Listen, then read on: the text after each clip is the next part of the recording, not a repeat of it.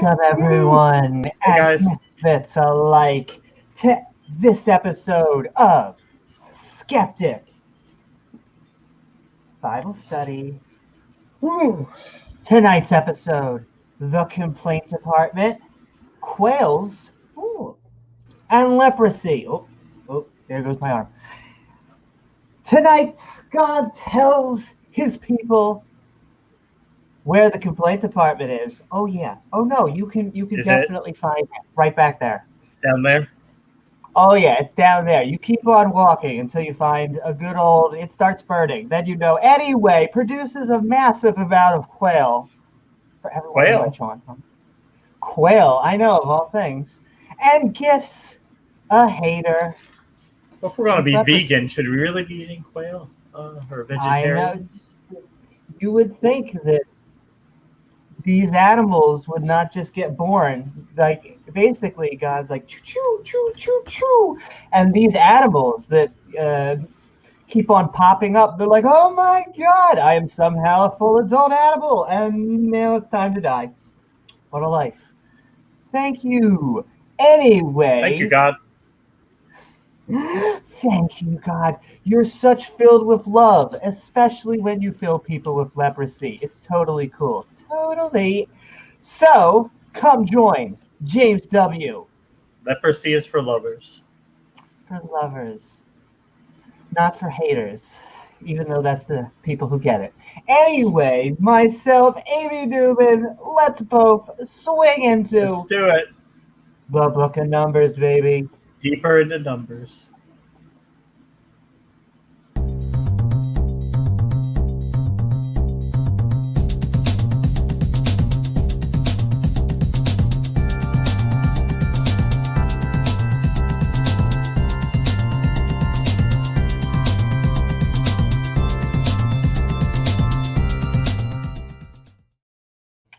Woohoo! That's right, everyone. I want to thank everyone out there coming directly in from the intertubes. I can't believe Yeah. they have to pump it out themselves. Right now is your time, if you've just gotten your booster shot, to activate your 5G. Yep. Get a good signal. Woohoo! And if you're feeling fancy... Can you move your arm a little bit? My TV's... I can't... The picture's all fuzzy. Your picture's For all fuzzy? Huh? The TV? Huh? Yeah. Your antenna?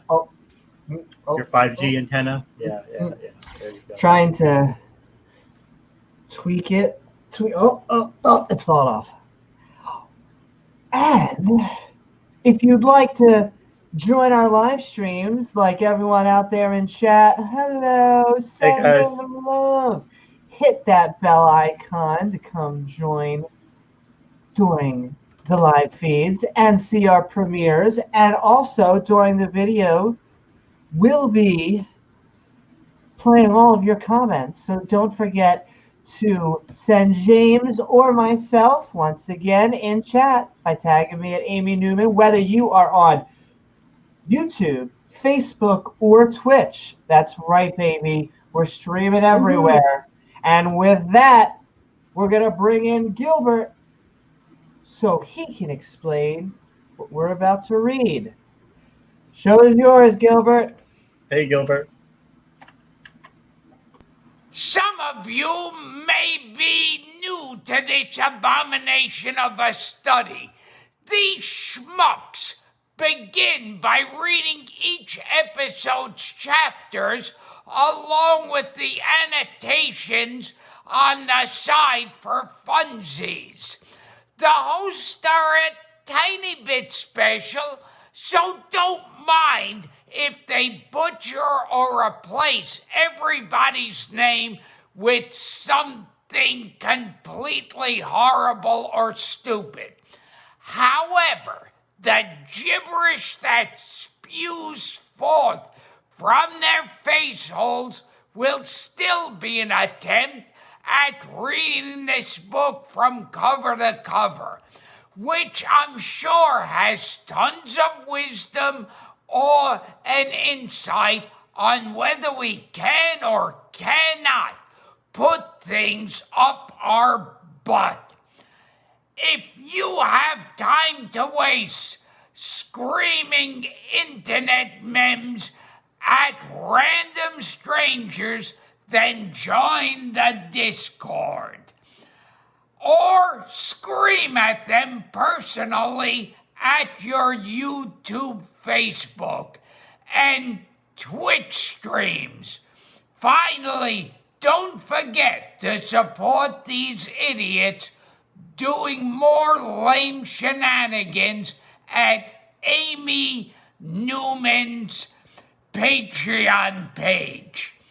All right, schmucks, back to you. Thanks, Gilbert.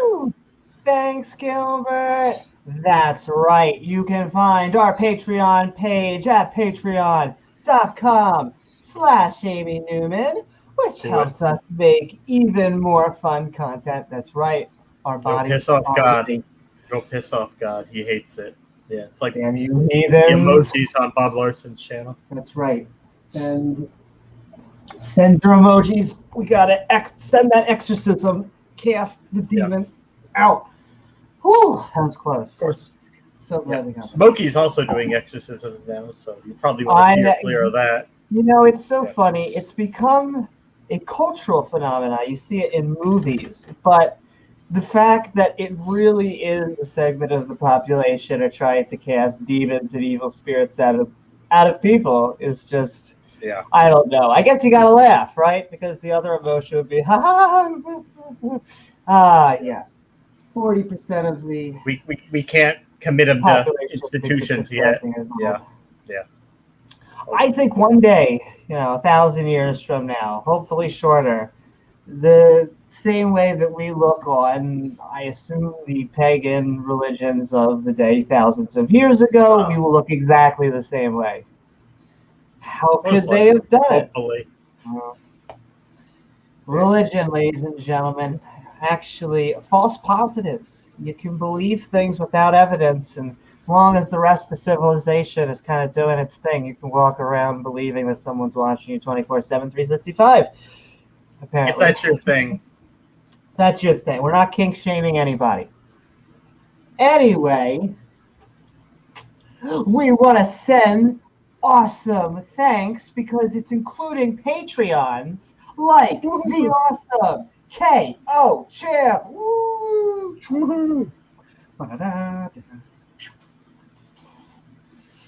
I wish I could do the spin thing. Anyway, keep practicing. Keep practicing. You'll get it. You'll get it. Just like the shake weights. You keep on. You gotta work on it to get good. That's right, ladies and gentlemen. But also, us from the Atheist Roundtable and Tang Gang, yo. In fact, are you looking for better conversations? Are you looking to get part of a better community? Well, my friend, you better come to Better. This October, tickets on sale now for the non-believer, skeptic, and ally community. In fact, Oz was just doing a show maybe a couple hours ago teaching ancient Sumerian language with Dr. Josh. Really? So if you want to learn how to read ancient Sumerian, go check out Tang. Go check out Tang. How cool is that? You can learn a little bit of ancient Sumerian. I know, exactly. You're learning, you get a little bit of scholarly expertise and delivered through awesome people. And all right. And Dr. Josh did confirm, I just want to say that there is a volume 2 coming out. That's right. The Skeptic's Guide to the Old Testament. Yes. Volume 2 is in the works. That's and most likely, yes, even volume 3 is coming up. A trilogy? Well, ladies and gentlemen, you need to get your Fellowship of the Ring. You need to get the Atheist Handbook to the Old Testament. A great pairing with this Skeptic Bible Study. You go to Better, maybe he can autograph it for you because Dr. Josh will be there. I think our Pat Lowinger is going to be there too, I believe. I do believe. I think he's ready and rearing. Just like So- we're ready and rearing for Pat's Talk Skeptic episode 3. It's coming up. It is in Coming up, the baby. works. But also, Ian Davenport. Thanks, Ian. Going up. Yes, this is the scale. Oh, pump that blood.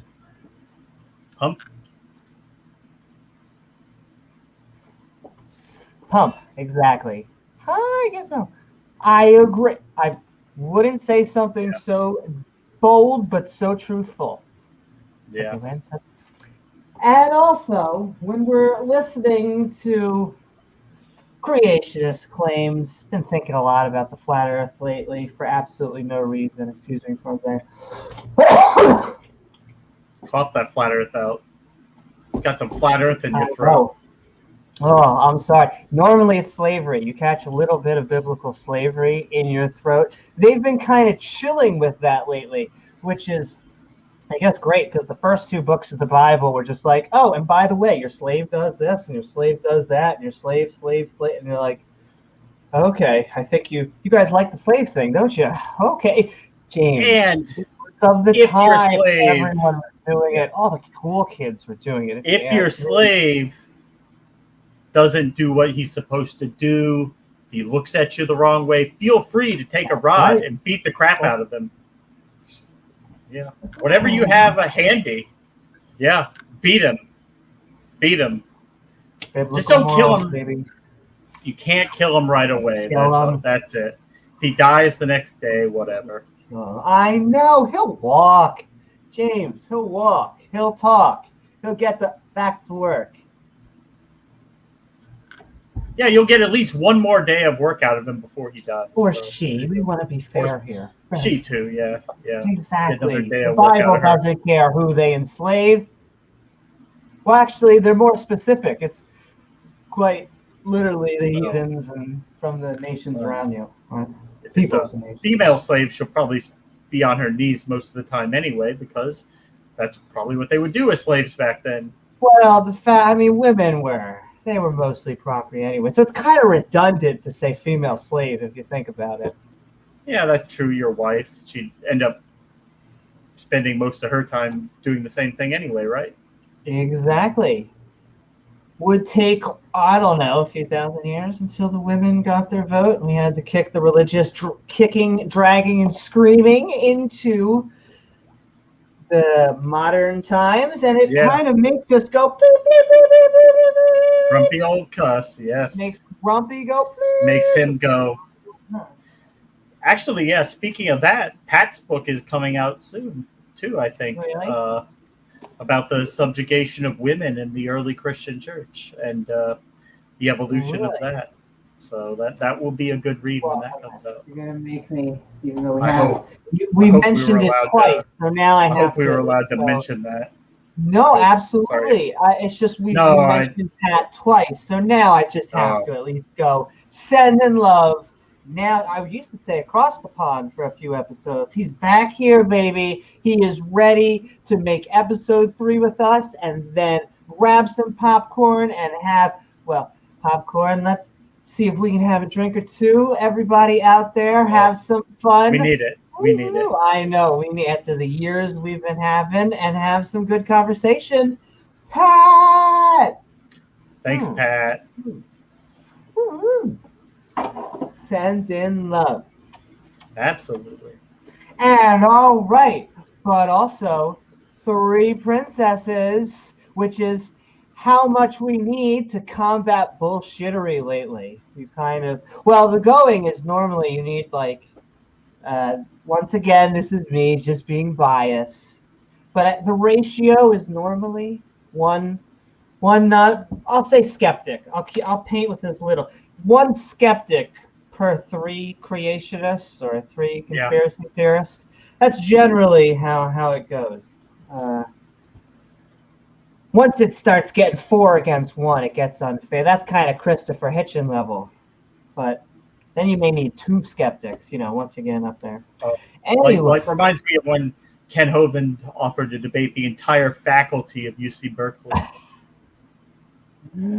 That would have been funny. I wish the entire faculty of UC Berkeley would have taken his offer, and I hope that everyone on the faculty got equal amount of time as Kent Hovind. So like he got his thing, and then like He's got to sit there and faculty listen. member, yeah. Listen to a 1-hour presentation by the Do entire people faculty. actually explain things that have expertise in the subject? It'd be terrible. He'd have to hear science and You mean people who don't just pick up an old book and say, I'm just going to believe it because why not? hold on, James. You know, Damn it. that science is a lot of work. It takes a lot of work and a lot of time. If we just had an old book that would just tell us, and we wouldn't have to worry about all this science and research, experiments. Just get on your knees and pray to God. Yeah, just better to get on your knees. It's better not to do this whole science, biblical stuff. That's what I always love. Yeah. I think trying to remember the term that they use, creation scientists. That's what they use. I always love that term. Sure, buddy. Yes, sure. Apparently, you're missing your neck choker, Doorknob Head says. Scientists who happen to be creationists, absolutely. Creation scientists, oh please. Bring on your recent developments in the field. I would love to hear them. Neck choker science? Neck choker science. Doorknob Head says he doesn't see it. He's getting upset. He's getting sad. Doesn't see what? Your neck choker. Oh, he doesn't see my neck choker? Oh, that's Yeah. right. I have Your accessory. I love the neck choker just because it is so easy to put on and off. It is black, which matches everything, which is half of the color of my clothes and my jewelry. And that's the other thing. Because it's black, it now matches everything that I wear. So it is just, it's fantastic.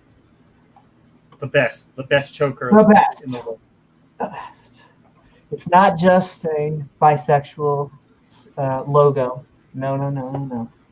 Does work well though. Oh no. Hi everybody. But Hey guys. hi. But also, we are gathering all of the skeptics and basically asking, can we just have a little empirical evidence? James, what would it take you to believe in a God? Can you just little bit? Any? Yeah, but you probably want evidence like in this world, right? So that's cheating. Oh, you mean we can have evidence, but the evidence is in another dimension. You have to wait until you die to see it. Okay.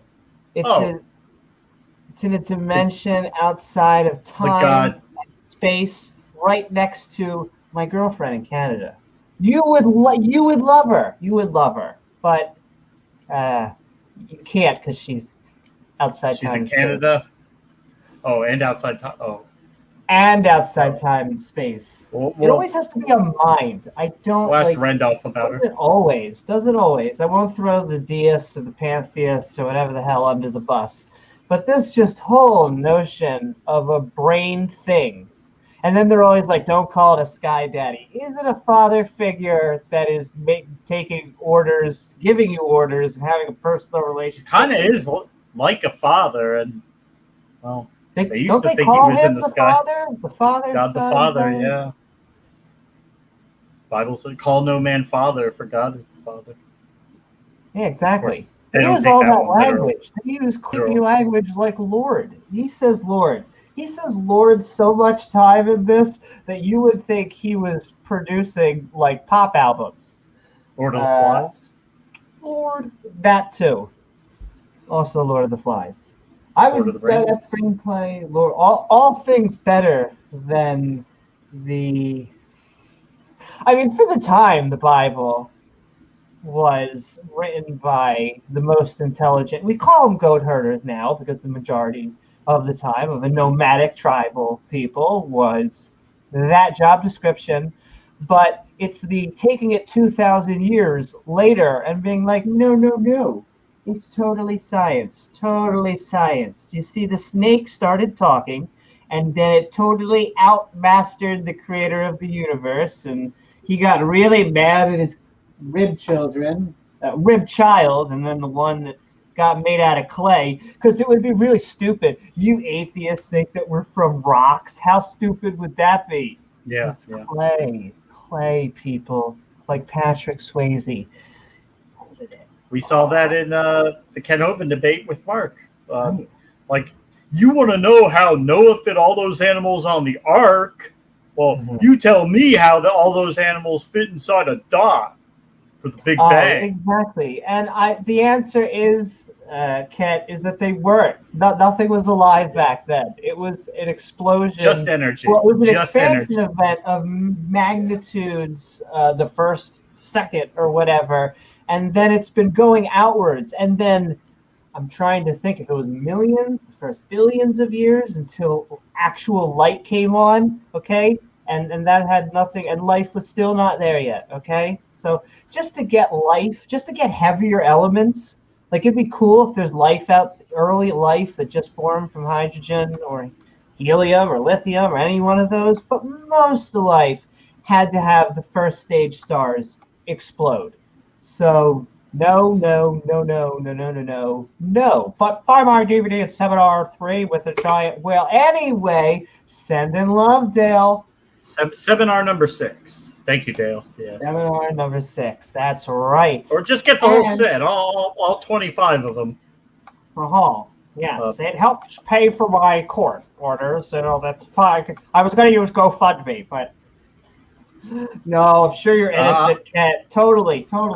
I'm suing the government. Yeah, again, of course, they now granted the judge did throw out my last lawsuit. They said it was frivolous, but next time they'll really next time it will. But if not, he looked good at orange, as Amaretto was saying, right? What did he ask Professor Dave? He asked Professor Dave, like, oh, when they overturned my conviction, you gonna admit that I was innocent? He's like, sure, Kent. When they throw out your conviction, I'll admit it. Like, really? It's like, yeah, Kent, that's never going to happen. So I would say focus more on your defense. That I think you have bigger issue. If your issue in the court case over what is, let's just say, the defendant of this is said to have done, I feel like you have bigger issues than, trying to debunk all those internet atheists. Yeah, how about be a decent human being, Kent? It has nothing to do with atheist or theist. Wow. Amazing. But, it says not to divorce, blah, blah, blah, blah, blah, blah, in the, what was it? Oh, but we don't have to pick that. Even when we're a fundamentalist evangelical, I guess it's not really as fundamental as you think. James, you have to understand the context. The context was, I had to suddenly get a divorce, or, oh man. And once it suddenly happens to me, gee willikers, then it really matters, and you can just eat it. Woo! Well, ridiculous. Praise God. Praise God. Glory to God. Glory to God. You just have to trust in God. God is in control. God is in control, Amy. It was that meme I saw from the 700 Club yesterday. Whenever you worry about your problems, say God is in control and just keep sending us your money. That's right. Just send them your money. Keep sending the money. God is in control. Don't worry about anything. Well, you're planting a seed, James. Don't you understand? And that seed is hopefully jet fuel money for whichever pastor you're sending. Yeah. Where did you plant your seed, Amy? I'll tell you off air. Oh my. No. Would I? No. I don't think you can grow things from there. Anyway, Dave Gar. That Earth is looking, James, is that Earth looking a little bit round? You see, that booty looks a little thick. I don't know. It's still round. Still round. Look, Australia. Say wave hi to Mark Reed down there in Australia. Ooh, hi, there he is, Mark. back there. It's but James, that's just our fish eye. That's just our fish lens eyes. We just can't see the ice dome that's actually around here. Well, Ken Hovind was an ice dome. I don't know what the Flurfers say their dome is made of. I don't know. I asked that question on Globebusters, and I always get timed out. They never give a response when I ask them what the dome is made of and how high it is. Also, it's always a good sign of a channel when you ask a question and they time you out. I thought it was a fair question. I'm not asking, where Santa Claus. What's the dome made of and where is it? They're saying there's a dome. Shouldn't they be able to tell us something about it? No, it's definitely there, but don't ask any other questions about it. No. James, you're just a NASA shill. Stop being such a NASA shill. It pays. It pays, baby. Also, send in love too. We're about to sponsored by Dave Gar. Ooh, excuse me so much. Thank you, Dave Gar. Thank you, Dave Gar, and thank you to the lead hyena of the pack. Everything's video game oriented with me. Scott Duke. Who I'm just going to send love out to, hangs out on the lovely Answers in Atheism. He is on there quite a bit. Channel, and I think he's too late for us. He probably catches us in the next day. Well, I think it's so funny. We're so late sometimes that I think I wake up to Speed stream. It's like, hey, look, Speed is streaming. It's like it's the middle of the day. Oh, it's like it's 3 p.m. Yeah. Day. I've heard of that before. The greater light to rule the day is in the sky, which is what the Bible calls the greater light. Oh, that's right. Greater light to rule the day. Well, and the moon is the lesser night light. As George Carlin says, we have a lot more to thank. If you're going to choose anyone, you choose the sun. Ooh, Aaron Ra, the sun god, as Ken Hovind always says. It. That's kind of big with him. Ooh, yeah. Aaron Ra, Larry Nelson, Aaron Ra, the sun god, the guy who calls himself Aaron Ra. Oh, Aaron. I'll tell you, you know how effective Aaron Ra is because Ken Hovind. Aaron Ra lives rent free in Ken Hovind's mind. He can't go a week without making a video about Aaron Ra. Just really? Yeah. Oh, that's funny. He's like every other whacking atheist. Like, yep, we're here to whack Mr. Larry Nelson again. Yep, Aaron Ra making fun of my lies in the textbook series. Yeah. I always just love their focus on names. Their focus is on like stupid shit. Like, okay, just like Dart Dawkins just had to call me Newman. I like that. I just went Jerry every time. But yes, thank you so much, Scott Duke. Thank you, Scott. But not least, our thespian skull as we read our Bible tonight. Regis! Woohoo! Send in love to all our Patreon. Thank you, Regis. You guys, thank you, Regis. Thank you to all of you. Thank you to the mods out there. And, of course, our viewers. You guys are who even make this channel possible. So send in love. Absolutely. And as I said, during our Skeptic Bible studies, we try to greet everyone on screen. However, we do read some specific thought bubbles out there. And if you would like to get your thought bubbles read on screen, help us out by that's right. Help us by tagging James if he's in chat at James W or myself at Amy Newman. We'll see it and show it up there. And if this is your first time to the series, you may be asking yourself, what Skeptic Bible? What Bible are they about to read? Well, that is a fantastic question and brings us to our categories. Before we begin, I'm going to start by going over the specific Bible we'll be reading, along with some helpful category marks. Categories, you say? Why, yes I do. You see, we're going to be reading from the Skeptic's Annotated Bible. an entire King James Bible lovingly fawned over by a skeptic who decided he would add his own notations. These are little flagpoles of sanity put in use to remind us that, hey, maybe slavery is evil, including categories like absurdity, injustice, and cruelty, but also a good amount of intolerance, contradictions, and conflicts with science or history.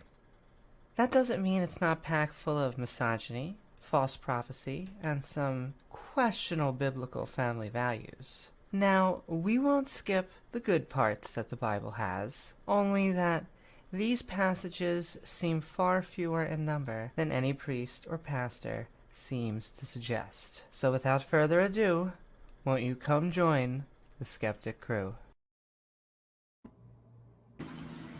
Woo-hoo. And I will say, Andrew, I saw that. And We've got some the preacher. Wish granted. Bird, welcome to the team. Did you already add him? I was just gonna. Nope, you can do it. I'm just looking at the menu right before we begin. I'm just saying hi to everybody out there into chat. Dun dun dun. Welcome everybody. Woohoo! Welcome, preacher. Woohoo! And all right. Preacher has been timed out. Oh, really? Well, I'm sending love to everybody. I look in the back, so it takes me a while to catch up. But I'm sending love to everybody out there. And dun dun dun with that, welcome to our Skeptic Bible Study. On the previous episode, the God Cloud. Womp womp womp. God told Moses to make a new set of priests. Oh, we had paladins, we had rogues. You're going to make us make a whole new set of priests? Enforce everyone to keep the Passover. Or else. Exactly. I will freaking keep Passover. And gave everyone their own personal cloud. It was cute, adorable, just hung over their heads. Who knows why? He was being cool. Loves to show off his power. Anyway, in this episode, the complaint department, quails, and leprosy. Oh, what a combo. God tells his people where the complaint department is. Down south? Yeah, something like that. Produces a massive amount of quail for them to eat, because that's not random, and gifts a hater with some leprosy. Hater's gonna hate. So with that, how are you tonight, James? Are you ready to swing into numbers? I'm ready. Let's do it. Body is ready. What is up, Peter? See if you're in blue now, Bird. It should have updated. Type something in chat. And Mark. Hey, Peter. Saying love. All right. So we are reading the book of Numbers, chapter 11. And we are in the fourth book of the Bible. Amazingly, there's 66, right? So we're moving on through. Yeah. We're almost there. So we're almost It's a journey. There. It's a journey. So, because we're going right through, what's the word I'm trying to look for? From cover to cover. There we go. Because we don't want to miss any of the wonderfulness or have anyone Any say, of the goodness. Yeah, we went out of context. Well, we read the whole context. We're going in exactly the way that the Bible says that we're supposed to be going. If anything, we're being too kind. I know. We're taking our good old time, letting the Bible trying to defend itself. The people complain, so God burns them. Bad idea. Yeah, bad idea. Strange fire. Yes. So, ladies and gentlemen, we're about to learn where the complaint department is, and it's going to be right here with our first survey in our categories menu. with a big old helping of violence. Who doesn't love violence? Stab it, stab it, stab it. Whew. Back to violence. At least we centered ourselves, and yeah. And if you're not gonna have sex, I feel like you gotta have violence. If we're gonna sell stuff, I mean, you gotta have something. Sex, violence, it sells, baby.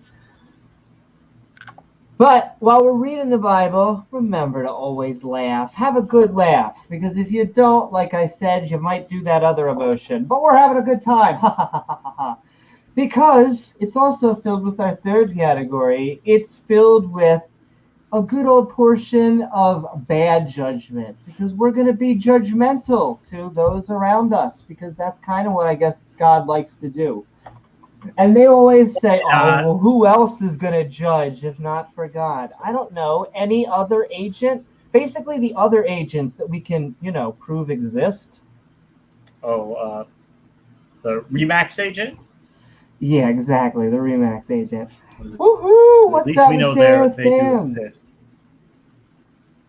And not just that, he's our little sad squiddy, because he needs to meet other squids.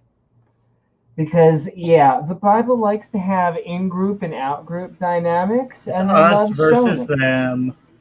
Us versus them, baby. And of course, I think that's it, right? Oh, wait. Oh, that's weird.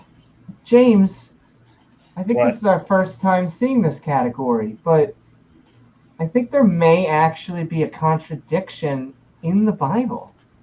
That can't be. That's weird. What? That would be preposterous. The Bible contradicting itself? I feel like I'm going to need evidence for that. But wait a minute. How can you require evidence for a contradiction? Because people that believe it don't require evidence for anything else in it. So isn't that a little unfair to expect evidence of a contradiction when, there's not evidence for much else in there, but I don't know. James, you're supposed to have faith. The more faith that you have, the more it makes sense, probably, hopefully. Just keep obeying. So, with that, woo-hoo. Numbers chapter 11. Woohoo! We're definitely into the thick of the book now. Balls deep, baby. And when the people complained, they opened their big old yappers. It displeased. Big mistake, I know. We all know where this was going, whether the chapter heading was there or not. And when the people complained, it displeased the Lord Bob. He was like, draw a ticket. I'm sure this will go well. And the Lord heard it. He's like, I heard you've been talking shit. And his anger was kindled, as kind of happens often. And Go figure, I know. And the fire of the Lord Bob burned among them right in his loins and consumed them. Wow, nice guy. I didn't see that one coming. Did you see that one coming? No, I thought he was going to get really angry and hug them to a happy place. The deity who gives people a stern talking to. Yes, remember, James, this is the God of love, and this is how you would expect a God of love to handle situations. A loving war god, because he did call himself a war god, but he is a god of love, so he's a loving war god. So exactly, he fills the love in with every person that he burns, which I will say seems to be a new common method of him killing people. He did it first with Arn-Ra's first son, and he liked that so much that he just decided to keep running with it. Hey, it worked. That was fun. Why screw up a good thing, right? And all right, so, and the fire of the Lord Bob barbecued them bitches and consumed them that were in the uttermost parts of the camp. In other words, where all the people were. Goody. And the people cried onto our man Charlton Heston, because they're like, hey, God is kind of killing us. And when Charlton Heston prayed, because it seems like you could actually, in this universe's canon, you can actually pray and get stuff. prayed unto the Lord Bob, and the fire was quenched, like he was drinking all the electrolytes, which is Gatorade? what I crave. Yes. I forget what they call it in Idiocracy. Brando. And he called the name of the place Tabernane, because of the fire of the Lord burnt among them in their hearts, literally. It's like naming a town after God, incinerating people there. Yeah, this is some clear-ass Stockholm Syndrome. I'm pretty sure they do this again, spoiler alerts, but I don't get why they're like, die, and then it got a name. It's like, you know what would have been better? Them not dying. Anyway. It's like erecting a monument to the 9/11 hijackers right outside the World Trade Center. Yeah, it's like Aaron Ra not kind of running the hell away when his first four sons died. The people complain again. That was sensy. About the lack of food. Really? I would have been concerned more about the pro-burning that was going on, but we all have our priorities, I guess. I mean, that's going to be what it's going to be. God going to burn people from time to time, but we got to eat. But in my head, that's literally like, ah, and I'm hungry. Ah, it's like, okay, whatever. That's a commercial. Oh, I don't know. Is your hunger burning inside? Grab Yahweh quencher. Oh, puts the deity right out in me. And then, of course, it as soon as you drink it, it incinerates you from the inside out, and you just crumble into a pile of ashes on the ground. Biblical morality, everyone. We're learning it. All right, so they complain again, which, if you think about it, is kind of funny. But apparently, not only is it funny, but apparently... Because these people, they don't learn anything. They never learn anything in this book. They just keep on doing the same things over and over again. Well, it's a weird combination in that the humans keep on not doing what God wants, and yet, after God gets angry at them, somehow the humans outdo God again. It's like a Wile E. Coyote situation. Or he's just pulling the humans are pulling the football on God. I don't know how that's even possible, but it happens over and over again. No, we'll definitely obey you this time. No, God, no, trust me, chosen people. We like it. No. Well, I mean, we haven't heard from God in like 5 minutes, so you should probably start worshiping other gods. Are you okay with that? You down with that? Oh, I mean, totally. not that the last time we did that he killed a bunch of people, but this time it'll be okay.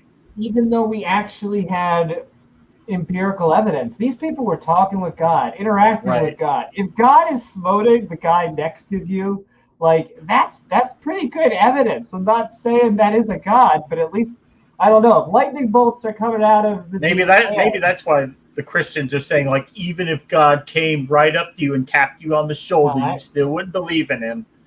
Well, I find that apologetic very weird. That's generally how the conversation goes. It goes, Amy, you can have anything you want. What is it that will prove to you that God is real?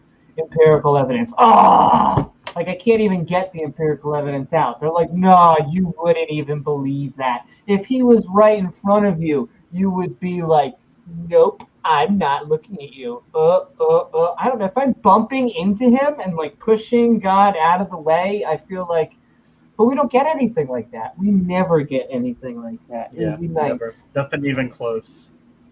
Nothing even close. We just get told that this dude keeps on making judgments, which is what we're going to be shown here again. And, oh, wow, that's weird. James, this is the first time I think we've come across this. Which one? I think there may actually be a contradiction in the Bible. Oh, so I got rewound a little bit. That was weird. I don't know. I would ask Peter about that before I would say maybe he knows.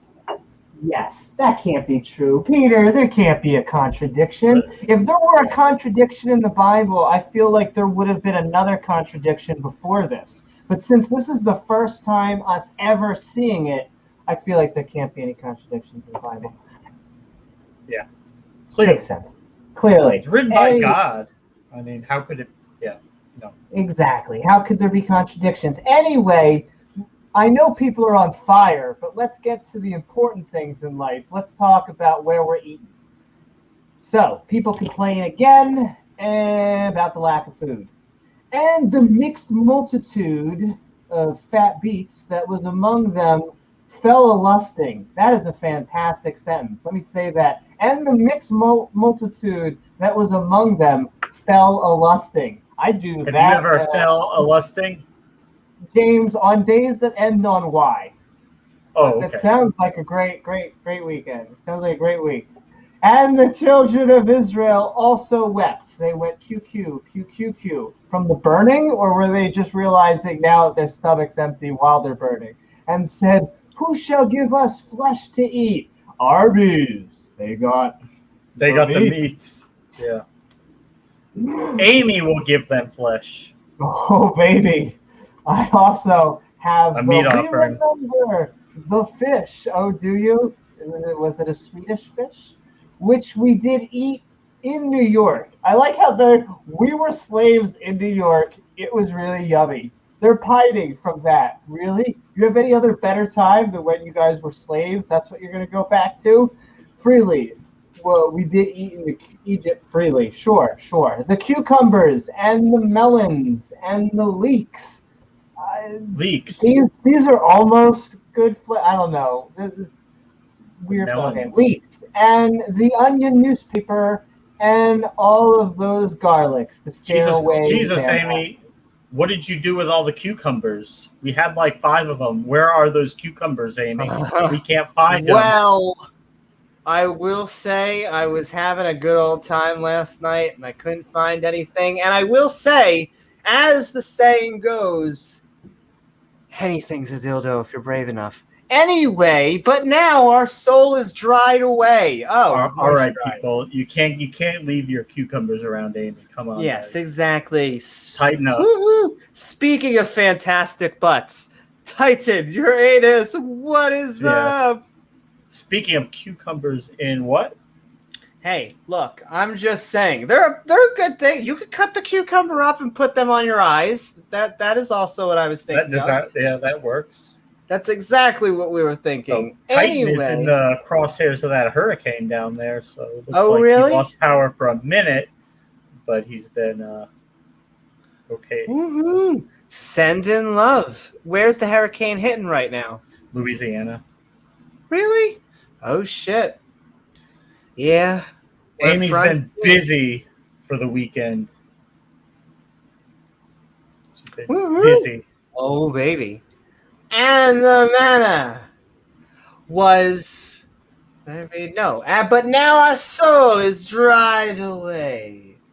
There is nothing at all besides this manna spawn from Sephiroth before our eyes. And the manna was a coronador? A coronador. Coriander? Is it coriander? Coriander seed. Give your seed donations now. And the color thereof was kind of, you got to eat more protein. As the color of Bendulum, my favorite. I was going to just paint my room that. Bendulum. Go to Home Depot and ask for go to Home Bendulum Depot. paint. Yes, you want to have a biblical home. Yes. With gopher wood. With gopher wood. And the people went about on fire and hungry and gathered it. Oh, they got the seed. And ground it in mills or beat it in Mordor. Finally. They're making kinky baby. And baked it in pans, which are the same sexuality as me. Pans, of all things to bake in. I mean, directly in pansexuals. What? Yes. Of all things to bake in pans. I know. Hopefully they were non-stick. Those are my favorite. But I mean, Amy, we bake in pans today too, and the Bible says they baked in pans. That's basically proof. Yeah, Bible's real. That's proof. Oh, look at the next sentence. They made cakes. We make cakes. That's right. There you and go. The taste of it was the taste of fresh oil, and oil exists. I don't know why you want your cakes to taste like fresh oil. 10W30 or 10W40. Okie dokie. Well, I mean, even if you were to take it the nice way and do like a cooking oil, that's still like we had garlic up above. Bring some of that down here, baby. What are you doing? Making oil cakes. I like oil on my sandwich, but I don't need an oil sandwich. And when the dew fell upon the camp in the night, now we're getting sexy. It's Mountain Dew. Mountain Dew. When the Mountain Dew fell everywhere, the gamers were happy, and the manna, once again, from Sephiroth, fell upon it. Ah, good. We got our mana up. Get your potions ready. Where's my science? Potions ready. Then Moses, our main man, Charlton Heston, heard the people weep. I mean, why can't God just do this shit? Why does it have to be always our middleman guy? Though Moses has been staying quite a while longer than like the part one of the Moses story is the popular story. Like him escaping seems to be the narrative that all the Sunday schools and Hebrew schools and all this stuff that they teach. But this is like the DLC that no one buys. Like it's the weird DLC. The non-canon. It's just a whole bunch of shit. You wouldn't be reading this to a bunch of children. The children would be like, what? Why are they? And they're burning. Why are they burning? God burnt them because they complained. Don't ask questions, children, or you'll burn. And we're not even up to hell yet. Maybe God will burn this building down if you keep complaining about it. Exactly. Or just don't put a strange fire in front of him. Please don't. No, if it's a burning bush, that seems fine. A burning bush isn't strange fire. I guess if it's him. Anyway, then Charles... If it's him, yeah, that's not strange fire. That's normal talking bush fire, as you do. Then Charlton Heston heard the people weep throughout their families, which is a weird turn of phrase. Throughout everyone? Okay, every man in the door of his tent, they're pitching tents. So happens to, anyone with a good amount of testosterone, I get you. And the anger of the Lord, Bob, was kindled greatly. He bought a Kindle. Uh-oh. He bought a Kindle, and he is not happy with it. And Charlton Heston was also displeased. Uh-oh. And Charlton Heston is displeased. He wants a better contract. You do one hit movie and now your name's everywhere. I feel like he deserves to have that lead role. Come on. That's like saying Kanye West is displeased. Dun dun dun. Oh man, I was just listening to the making of the Gay Fish Sticks episode that comes from Bill Hader, and I'm fairly sure that Kanye West was reported to like kind of being pissed off by the episode and not understanding the joke, which is like Jesus freak then. I mean, the entire point of the episode was just, I think, he takes himself so seriously. He kind of like has Drax moments where it just goes over his head, where I'm not a gay fish. No, but do you like fish sticks in your mouth? I love fish sticks. Then you're a gay fish. I'm not a gay fish. You take that back. But do you like fish sticks? I fucking love fish sticks. You're gonna hurt me, aren't you? And so that's the point. So him then going, what? What do you mean fish sticks? Is like, Kanye. That's. You take it on Brian Stevens says he wrote an all caps blog post about he was pissed.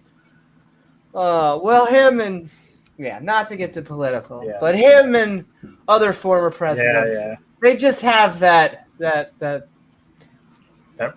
personality type. Just don't get it. That's why, you know what also pisses me off that they haven't been doing just random tangents? They need to bring back the the roasts of the presidents. Yeah. And the correspondence dinner. Thank you so very much. Mm-hmm. That was like, my goddess, the only thing good about politics is the correspondence dinner. And so I think that it might be the combination of, let's just say, certain people and COVID. It maybe have been COVID too. COVID. So hopefully they eventually. COVID. Yes, I imagine that evaporated it greatly. But hopefully they bring it back. Good thing.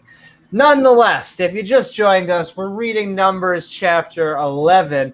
We're just experiencing the wisdom for ourselves because you silly skeptics have to read it literally. You need to understand the context, and you need to have it read to you in pretty poetic language and a beautiful voice, and that will then make the killing and destruction that we kind of tuck behind the chapter before it and after it, it'll seem fine. Well, now, you can't take scriptures out of context, Amy. So what that means is you take your Bible verse, you take a few hundred verses before and a few hundred verses after, and somewhere in there you'll find something that sounds good and loving. And if you're an optimistic person, if you're, just you like to see the glass half full, you're going to know that good is better than bad. Good wins out in the end. So, of course, the good outweighs the bad. There you go. So my new question. This is a classic atheist fedora question, but I really don't understand how they can decipher how God was the good one and Satan wasn't. Like, just the amount of dickish things that God does throughout the Old Testament. I mean, maybe he goes to therapy here in part 2, but we're not there yet. Seems like a dick. I don't know. It just seems like it's kind of like a concentration camp commandant, and this whole planet is like his camp, and he's just killing people randomly whenever he feels like it because he can. Yeah, a celestial dictatorship. Like the guy from Schindler's List who just goes around shooting random people whenever he feels like it just for fun. Yeah, and it's kind of like a post hoc. So God kills people, and then if you ask for the apologetic, like I ask what is a strange fire, and people will be like, well, it was an adultery. I don't know. It doesn't say adultery. Idolatry. It doesn't say what it is. It just said they didn't like the thing in front of them, so he kind of killed 2 of his main priest's sons. The main dude who was working for him. Like high priest. Yeah, Aaron Ra has been busting his ass just as much as Moses lately. Yeah. Putting his fucking girdle on. Putting his bonnet on, getting to work. Once again, not fedora moments. That is what it says in Scripture. I know. Just thinks the atheists are just trying to pick on them. I couldn't make this stuff up if I tried. And Pat can tell you all about it. The curious girdle of the ephod. With all the gems and all that other, the colors, the scarlet, the blue. James, I saw this movie. He collected all of the gems, and then he snapped half of people out of existence, but they brought him back. It's okay. The ingredients for the frankincense and the anointing oils, the price of the stuff that goes in the oils. You gotta have all little of that. Little bit of a diva. And all right. I am not. Along with us. Hi, Gizmo. Oh, kitties are always welcome on the stream. I am not able to bear all of these people alone. You were bearing people? Okay. Because it is too heavy for me. Oh, such a drama queen. Okay. And if thou deal with us, and if thou deal thus with me, we're getting back into Shakespeare mode. Okay, I'm ready for it. Kill me, I pray thee, as thy hand. Shoot me, if I have found favor in thy sight, and let me not see my wretchedness. So what have we been just saying? How can I give flesh to these people? If this is the way you're going to treat me, just kill me. I like now Moses does this. Like, it's about time he kind of pulls his teenager stage, though it's kind of deserved at this point. I mean, what the hell? Just kill me. Oh my God. So dramatic. Yeah. Thank you. And if the Lord Bob said unto Charlton Heston, gather unto me 70 men of the elders of Israel. Oh, okay. I thought it was about to be Raining Men. Whom thou knowest to be elders of the people. Though could still be kinky. God's got a kink for old men. That's right, baby. Hey, you never know. He's got those gilfs, the granddads. I'd like to bring the geriatric bus to me, full of elderly men. Oh, baby, over them and bring them onto the tabernacle, which, as if you didn't know, that's our wonderful portable holy tent that we built chapters and chapters ago. But it's been the main scene of where everything's been taking place. Right. Of the congregation, who they just kind of name check them, but they don't get actual names. Just the they people. Don't exist. Yeah. Yeah. The flock. The schmucks, the extras, the schmucks. Cannon fodder. The red shirts, that they may stand there with thee. Stand there with me. And I will come down off this acid trip and talk with thee there. And I will take of the Spirit which is upon thee. Oh, it's all up upon thee. And we'll put it upon them. You're going to take it off of you and put it upon them. Okay, kinky.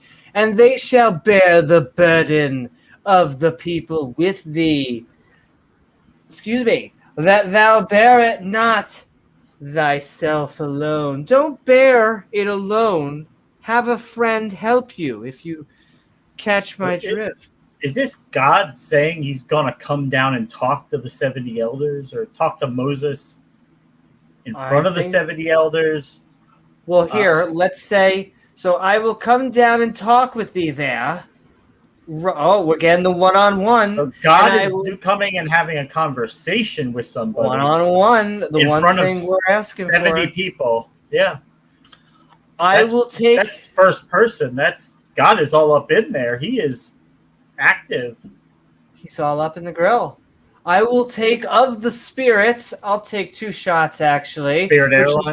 Spirit Airlines. I'll take 2 shots while I'm on the airline, which is upon thee, and we'll put it upon them. This is getting hotter. And they shall bear.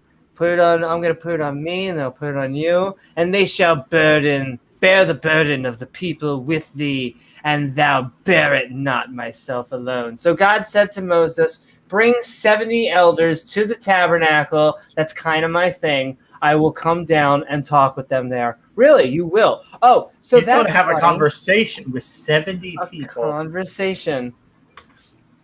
I guess we're just not in the cool kids club. He's not going to send them a dream or a vision. He's going to come down and fucking talk to them. Actually talk. Listen and talk. Yeah. Be nice if we can get the same. I don't know. Maybe we're not cool enough. And say thou unto the people, go and sanctify yourselves, but, not in front of public. Yourselves against tomorrow, and ye shall eat flesh. They're going to be zombies. For ye have wept in the ears of the Lord Bob, saying, who shall give us flesh to eat? For it was well with us in New York. A great slice of pizza. Oh, I get you, buddy. Therefore the Lord, Bob, will give you flesh, and ye shall eat. This is very much a, what was that movie? Willy Wonka moment, where it's like, oh, I'll give you food. You're hungry? Oh, I'll give you food. Yeah. Moment. And they say to the people, you will eat flesh because you have wept in my ears, which I guess is a thing we could do once again. We can communicate with God. Wouldn't that be nice? Weep in his ears. Okay. All right. That's a new Who shall give us flesh to eat? Yeah, who knew? Ye shall not eat one day, oh my, nor 2 days, not even 2, nor 5 days. Well, it probably has to stop there. No, neither 10 days, that's past a week, nor 20 days. That's right, mother. But even a whole month until it comes out your nostrils. I couldn't have said a better sentence myself. Thank you, Bible. Thank you. Can I say that once? But even a whole month until it comes out your nostrils. The meat is going to be coming out of their nostrils. Oh my God. I just like the Bible got me to say come out your nostrils. That is God's way of like finding the kids smoking a cigarette and then just making them keep smoking until they puke and throw up. Oh, exactly. This is sadistic. You want meat, I will fucking force feed you meat for a month and then you'll never want meat again. Oh, you're hungry. Is that what you're saying? That's funny. Wouldn't it be funny if food was constantly falling out of you for a month? I was just kind of hoping for a sandwich, but I'll just make it myself. Actually, God punches you and puts a funnel down your throat and just starts pouring food into it. You're full. As your stomach is ready to bust. You full now? You want some more? You want more? I mean, this is inspiration for another Saw movie. I don't understand how this is the good guy, but hey, we'll keep going. But even a whole month until, I have to say it a third time, until it comes out your nostrils, baby, and it be loathsome onto you, which is, I don't know, any version of anything coming out of you in any hole after a month just does not sound like a good time. I don't know. Visit your doctor. Onto you. You're going to have chicken wings pop out of your nostrils. Why? Beef steaks are going to pop out of your nostrils. Fried chicken. Fantastic. It's just going to pour out. That almost sounds good. Like you could just put a person in front of someone and feed people. I mean, it's so horrible. But my goddess. And be loathsome unto you. Yeah, that'll do it. Because ye have despised the Lord for asking. They were kind of on fire. And I guess starving. I don't know. Well, yeah. I mean, the whole thing is like, God, you brought us out of Egypt. We were slaves there, but at least we had food. You brought us out to the middle of the desert. You're not giving us food. I think it is kind of silly to be complaining to the deity of the creator of the universe like, he's a soccer mom. I think it's sadistic to see what the response is. Once again, if this is... we shouldn't call him a sky daddy because he's not a dad. This is bad parenting. I don't know what to say. Oh, don't worry, kid. I'll make lunch meat fall out of your fucking eyes. No, because he loves me. You want to eat? You want to eat, Newman? Fuck you. Fuck you. Yes. Fuck you. I brought you into this world. I can make you suffer while you're in it as well. Is that how that slogan goes? Yeah.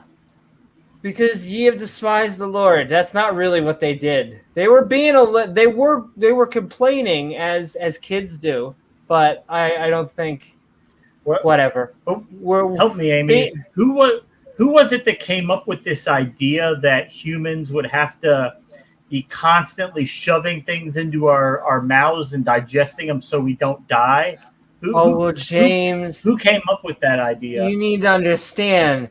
God didn't want to make us have to do that. It was that whole apple thing. Come on. The whole apple thing.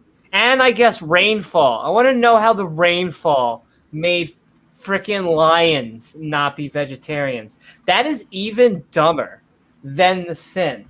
Because at least with the fall of man, like you're destroying the canon. There's nothing within the canon with they did the bad thing. Now you have the fall. There's no logistics or physics behind that. But I get like from a script standpoint, where the hell do you get it was raining so hard and everyone died, and now they have to eat. Did all of the lions become vampires? Like, that is what it sounds God like. just decided, he's like, you know what? We should probably let these animals start eating each other after the arc. Also, how convenient. Yeah, they're going to start eating things right after they were all like sharing square inches butt to butt. It's probably their idea, like how we don't fit all the animals on the ark, and having them saying that they were all vegetarian before that solves one problem, But it's just it just shows it's a couple of guys in the Bronze Age who knew almost nothing about anything, and they thought all you need is a big boat and a bunch of animals and a few people, and that should take care of it. That's really all you need. You just need a big ass boat, a lot of animals. They'll be fine. They won't eat each other. They probably also never expected science in general, or to have anything verified or empirical, because they didn't expect two schmucks to be sitting here with a comb and going, because they really did. I'm sure they did believe this was from a god. I'm not calling them liars and all this stuff. That builds in all this some intent. of them did. Well, they're story makers, and somewhere in between, they heard the story from somebody else, and they probably thought it. Yeah, they probably thought at some point it was real. Before the Torah, pre-Torah, it was oral tradition. And it was just very malleable. Which is Amy's favorite word. Oh, baby. I love fitting that in, baby. We all got to go through our own transition. Oral tradition. Oral tradition. That's right, baby. But yeah, you're right. The oral tradition was... and then amazing. Once we got it written down, now we have... I mean, you have the same things in Star Wars. Like... or any type of lore. In fact, it's good screenwriting when you create the world to not violate the rules. If you say that continuity, people can fly, that ships can fly in space, but they can't go outside without a suit, then we'll take it on board. Whether or not we have the ships that can go in galaxies or not. Well, you told us there already. Like, you set it up. You said, well, there are ships that can do that. So there you go. But once if you then make a guy just walk out without his suit, then it looks stupid. You have broken like Leia did in your internal... Not the last movie, but 2 movies ago. That might be true. Really? Did she go outside? I've seen all of them, but I don't know. Like the ship blew up and Leia was outside in space, and she just woke up and flew back over to the ship because she just could. Baby. Well, it's gotten taken out of his hands. I know it was sad that she passed away like just about a year after that movie came out, that Carrie Fisher. I will say that I've seen about 20 minutes of compilation footage of what is Luke, Mark Hamill, basically not being happy with the direction of how the original or the 3 were going. Movie the Newman J.J. Abrams ship pile disasters that he's I think they ruined some of the I'll give you Mark Hamill's version of it, because it actually relates with ruining canon. Well, not ruining. Yeah. When you set up a canon. His example was that, and I guess spoiler warnings if you haven't seen any of the movies, but his thing was that a Jedi is almost always optimistic, and that the point at which kind of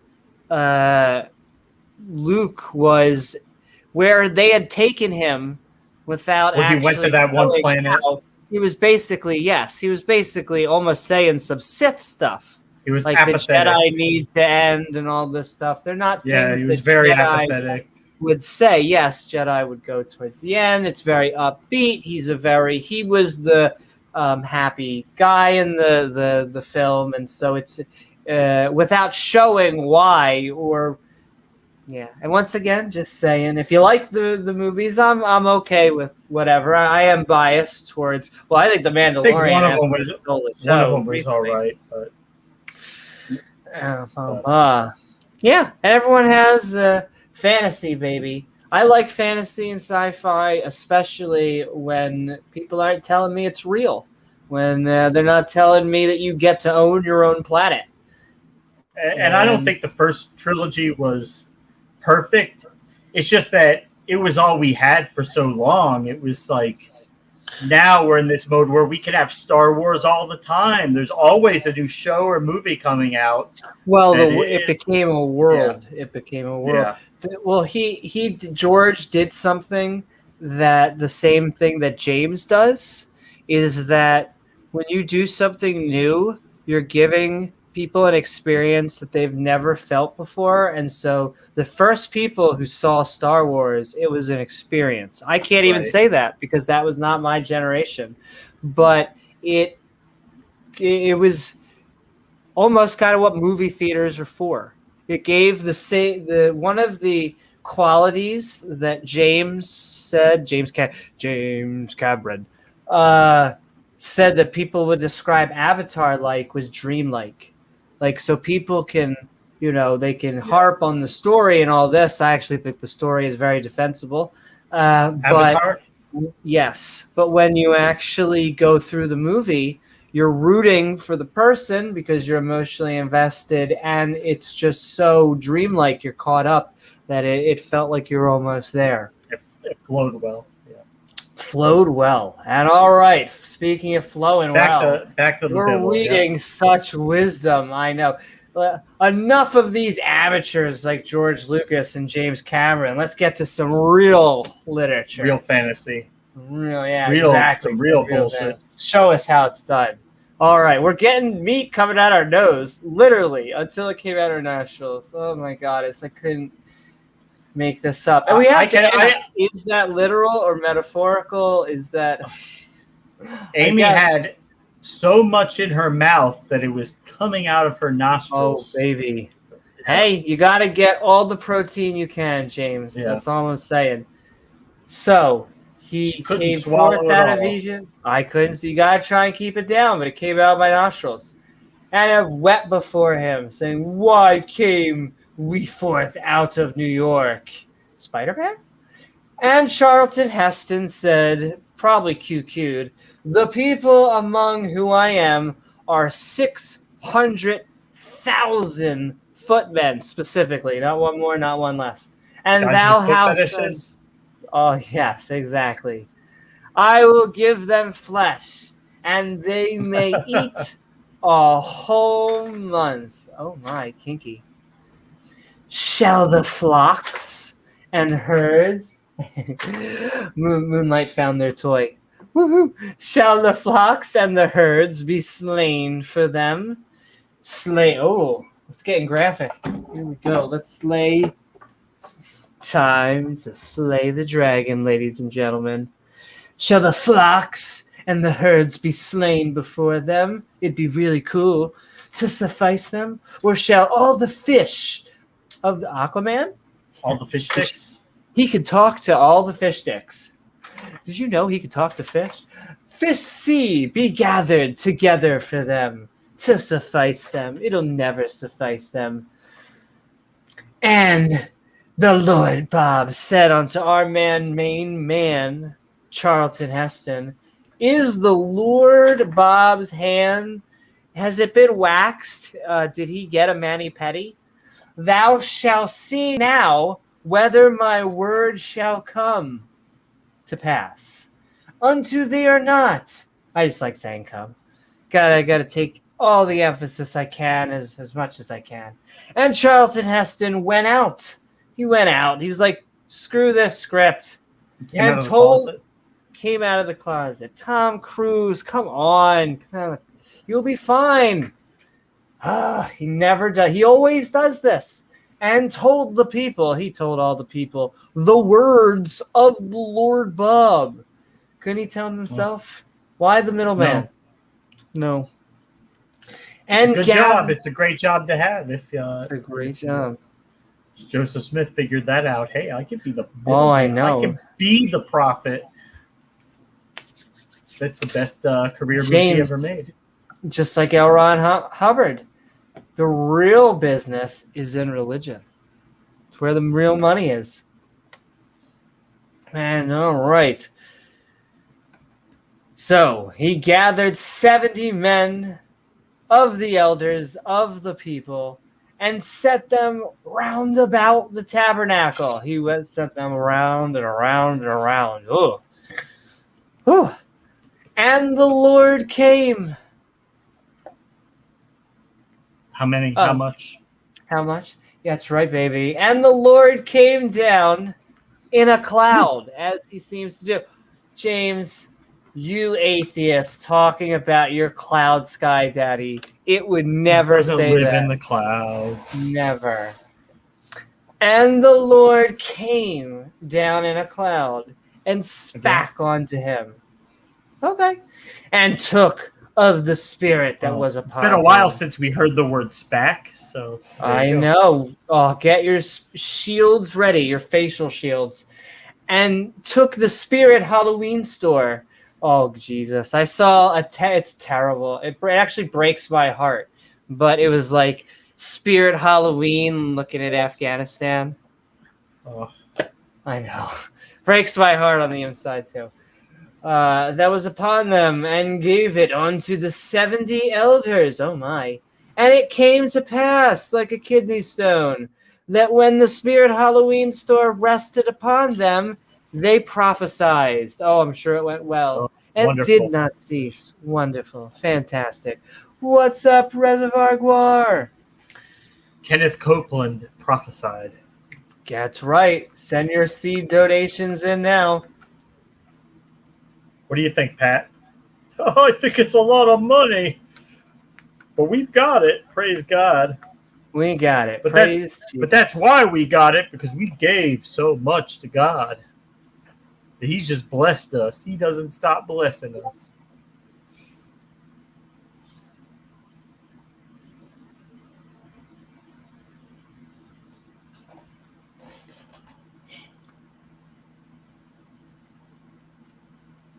You on mute?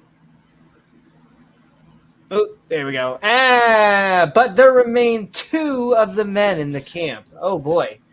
Only 2 men left. Well, that's still enough to have fun. The name of the one was Eldado. And the name Eldado. And then the name of the other was Medado. And the Spirit rested upon them. And they were of them written. But when not out of the tabernacle, they prophesied in the camp. Oh, good to know. So Kenneth can be Eldad and Pat Roberts can be Medad. That's right. Mama and Dada have taken all of those seed donations so they can help the very needy. And by needy, that is the name of their bank account. With Samuel L. Jackson as Creflo Dollar. And there ran a young man that told Charlton Heston and said, Eldado and Medado do prophesize in the camp. And Joshua, the son of none. He didn't have a son. He was the son of nobody. The servant of Charlton Heston. Son of a nun. Son of a nun. He was one of those young men. The Catholic Church thought that because Martin Luther, after the Reformation, he married a runaway ex-nun. So they were thinking that their offspring would be the Antichrist, because it would be Luther, who was a former Catholic priest, and his wife, who was a former Catholic nun. That their offspring would bring out the apocalypse. Dun dun dun. Makes sense, that happens every once in a while. You bring upon the apocalypse. And there ran a young man and told Charlton Heston and said, okay, Eldado, Medado, do prophesize in the camp. Okay, we're prophesizing. Joshua, the son of Nun, the servant of Charlton Heston, one of his young men. Look, I mean, if it's legal and it's a gay bar, I guess, answered and said, "My lord, Moses, Charlton Heston forbid them." Man, go and do it. When you're with two men in love, do it go to me, have fun. baby. Do it to me, baby. And Charlton Heston said unto him, "The envious thou for my sake." Oh, he's going to be a drama queen again. "Would, goddess, that all the Lord Bob's people were prophets, and that the Lord Bob would put his spirit Halloween store upon them." Oh, they put that shit everywhere. Put it on me, baby. And Charlton Heston gat him into the camp, kinky, and he and the elders of Israel. I mean, hey, once again, not kink shaming. Even when you're older, you gotta have fun. And all right, we're moving on to some real, not just humor, not just are we laughing, but ladies and gentlemen, we're getting some real science in the Bible tonight. Real science? Some real science. Biblical science, yeah. Biblical science. That's because God is going to send them quails to eat. Oh. I don't know what the quails did to deserve it, but why not? Sucks to be them. Sucks to be then. In Numbers chapter 11, God sends them quails to eat. And there went forth a Pixar movie? No? Shrek 2? A wind. Finding Dory. Finding Dory. And there went forth a wind, your excuse, from the Lord Bob, and brought quails from the sea. How is Quails that not magic? From the sea. Huh. From the sea. Under the sea. Under the sea. Yeah. I don't know how you get quails from the sea. Good question. That is magic. This is flat out magic. But whatever. Not like the other stuff wasn't. I guess it's not any better than just poofing quails out of thin air. So there you go. I mean, this is some actual Aquaman shit right here. Like, and let them fall by the camp as if they were made just to die. As if it were a day's journey on this side and that side. Everyone do the hokey pokey. And it were a day's journey on the other side. See? Round Journey. about the camp. Journey. It was a Journey song. And as it were 2 cubits high, even though we never learn what a cubit is or how tall an actual measurement is. The length of that. I think it's, yeah. Oh, baby. I know something else that is too. Anyway. I'm sure you do. 2 cubits high upon the face of the earth. Oh, okay. And the people stop believing. Please stop believing. And the people stood up and were like, "We've had enough of this shit." Up all that day and all that night. And they're like what are we waiting for? Who's playing Journey on the jukebox? They're all looking over like, we're going to kick the shit out of that guy. It's always that guy. He played the same song like 20 times in a row. And all the next day, and they gathered the quails. Wow, amazing. We just, reminded me, you know who needs to save them? Quail Man, if anyone remembers Doug. So when Quail Man needs to come in and save all the quails. Oh. Makes sense. Trust me. Wears a belt on his head. Makes sense. Underpants on the outside. He that gathered. I think I do remember that. Wow. That was Quail Man with a belt on his head. Wow. That's like from early now. That's like 93, 94. Right in there. Wow. Yeah. That's what I was raised on. Come, Quail Man, save the quails. My favorite was always Salute Your Shorts. That was I remember Salute Your Shorts. Yeah, that was funny. I liked All That. Good All That. All That, yeah. That was good too. Hey, he dude. that gathered. Hey, dude. I'm a dude. 90s Nickelodeon. And you're That's a little all dudes reminiscent now. about people, if you guys don't know. I know. Can't help it. He that gathered, least gathered 10 Homer Simpsons. Dope! And they spread them all with butter, Kinky. Also, they put them all abroad. For themselves, round about the camp. Okay. Duff beer. So what are we saying? Okay. Because you heard a lot of bullshit come out of our mouth. Real interpreted. A wind came up and brought quails from the sea and let them fall in the camp. A day's journey on each side and 2 cubits high. The people gathered the quails, each person at least 10 homers. Oh, so no, it was exactly what we said. Yeah. 10 homers, yeah. Okay. 10 homers. Can't even make this up. But sure. Mr. Burns is going to commit suicide. I know. And all right, we're almost done the chapter. Having fun. Numbers chapter 11. God smites the people for complaining about the quails. I'm noticing a pattern. Oh, man. It's just the cycle of just the humans messing up. Somehow the mess up gets over God, which makes God mess up, which means he needs to do something to the humans, but somehow the humans then mess that up to overcome. They never learn. They just keep doing the same thing over but and over. But neither does again. God. Neither does God learn. Like, he keeps on... It takes 2 to tango, Mr. God. It's like he's having fun. He's killing people and judging people like, hey, they don't get it. I'm outside of time. I got all the time in the world. Sup, Kill Doggy. Kill Doggy. And Scapegoat. And everyone in chat. All right. Doorknob Head. So only 3 little appetizers to finish up the chapter here. We have just more. We got to focus. Remember, James, how do you spell focus? F-U-C-U-S. That's right, baby. That's right. Have you been diagnosed with ADD?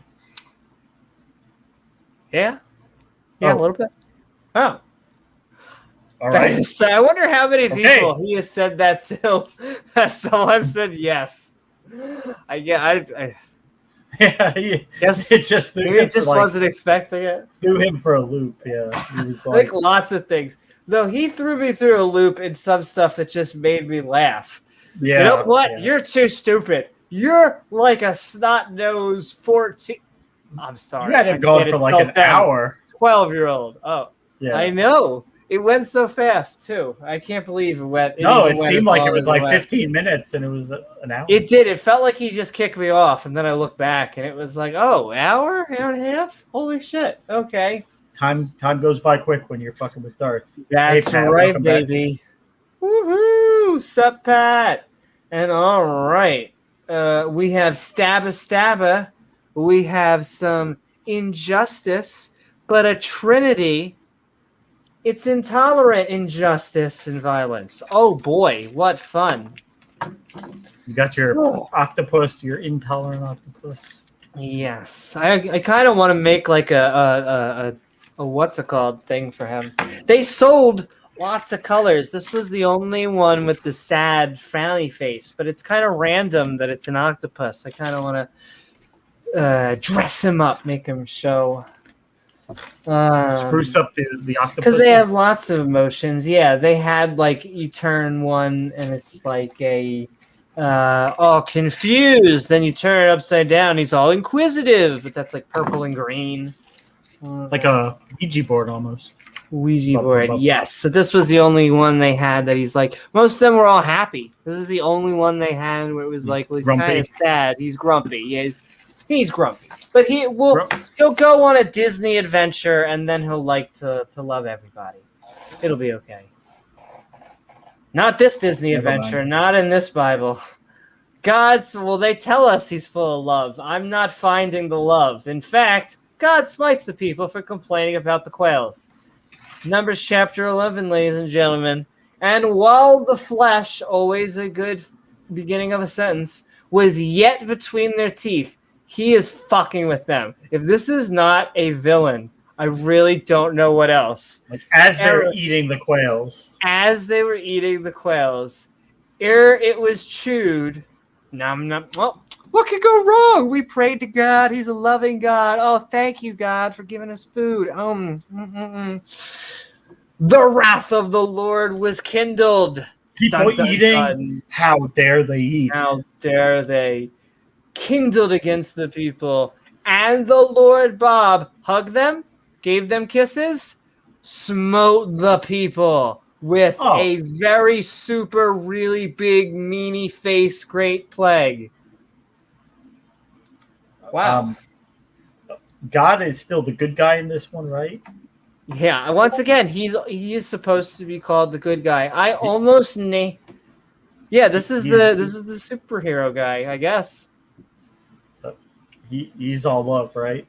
All love. He seems to be getting pissed off for I have to say silly things.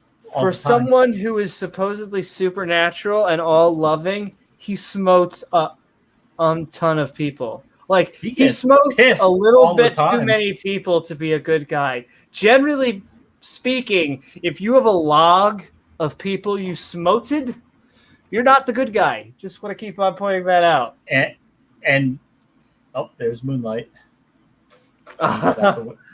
That's right. I call it their TV. Oh, there you go, baby.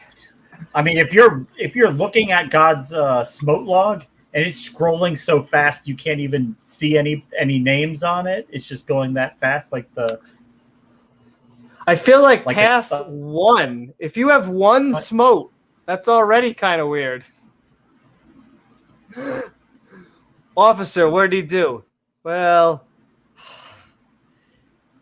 he smoted someone, that I gave but it's his first offense. Who hasn't smoted someone when they were younger? In your early days. Anyway, and while the flesh was yet between their teeth, oh my goddess, it's written like a horror movie. It was chewed. I did, and it was the Great Plague. Sent that Great Plague, and I almost called the episode this, but it was just too weird. Yeah. People would have been like, "What was that called?" But this is just such a weird thing. It stuck out. Yeah, I'm not even going to attempt to pronounce it. Yeah, and he called the name of the place Cowabunga Dude.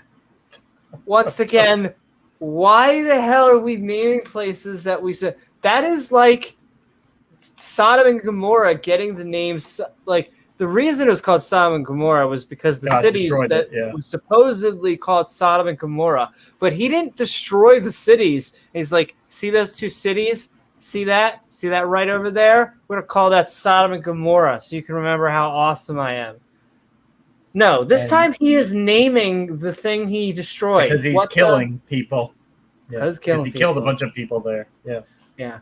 But why did he call it? Because there they buried the people that lusted. He has taken trophies. Yeah, he's like the Bible is so much weirder than I thought it was going to be. Like sometimes it's in exposition mode and it's like this is watching paint dry. Other times, it's like watching 300. He's like the Terminator, just walking around killing people. Seriously? God went Terminator on people. Went full Terminator. He named the town that he killed. I mean, if it's a villain, a super villain, that'd be badass. If you're telling me this is your all-powerful, all-knowing, all-creator, all-loving, all this other all shit that we can stuff into there, I'm gonna call bullshit. Please. All bullshit, yeah. Please tell me. I feel like the apologetic would be, well, they were disobeying God. Man, so they killed him? He can do whatever he wants? Whatever. Why is he... It would be like, why God, is he... not mine. That's on him if he gets so pissed off all the time over silly little things that mortal humans can do. Like the least little thing that they do pisses him off and he just kills people. Just like jealousy. They try and spin that shit like, oh, but isn't he's glorifying himself by being jealous. It's like what? the partner who's calling you and texting you like, I texted you 2 minutes ago and you haven't answered yet. Where are you? What are you doing? Are you with him? Are you texting her? What are you doing? I feel like we would say like that person humans is can get over that. crazy. They are, yeah. But they're not God in the can't right. do They're it? not in the right place mentally. They probably need to take a Klonopin or talk to a therapist or something. But God is like that all the time. Jerry. Hey, comrade. And all right. Yeah, I don't know why God is like this. God is, man, I hate to use this word because, okay, I'm going to use this word and I'm going to say that it is my opinion. This is not a medical diagnosis. I'm just a schmuck. You're not Dr. Flower. I'm not Dr. Flower. It just comes off psychopathic, okay? Comes off like you just don't have empathy for, you say they come from you, but don't have any empathy for your own people. Like, seriously, they begged for food, and we have read chapters before where the people who beg get the food. This was fucking Saul. They begged for food. He gave them food. He's in a bad mood. Them. I mean, am I getting something wrong here? He killed them while they were eating. One group, he decided he's going to force feed them food until it comes out their nostrils. Then the next group of people, he gives them quails, but they don't really get to enjoy it for very long. Yeah, honestly, it seems like he gave it to them so he could kill them while they were eating. That's the only reason. If you're God, for his own amusement, yeah. Like that, it'd be really fun setting up the kill. Like they think I'm gonna be all nice. I'm giving them a nice meal. They're chowing down. They're not. They will not see this coming. They're not gonna know what hit them. And then they're dead, just like that. All right, and the people journeyed from Calabunga, dude, onto Azeroth and abode at Azeroth. That's right, ladies and gentlemen. And with that, it brings us to the end of Numbers chapter 11. Oh my, what an amazing chapter.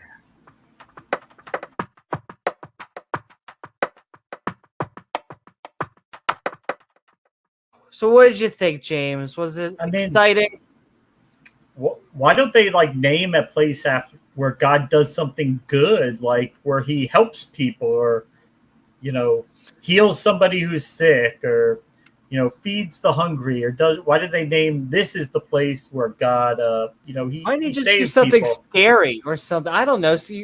Or snap them to make them shut up. Like there are script writers in Hollywood that are way better. Like I hate to, for all the shit that Hollywood gets, my goddess, you couldn't have had them snapped and there were zippers over everyone's lips or something. I don't know if a zipper was invented yet, but Jesus, you could in the Matrix when they're putting that thing inside Neo and his lips go sealed so he can't scream. Why kill them? Just tell them to shut up. I don't know. If your first reaction to your kids being loud was that you killed them, I think it's you. And okay, we're moving on to chapter 12, which is going to be our final chapter. As amazing as that was, it's going to be hard to top. It's going to be hard to top. This is a shorter chapter than the one we just read. So as we get closer to the end of the chapter, we are going to send the link into chat so you can tell us how much wisdom you yourself discovered from these chapters after we do about an hour, maybe an hour and some change of open mic. But with that, we're moving into chapter 12 of the Bible, the book of Numbers, which is the fourth book of the Bible. If you'd like to send your comments, thought bubbles, or hey, baby, we love jokes, even your dad jokes. I especially appreciate them. So keep on tagging James W. or myself and Amy Newman, and let's have some fun. Only starting with two little portions. Miramax and Arnon Ra criticize Charlton Heston. Huh. They're coming He's got a after him. critic. Everybody's a critic, right? James, everyone's got a critic. And so, of course, you got to laugh. And, oh, geez. There can't actually be a contradiction in the Bible, could there be? What? Who said that? Who said there was? No, that would be silly. That'd be our first time even coming across one. Isn't that going to be our next Talk Skeptic with Pat, like debunking supposed Bible contradictions? That may be, and I will say that will be a fantastic episode. We're hitting good. We're doing flood mythologies on episode 1. Yeah. We are doing origin stories of the mankind in episode 2. Oh, we're just bringing on the fun, ladies and gentlemen. Can't wait. Then Mark hit that up with the debate with Kent last week. Yes. Well, I will say, props out to Mark for doing Ken Hovind. That's right. He did Ken Hovind. Hot. It was they smoked Kent's cigarettes. never been the same since. But no, yeah, exactly. But no, go check out on Standing for Truth's channel, Ken Hovind versus our very own Mark Reed. And you guys didn't see Standing go for Truth check just out, posted a go ahead. Oh no. Well, we also did an after show, so go check out the after show for that debate on here. Standing, you just posted like another rebuke of Smokey Saint, so we'll see if they Standing if they for Truth just did. That is like 2 or 3 hours ago. So that's praise and standing. Oh my goddess, I can't. They didn't say anything about praise, but yeah. Well, no, I think praise is going back and forth. I don't know which side of the fence he is on. Praise today, goes back and forth, but standing has stayed.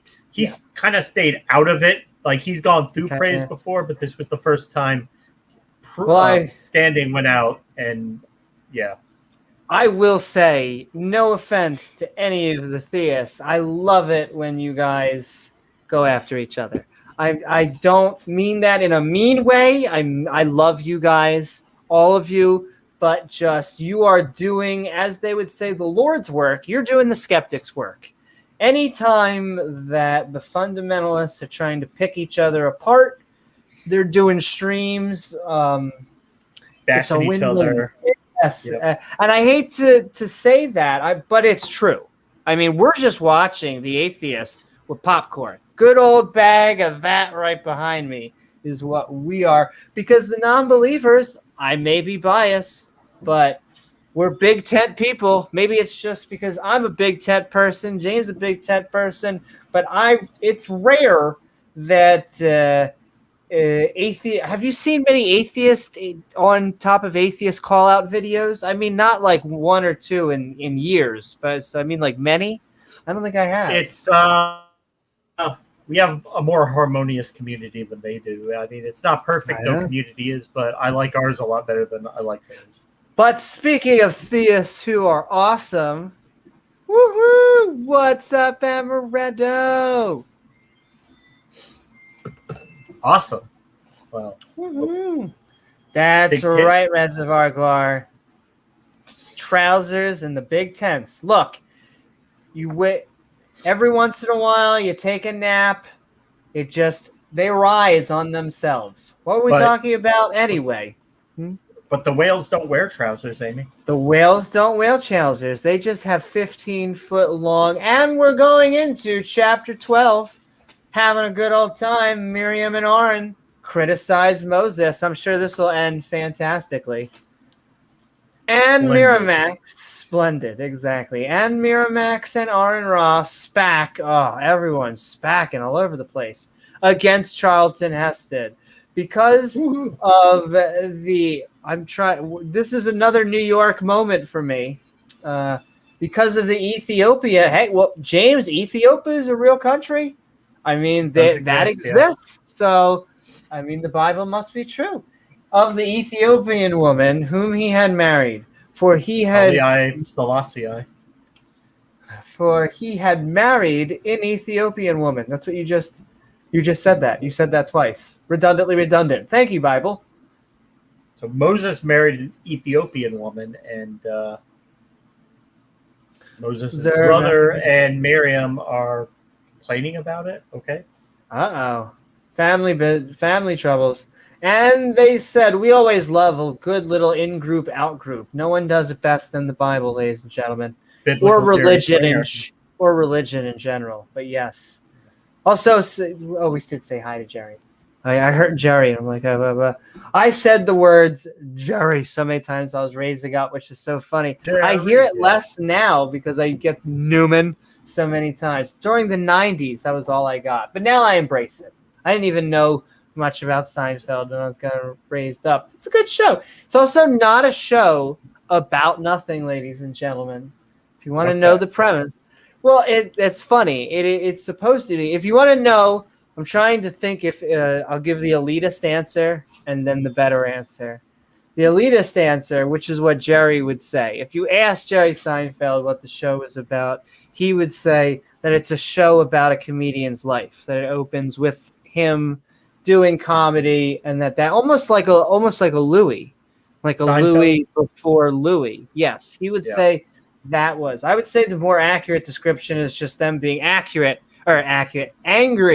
at everything, which is generally where a lot of his rage comes from both Jerry and Larry David. I'd say Larry David even more. It's just about being fucking angry. So people think it's about just everything.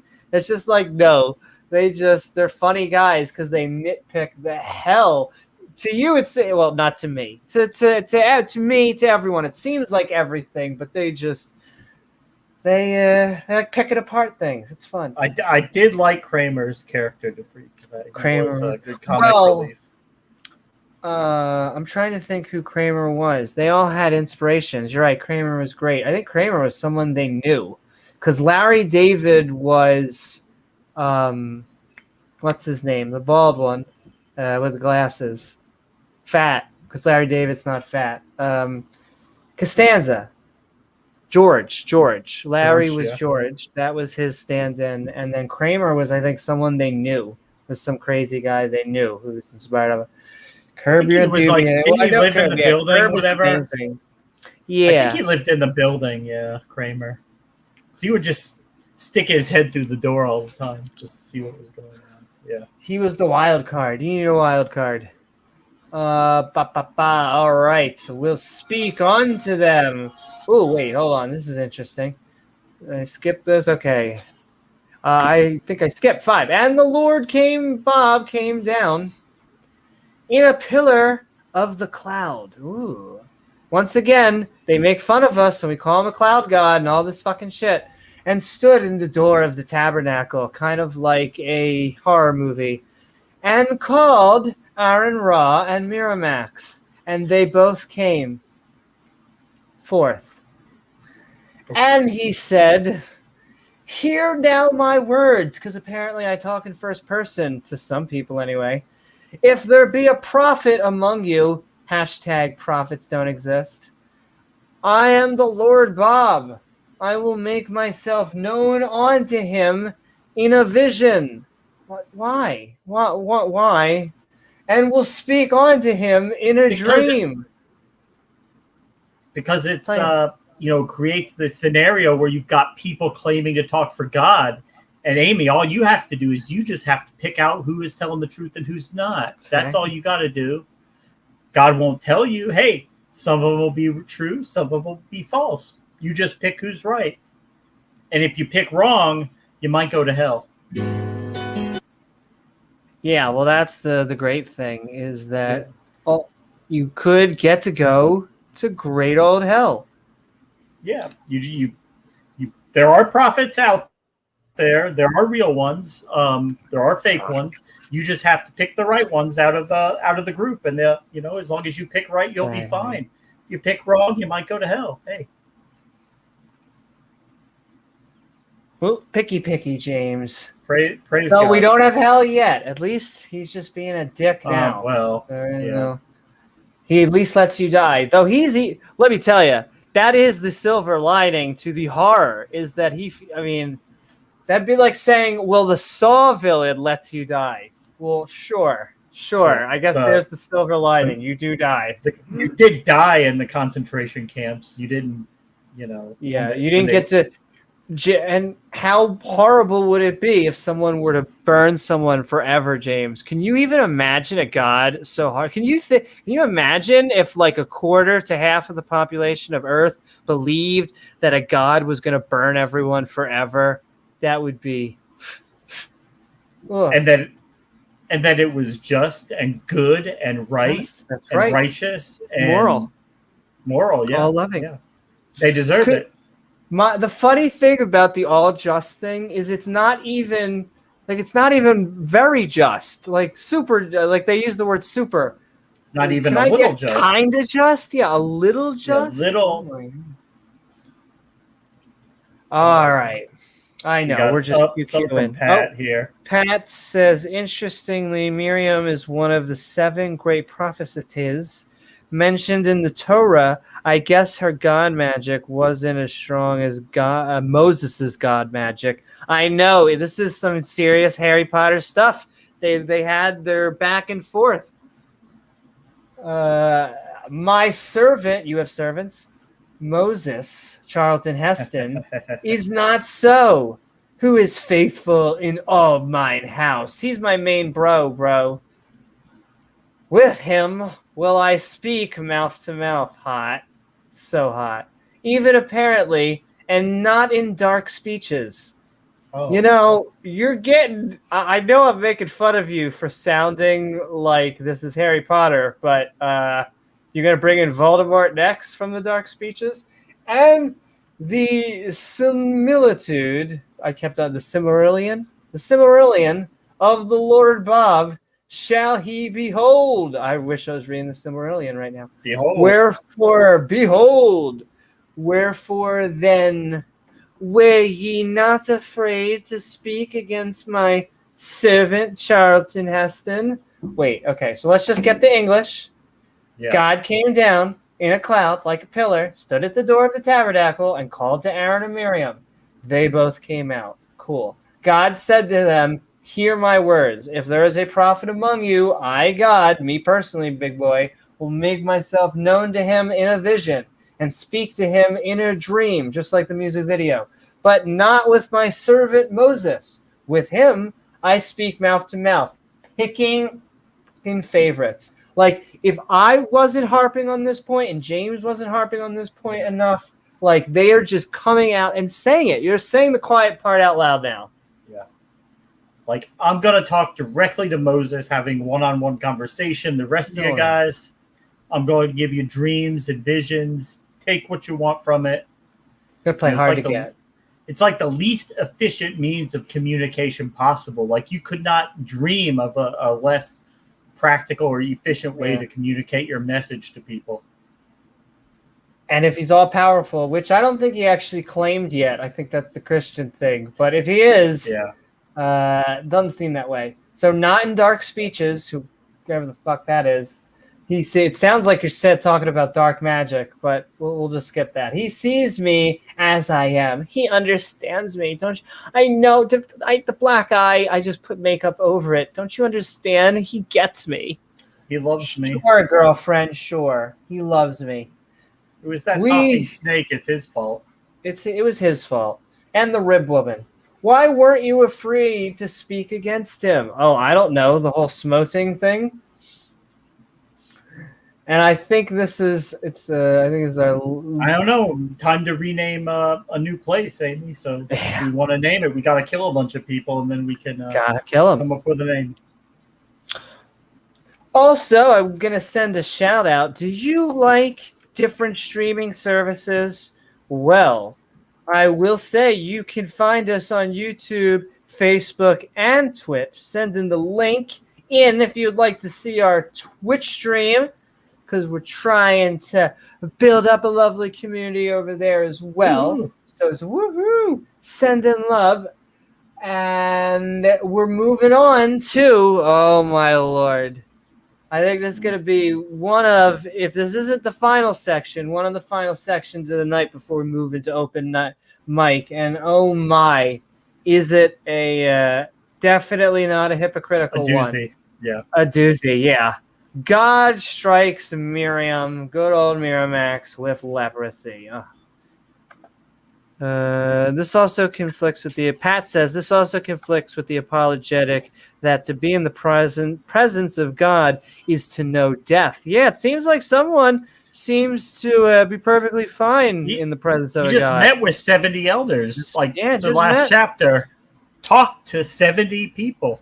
So there you go. There's the contradiction. So just like they were pointing out, it seems, which is alluded to in other parts of the Old Testament. So did Moses get promoted to semi-divine? It seems like he did. Remember when he was Italian wrestling with Jacob? I know. There was wrestling in this book. We're not, once again, I have to constantly say this, but we're not just tipping our fedoras. These were literal He did actually say that he was wrestling with Jacob. But it's Italian wrestling because that's what the Catholic priest. It's the sexy guy. That's what the Catholic priest said when the parents would ask him, "Why are you wrestling with the boys and grabbing their genitalia?" He would say, "Oh, that's Italian wrestling. You pin the guy and you grab his scrotum because, for God." And surprisingly, even after saying that, he remained in the priesthood for several decades after that, I believe, before they kicked him out. Yeah, go figure. I'm surprised these people are lasting this long. And okay. Yeah, imagine if God was real, like it's like as soon as one of the priests did something bad, God would just smote him. Yeah. I mean, like as soon as he started to touch an inappropriate place, like God just poof and he's killed. And all right, let's bring on the love. God strikes Miriam with leprosy. What a wonderful section called. And of course, we're bringing up the feminism because, obviously God's going to treat the women so nicely here. And it's going to be very just.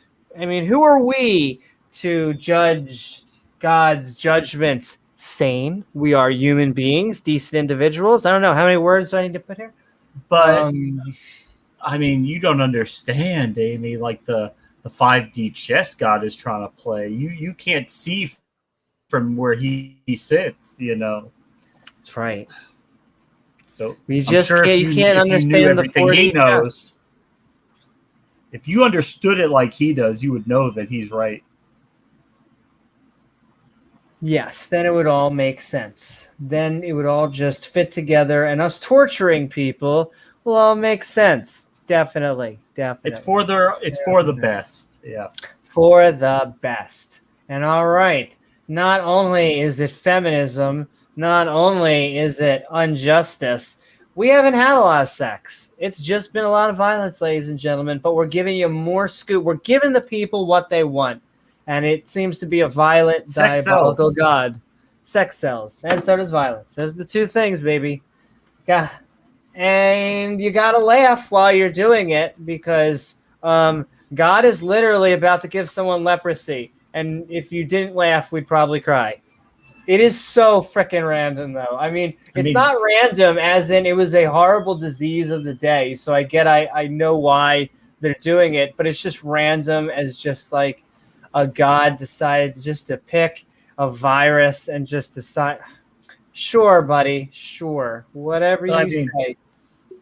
I mean, why would anybody see people who have an illness or disability and think that, well, God must have gave it to them for a reason, so it's probably their fault, Yeah, well, and they just look at the sick and they probably thought they did something wrong, like they did something to deserve it. God is just, right? He wouldn't do something to somebody that they didn't deserve. You wouldn't give somebody leprosy just because. You wouldn't give a child cancer just to be a dick. They must have deserved it. Exactly. Right? Then it would be an asshole God. It has to be us. Yeah. It has to be us. And of course, continuing the tradition of us trying to fit the science in the Bible. Oh, no, it'll fit. We'll get it. We'll make it fit. How you going to fit all that science into a dot? I know. It's so funny how they really do have to try hard to not understand the Straw science. man it. Like, if you've never come across any of these things, I understand being like truly bewildered and trying to but once you get it, like once you've had an expert talk it through to you, Right. I don't understand. Like the whole, do we come from rocks? Has anyone ever said that people just there's a bunch of rocks and then nothing happened and then life? That's exactly. But Amy, there are minerals in rocks, and we have minerals in our body, so therefore we come from rocks. Damn it. I mean, does that work? I forget what the lady's name from Baking Bad. God damn it, they're minerals. They're not rocks. But you have minerals in rocks, so therefore we might as well be rocks, right? Right? That's right. We might as well be. And the last category is God, I think, is kind of going to go, he's going to be cursing himself. That'd be funny. Instead of, like, just says, damn me. Damn me. Oh, me. All right. We're moving into fun. God strikes Miriam with leprosy. Because why not? And the anger of the Lord, which seems to be a very prevalent emotion that this deity has, was kindled against them. And he departed. Why don't you, dude, leave. Go have a Snickers. Chill off. Take a shower. Do something. With Leonardo DiCaprio? Yes. And the clown departed from off the tabernacle. Once again, they had a cloud that was following the tabernacle. Clown. That's it. Honk honk. No, that's us. The cloud. That would be more appropriate. Yes. That would be appropriate. From our last episode would be that cloud. And behold, Miramax became leprous. God damn it. Her fleece was white as snow. What the fuck? It really does say that. White as snow. She became a princess of death. Miriam had a little leprosy. Her fleece was white as snow. And Aaron Ra looked upon Miramax and started screaming. And behold, she was leprous. Oh, wow.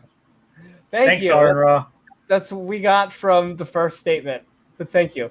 And Aaron Ra said unto Moses, Alas, my Lord and I beseech lay not the sin upon us. I dropped my knife. It all happens. Wherein we have done foolishly, you foolish mortals, and wherein we have sinned. Ugh. I mean, bless me, Father. Bless me, Father, for I have sinned, and it felt fantastic. And okay. But wait a minute. I didn't know there were glory holes in the confessional booths, Amy. Oh, my. That's got to be one of your additions. The Newman confessional. Yes, that is the holy hole. The holy hole. Oh. The traveling holy hole. In the tabernacle? Amy's tabernacle. You got to have your curious girdle on to enter, though. Oh, well. We'll have to get it from DeFreak. I think he's got it right now. And all right, I'm about to send the link into chat because we are about to finish up our 2 chapters of Skeptic Bible Study, and then we're going to have about an hour or so of open mic where you can tell us about all the wisdom you just experienced. That's right, Titan. The special hole.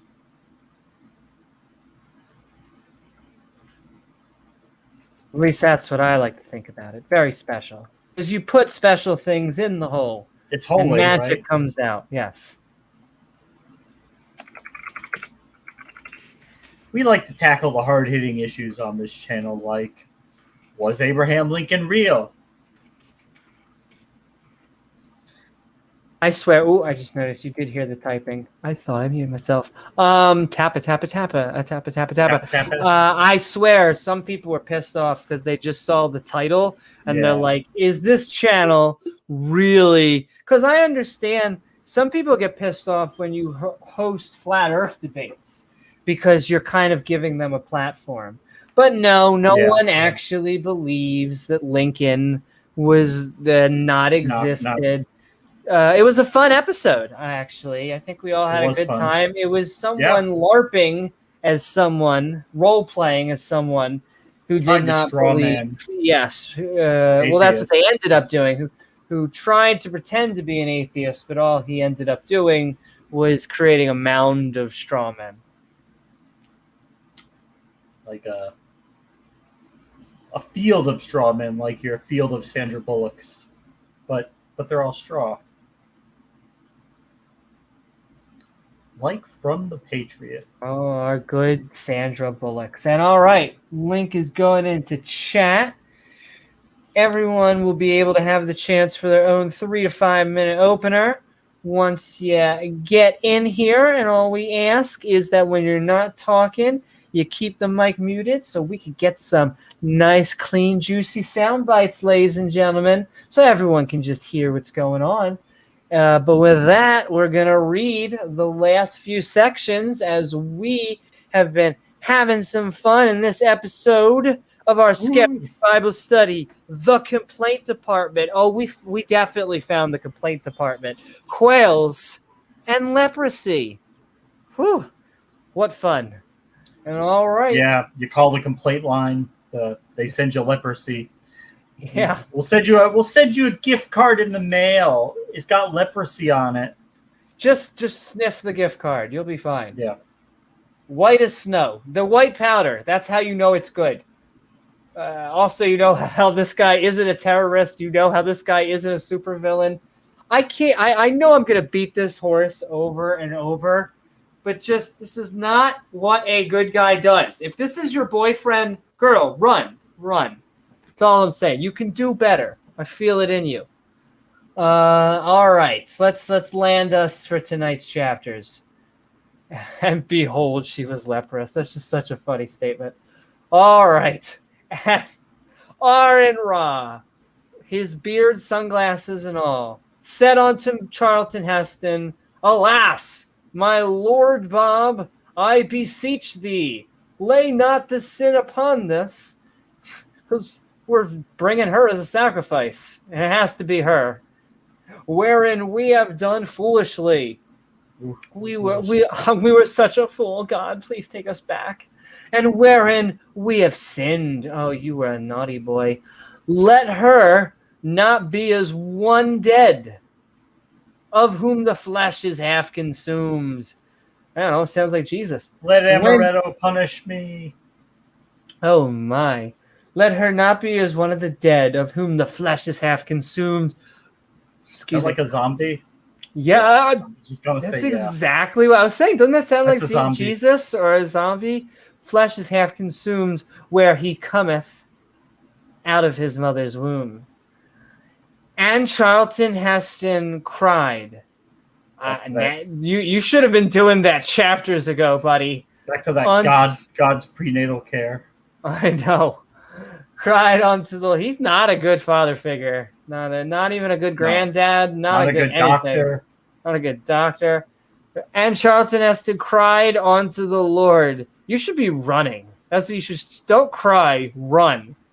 "Heal her now, O God, I beseech thee." That's kind of hot. Who we beseeching? "And the Lord said unto Moses, if her father had but spit in her face." What are we talking about? "She should not be ashamed 7 days." That was a question. "Let her be shut out from the camp 7 days. And after that, let her not be received in again." Could we just have a 7-day leprosy? Could we have I don't know, a cruise of leprosy? Yeah, a mulligan. Free trial. "And Miramax was shut out from the camp for 7 days. And the people listened to Journey albums all the way until Miramax was brought in again. And afterward, the people removed from Azeroth and pitched in the wilderness of RuneScape of piranhas." Whew, okay, and hold on. Aaron said to Moses, "Don't punish us for our foolish sin. Don't make Miriam like a dead person whose flesh is half consumed like a newborn baby." That's a nice Is it? request. Don't make Miriam like a dead person. Nice, Okay. nice. Okay. Moses cried to God, saying, "Praise God, heal her now."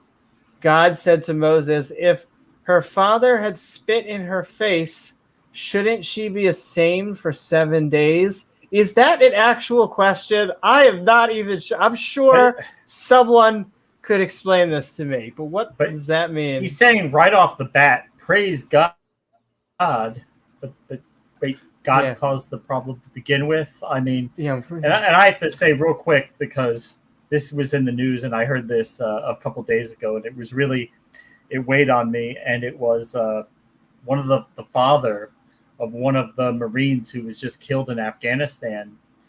And I guess they were having trouble getting, like, he knew his son was over there and he knew that there, but he wasn't getting information like, is he one of the ones that was killed?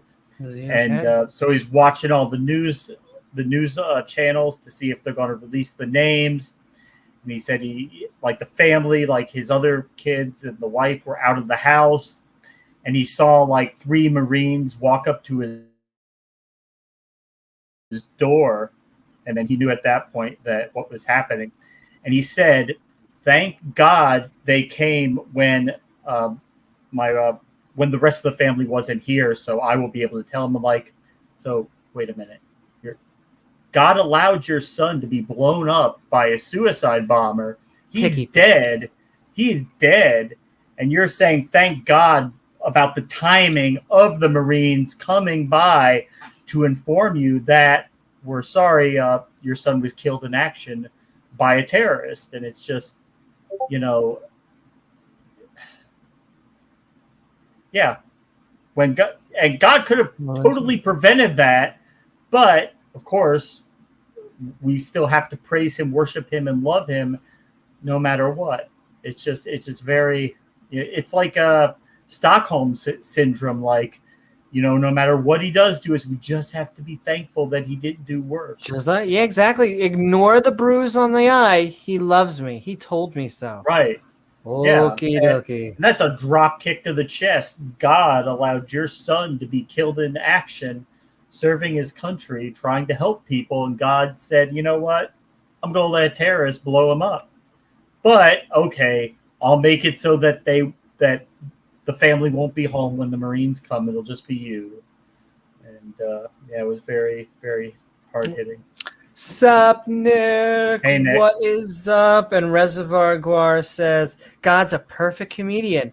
Great timing, and he totally kills. That's right, baby. He's a dick. He is. I don't know. Like, I like the Jews right now because they're leaving the religion, but I don't like the Jewish God. So I have to separate that self because I love my parents. I'm happy that most Jews are secular, but he's a really evil God. Like the literal, like Yahweh, not my kind of dude. Yeah. All right. So, I was just reiterating what we went over. Exactly. So, consume like a newborn baby. Moses cried to God, saying, "Please, God, heal her now." God said to Moses, the spitting, I don't know what the hell. If her father had spit in her face, shouldn't she be ashamed for 7 days? Expel her for the camp for 7 days. And Miriam was expelled from the camp for 7 days. Oh. There you go. Okay. There you go. Wolfa will have to find out what happens to her on the next episode of Skeptic Bible Study. But it's time to hear some exciting comments on all the wisdom we've been learning on Numbers chapter 11 and 12 as we move into our open mic. James, is your body ready? Totally ready. Totally ready. Totally and ready. All right. Absolutely. Do it. Do it to me, baby. Whip it we out. have both Mark and Pat backstage. And if you'd like to join us, the link is in chat. I'll pin it up there on YouTube as well. but we're moving into it, baby. We had some fun tonight. At least God did. He had some good old smoty time. And with that, we're moving into the open mic, baby.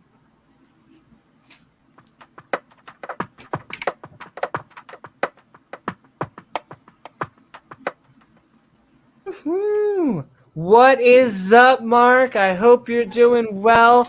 We are Skeptic Bible studying. These weren't the passages I remember in Hebrew school, so I hope these you aren't the had droids fun. you're looking for. Yeah. Well, I never went to Bible school. I think I was in Bible school once and I got kicked out. So that was like an aunt took me or something, and then regretted the entire decision because I was like, how does that work? You know, which they don't like that kind of thing. I don't know why, but they don't like our people asking questions. I took down a few notes about this verse because I thought it was really interesting. So it's really funny the sort of what you could read into, and we obviously don't know whether this is true or not. But you've basically got the people in Numbers 11 going, hey, things were so much better in Egypt, you know. We've got this crappy food and we've got this thing. And Moses goes, oh no, they're blaming me. I'm in trouble. So let's gather all of these people. Let's share the blame. Let's make it, you know, get these 70 elders and sort of distribute the blame out to all of these people, which is kind of hilarious. It happens a lot in corporations and stuff. People, you know, if somebody's to blame for something, they'll immediately call a meeting about it. So you know, everybody has some responsibility for what goes down. And the other thing that I noticed is like, so people basically ate, and look, it says quail in the verse, and with the Bible's, you know, accuracy of biology, who knows if it was probably seagulls or something that they didn't know what the hell they were. Who knows what they were? But they basically ate. Could have been you know, bat. It could have been. Who knows? But they came from the sea. They were probably fucking seagulls or something. But they basically ate roadkill. And then a plague happened. Like, it's not exactly a miraculous chain of events, you know, all of these dead animals. Oh, let's eat that. And then they got sick and died. It's like, well, yeah. And the weird thing is, it says in the translation there that people complained of the quail, but my reading, I couldn't see anywhere where they complained about the quail. They basically they were sick of the food. They wanted flesh. God gave them flesh, and then he punished them for having the flesh that he gave them when they asked for it or complained about it, which was so weird. And, you know, I noticed that Moses doesn't get punished either. He isn't one of the people that died, and he complained Only about the girls. The food. Right. And so it's sort of, yeah. It's very strange because it's not like everybody that complained got sick and died. It was just a few people. So it's almost, according to the text, it's almost like God's like, oh yeah, I'll give you meat. You're gonna beg me not to have meat, and then kills people. It's almost like a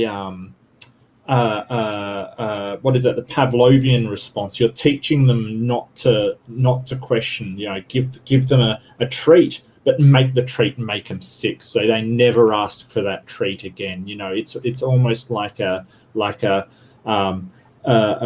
abusive animal trainer punishing his animals because they dared to beg for something. You know, it's right. It's insane. It's the work of a sadist, basically. You know, just a really evil character. The only other one, you know, was I just wanted to point to the casual racism of Aaron and Miriam having problems with someone marrying an Ethiopian. The like, Ethiopian ooh, wife, yeah. Oh, the injustice of it all. So yeah, that was the only thoughts that I had on it. Yeah, I mean, yeah. But thank you for having me on. It's a pleasure to see all you. It's a pleasure to see my friends, and yeah, great to be here, and we can discuss the wonderful flesh-eating experience that is the Bible. And I will say, and then I'll add Pat in, you're absolutely right. He didn't even give them time to complain. They were like, as it was in their teeth. And which that has to be the plan, right? To make them feel like they begged, they actually got it, and so their last thought was, "This God is so amazing, dead." Yeah. Okie dokie. What a It's nice like guy. if a dog begs for a treat and then you give, the dogs the treat with poison in it, so they don't Yeah. ever ask for, Makes them sick. Yeah. Well, and yeah, it's like, that is, I guess, a good way to never ask them again. It's also a way to be a supervillain. But Oh yeah. God studied hard at that. He studied hard at that. And okay, let's bring in someone who's super awesome. I love my transitions. If you know what I mean. Hard. See, brought it. That's twice. Pat, we are Skeptic Bible studying. In fact, the heathens, the sinners, not the saints, are reading the Bible. We're having fun.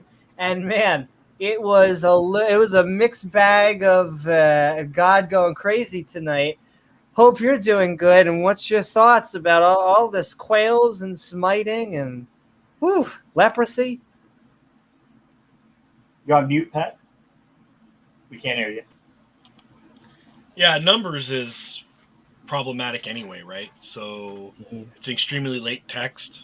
Again, I don't want to go into the whole textual theory on how the Torah was formed, but Numbers is a late.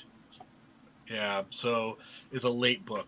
Most people think late 6th, 5th century. It was considered to be an earlier source that was heavily redacted by that group we refer to as the priestly element, or the priestly line that had to do with the formation of the Pentateuch. So it is one of these highly edited volumes, to say nicely. So what it reflects is a lot of mishmash and gobbledygook that they're trying to get in there to create a coherent narrative. But if someone else wrote a story and you're cutting and pasting and doing a little addition, so addition, subtraction, rearrangement, this is kind of what you get. It's interesting that Miriam is sent outside of camp the exact same amount of time that she would have been if she had been, on her period as a woman in Jewish society at the time. So, this is just, it's a lot of gobbledygook. Eating the quail and getting sick. Is it a testament to not eating raw meat, right? Or, there's all these improperly prepared foods. I mean, the anthropologists can really get in there and tear into this. The textual critics can get in there and tear into this. The one person, a group of people that can't really, are the apologists and biblical literates, because this is a pretty problematic section. And again, the woman from Ethiopia being Cushite, that's interesting. At one point, the kingdom of Cush is going to extend itself into Egypt and effectively be a dynastic tradition in Egypt for a couple centuries. So again, you're trying to create a narrative that makes your people sound really important. Hey, Moses is this mover and a shaker. He married a princess of the kingdom of the Cush, and so the Cushites. So not the Cush in India. This is the Cush in Egypt, what would be southern Egypt today. But yeah, this just, it's fanciful narration, 500 to 800, 900 years supposedly after the facts. Moses is an historic character.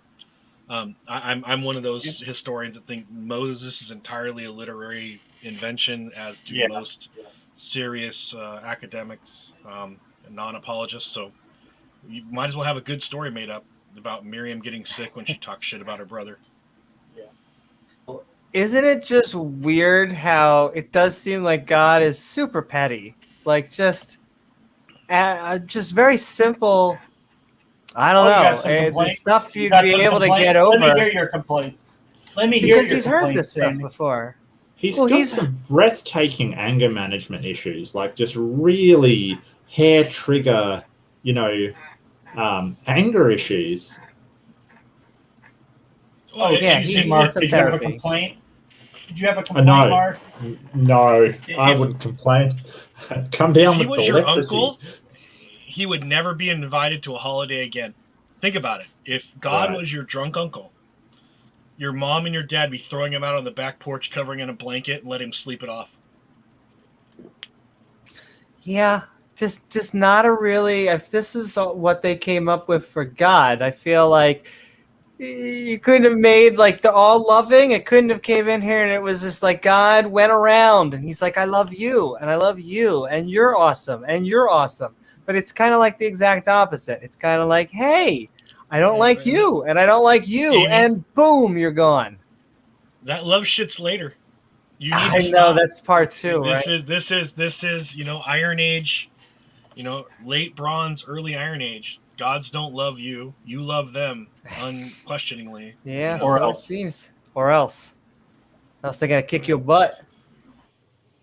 And okay, we're moving into the sorry. open cover. Oh no, you're good. I was gonna say that's why John 3:16 is such bullshit. For God to love the world. Really? Did you read the first part of the fucking book? Because he fucking hates everybody, right? Well, So, and it's a weird kind of love. In my opinion, it's a Stockholm syndrome kind of love. It's I love you because I gave a dude and killed him. It's like, yeah, that's not actually love. That's like a serial killer slitting someone's neck and being like, I did it for you. It's like, that's nice. Like, I mean, almost thought that counts, but the execution is a literal one. So like please don't do that. Nailing you somebody's head, like I decapitated them for you because I love you. Say they're a psycho.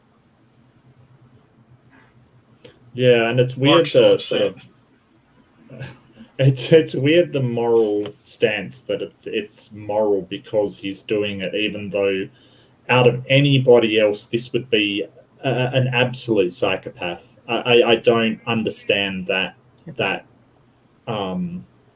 argument. It just seems like a special pleading to me that this stuff is moral just because God, and they don't seem to be able to explain it in the slightest. I think you're muted, Amy. I pressed it and it did undid it. You don't get the 4D chess mark. You see, it only God looks... gave your mute leprosy, maybe. Leprosy for the mute. No, it's not. I was about to say it's coming, but that's not a good thing either to say. You just don't understand, you don't know how much he loves you. Well, obviously. The more that he kills people in front of you, the more you know he loves people. That's how you really know. Oh, I did it. What happened? He loves remember people that scene on their knees worshiping This reminds me, right. Remember that scene in Pulp Fiction when the two armed robbers are planning on robbing the diner, right? I love you, honey bunny, right? How psychotic they were, but they had this genuinely loving relationship, but they were homicidal maniacs. That's God, and that's his followers. Come on, I killed them. I don't think that's accurate because the two that loved each other in the diner wouldn't harm each other. In fact, she pulls a gun trying to defend him, right? Because Samuel Jackson has the gun pointed at her love, basically. What we're talking about is if those people were, I love you, honey bunny, and then shot her in the fucking head, that would be more accurate, right? I was thinking more how readily willing they were to slaughter everybody in the diner to get what they wanted.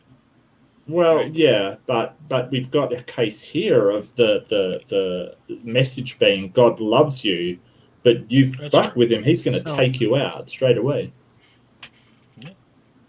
Yeah, the complaint department is hell. It's like, what is that? The one places where they have like a grenade and like pull the pin to make a complaint. Well, God is the sniper in the zombie movie who just saw his best friend get bit. I got to do it for your own good. You got bit by a zombie. I don't know. I feel like he's also the guy that unleashed the zombie thing. Right. Well, I didn't say that. Yeah. He did. I mean, he creates the problem. This whole sin thing is all a creation of his to begin with. So he creates the conditions, he gets mad at people, and then he offers the solution and demands we worship him for it. You sound skeptical, James. Do you think there's possibly not a God? You think that this is a creation of some ignorant, I'm getting that theme. Yeah. No, possibly. And What did Miriam do that warranted leprosy anyway? Like she basically just didn't approve of a marriage. Oh, she was a little bit racist. Okay, yes, I got you. You're a bit racist. So I was gonna maybe the racism isn't what we should be looking at. It's the non-monogamy with his first wife. Remember, this is Moses' second wife. This is not his first wife. Oh. Ooh. So Moses Moses takes the sister wife jealousy. Ethiopian wife.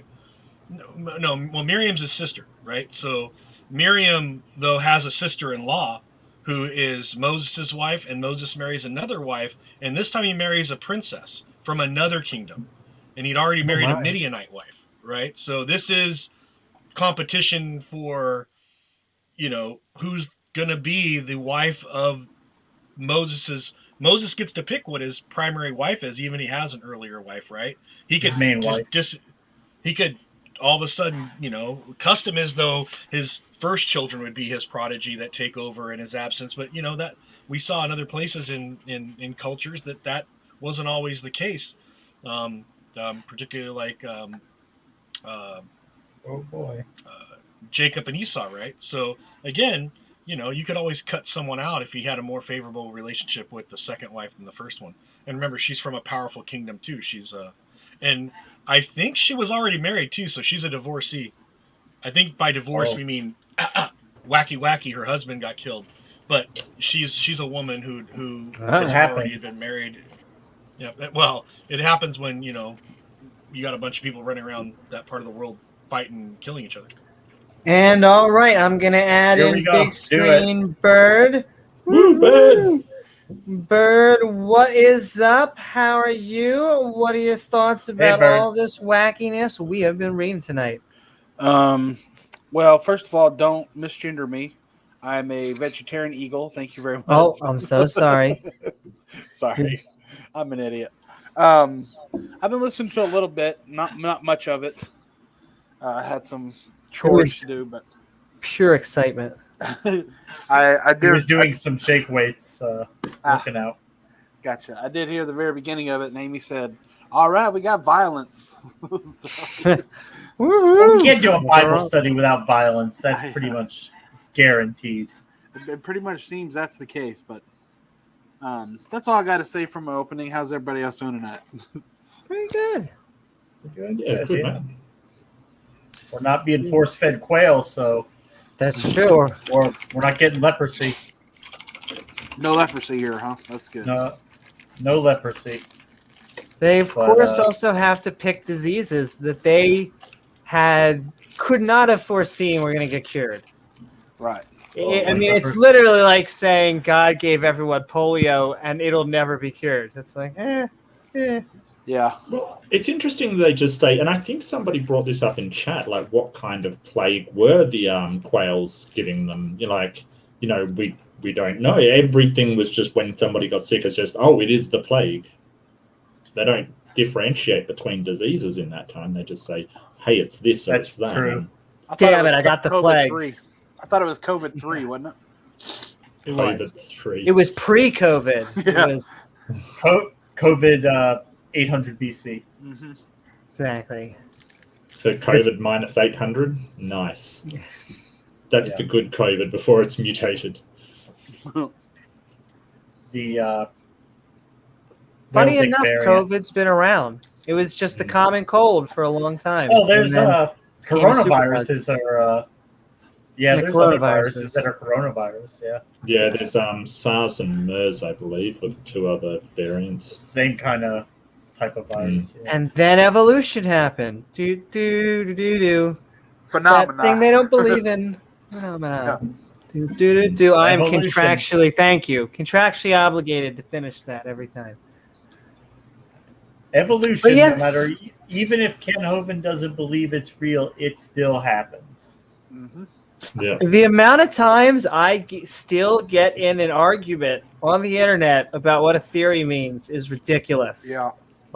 We just got in one of those last week on the Discord with one of your really acolytes. Yeah. I got one in this morning from Mr. Business. I'm like, dude, you and Mr. Business were going at it for a while. That was That was impressive arguments, though. That was getting That bloody. was really good. Mm. Gotta get you. Scrolling down, it Yeah. damn. Oh, I they actually going around? am kind of, yeah. I scrolled down so far, I sprained my finger. They were going at it. Look, you got to warm up that scroll wheel finger, man. You got to work it out. Do a bit some before you start. calisthenics. Oh yoga. yeah. Locked Can't into just this position. dive into that You know, shit. Yeah. You know, mid for when you're talking to the mid-turn. Christians, that Yeah. finger, you know, that Bible finger. Yeah, it was funny. Oh, I feel like he's a troll, and kind of. He I don't is, know. but he might have something to contribute. We'll see. I mean, which is totally fine, but I was just using his logic to prove to him that what he's saying is not correct. I mean, so. He's like the one guy Loves who the said throne. the Big Bang is a theory, is just a guess. And then Nick actually went in full bore on that one last week with Cosmic. Talking about the flat Earth. Yeah, we got into the flat Earth. The Big Bang is just a theory. It's like, That you know whole what else sentence. is a theory? Germ theory. You know what else is a Exactly. theory? So Plate tectonics that's what I is a kept theory. on nailing Right. on. Is it's like, yes, just germ theory of disease, and they then with no sense of irony say, well, that's not a theory. Yeah. Like, And Yeah. actually, what is it then?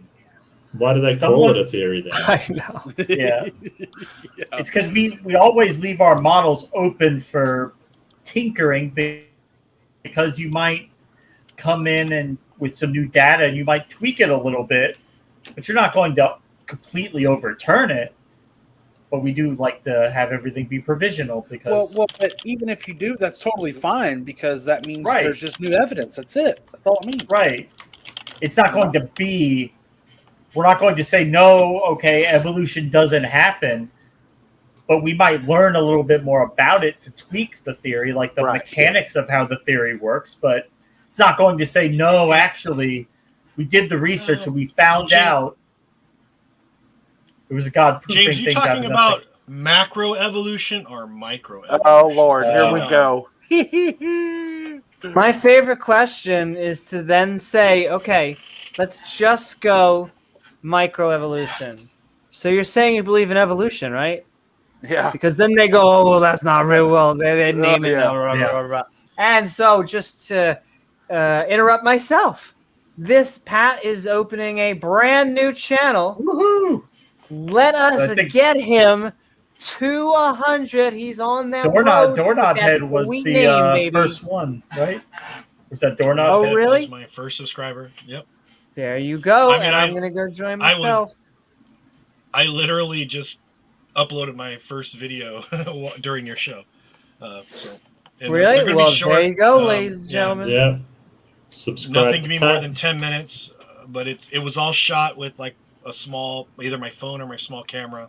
It's not going to be overly professional, but it will take you to some sites. Particularly, the first series is going to be more megalithic, Neolithic, early Bronze Age, that you probably would never go see on your own because I had to find these places in very obscure ways. They're but it was secret. part of my survey this summer.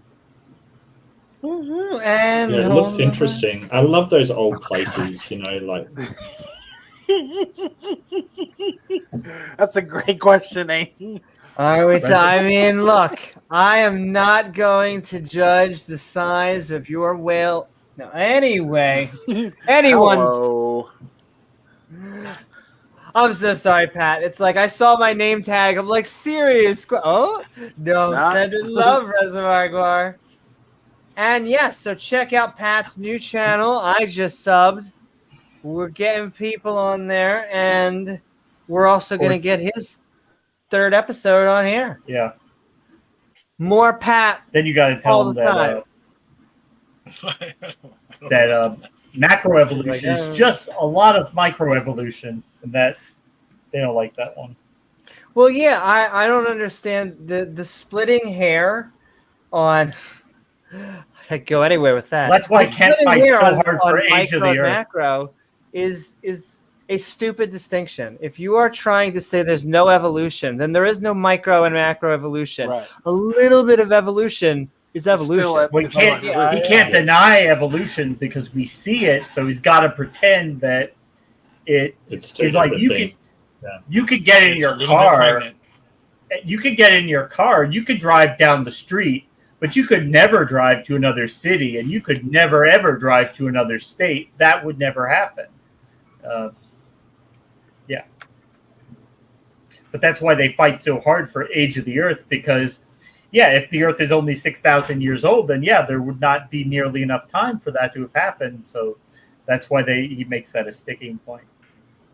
But it's interesting that Hovind says that lions turned from vegetarian lions into carnivores, and which I pointed out in my debate. You've got not a change of species, not a change of genus, not a change of family, but that is a change of order. It's not a big deal, though. It's not a big deal for God. But the whole point is, we've never seen speciation, and what he's talking about is a change of order, not just species or genus or family, but a change of order, which is so much more than speciation. But that's a small change compared to everything coming from a dot of nothing, right? Right, Mark? Yeah. You believe all the animals in the ark were in a dot of nothing, smaller than a period. He's just saying, look, I got nothing for you. I can't give you anything that's going to make that work. But instead, let's talk about the Big Bang. Right. Yeah, it's a red herring. It's just something thrown out to distract from him not being able to address it in any way. It absolutely is. And you know, it's they always do this shtick, you know, and Nephilim Free always gets into evolution and these cells and, you know, oh, but how did the proteins link together, a kind of thing. They always John Maddox kind of shit. Yeah, absolutely. And it's because, like, what I find particularly interesting is that, you know, they go, oh, how did proteins all straight? And it's like, well, we don't know. But let's look at that in reverse. What's the actual process for God doing it? The answer isn't, I don't know. It's also, but we don't need that. If we just say God, we don't need any explanation whatsoever. But you do, even though you can say, hey, we've got multiple hypotheses and, you know, these ideas, you have to provide the exact technical, you know, process for how that came about, but they're under no obligation to, and that does make me irritated. It's the John Maddox fallacy, which is to say, if you can't tell me right now exactly how a biogenesis happened, then you have to regard my hypothesis of a deity farting animals out one at a time as equal with modern science. Right. You know. Right. And they're not providing any sort of process for it happening. God farted them out one by one, and Adam named them. There you go. Right. That's it. So Dr. Otangelo said so. Yeah, and so the question could be, well, why do I have to provide a process when you clearly don't provide a process for it either? Or it's the same thing. Why did the Big Bang happen? Where did the energy come from? Where did anything come from? It's like, well, where did God come from? Oh, we can't know. He's too big, too complicated. We can't understand God. We're just people, Amy. Well, I find you go, well, where was God created? Well, they'll be like, well, no, he's always been. Oh, okay. Can the universe have always been? No, everything has to have a cause. Exactly. Oh, what about God? No, that thing doesn't have a cause. That's special.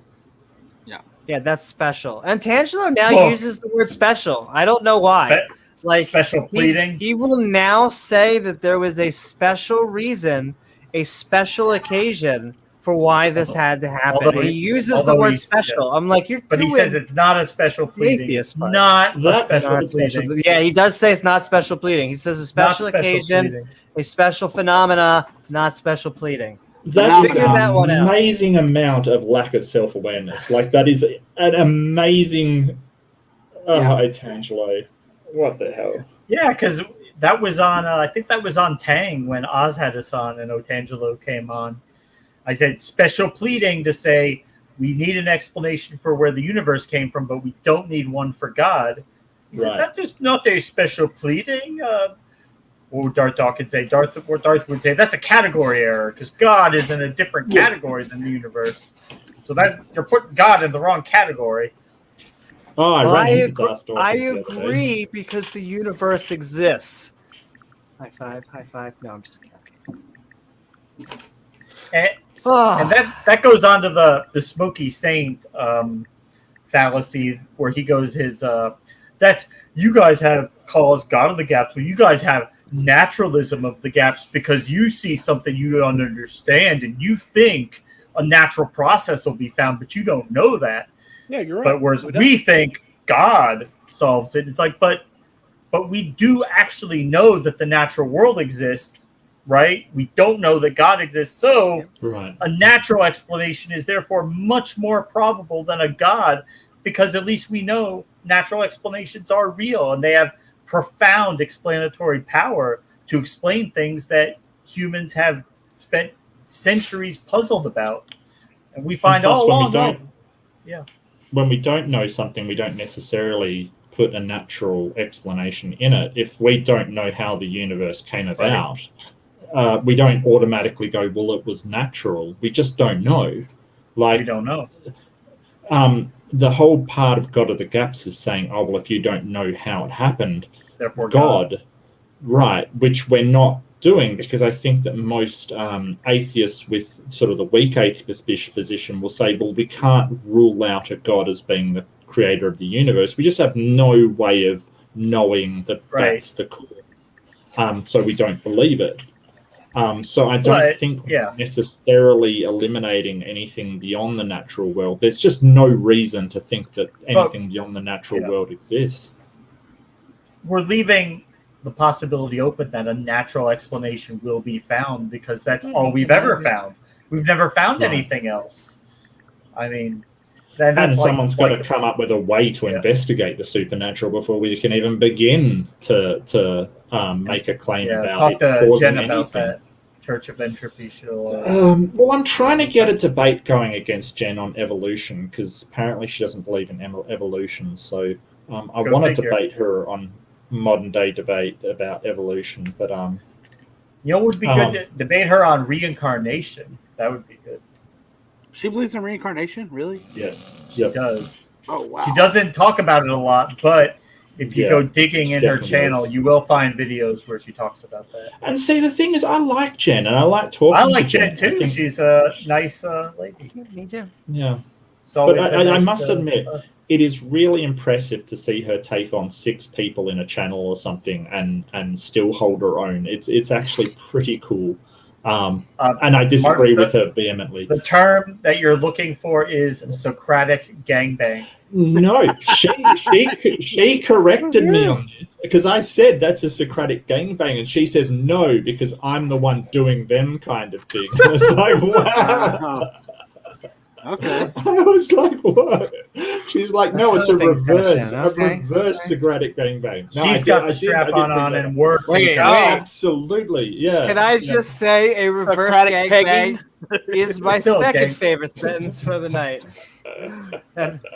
If not topping everything the Bible has said. Okay, so from a reverse Socratic gangbang to why glory holes in the confessional booth. Woo! I know, glory hole babies. And all right. There was a hole in the Shroud of Turin.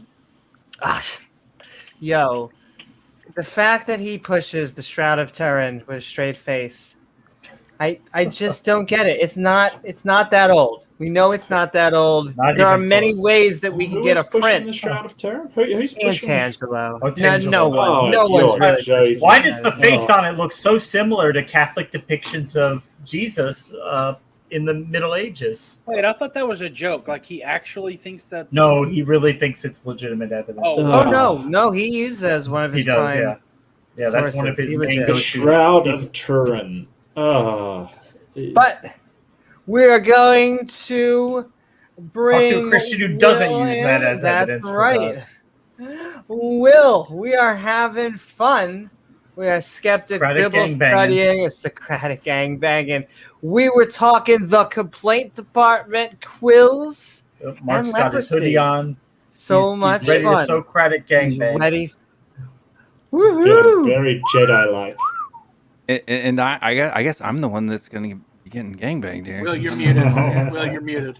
I'm not muted. Absolutely. He's not We muted. can't What hear are you you. talking about? Oh. You're muted, Will. We can't. Bird's just Bird. Bird, you are a troublemaker, sir. But I will admit, I have no That idea what quail. you guys are talking about.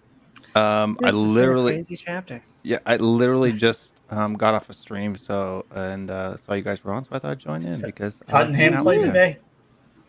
They did. They won. Right now, they're Did they top of the win? league.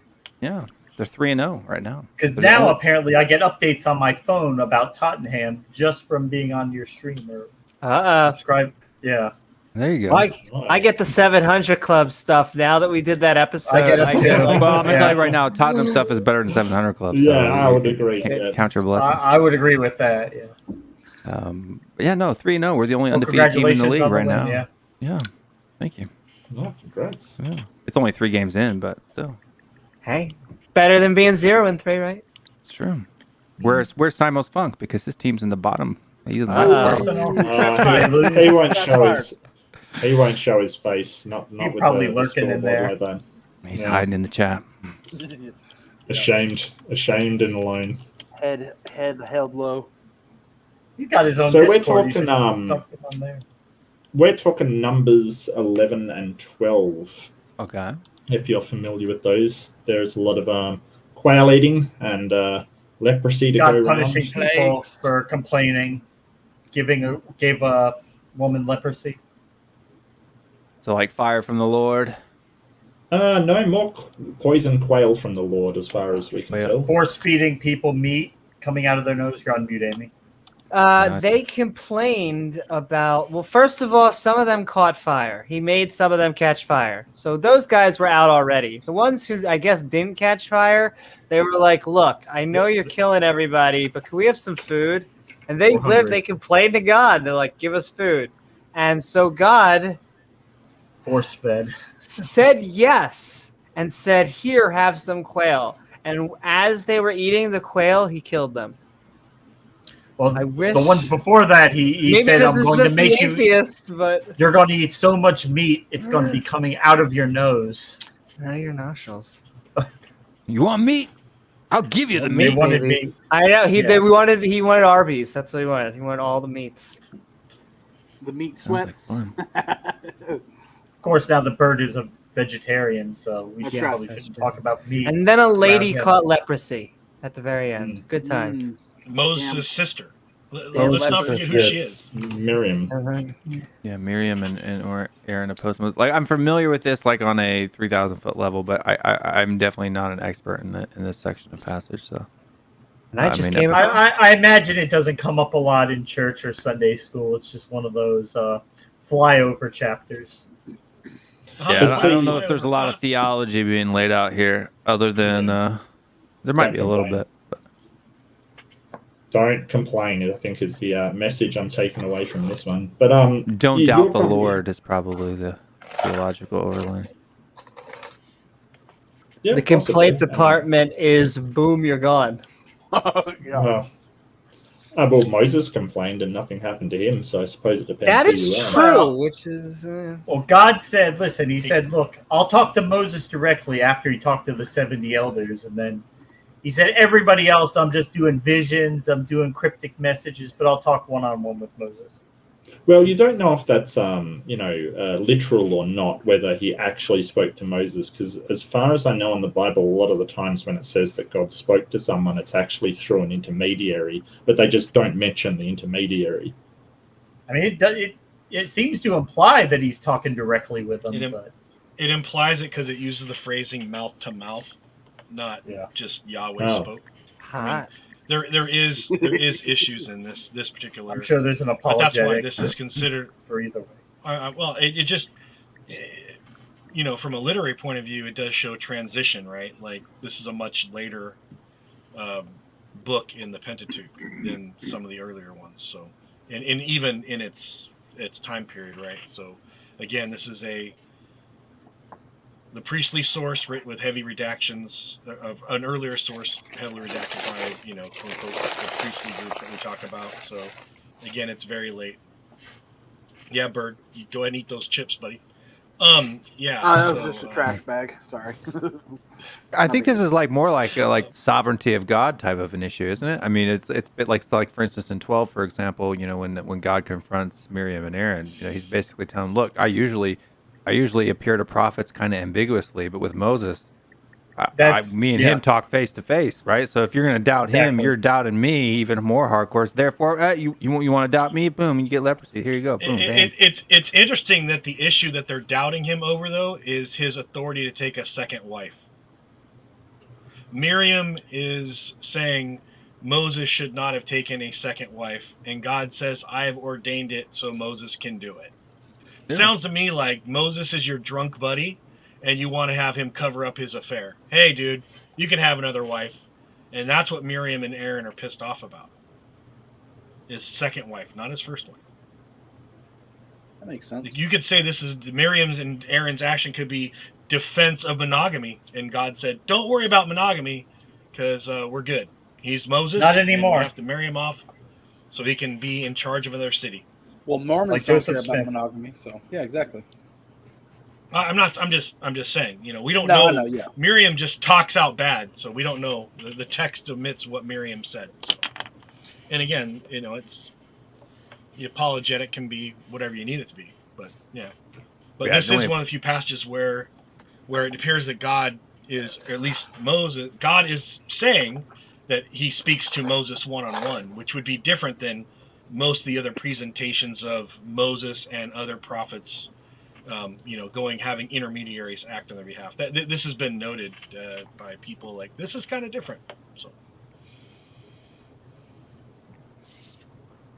Yeah, I mean, for me, my apologetic is always sovereignty of God, right? Yeah, and weak. Yeah, but your position is a lot stronger than people that claim that God is omnibenevolent or at least maximally benevolent. So this obviously, couldn't be construed as benevolent in any way, especially because it's really strange because Moses has to then beg for her to be healed, kind of thing, which I don't know. It just seems absolutely psychopathic. You want food, I'll give you food. Now I'll curse you, and you're all gonna die. And then you speak out, I'm leperizing you. Pretty nasty stuff in my opinion. I'm glad that was an adjective. That's a funny adjective. Thank you. Leperizing? That's new. Yes, leperizing. I mean, Moses the Bible, folks. Too, why am I responsible for all these weirdos? That's what he basically. Yeah, well, as I said, you probably missed my intro, but I basically said it's like any corporation when there's a massive problem and people are complaining, you immediately call a meeting, spread the blame out, and it looks like that's what Moses doing. He gets 70 people together and says, "Hey, we should all share the blame on this little excursion that's going horribly." Isn't it terrible? We all messed up, guys. Yeah. Yeah, I mean, it's kind of. I think it's kind of. I think the story kind of actually even reflects, and maybe even the kind of the modern church, right? We were better off here, we were better off there, and it's kind of like, it's kind of comes down to just basically not the first commandment, right?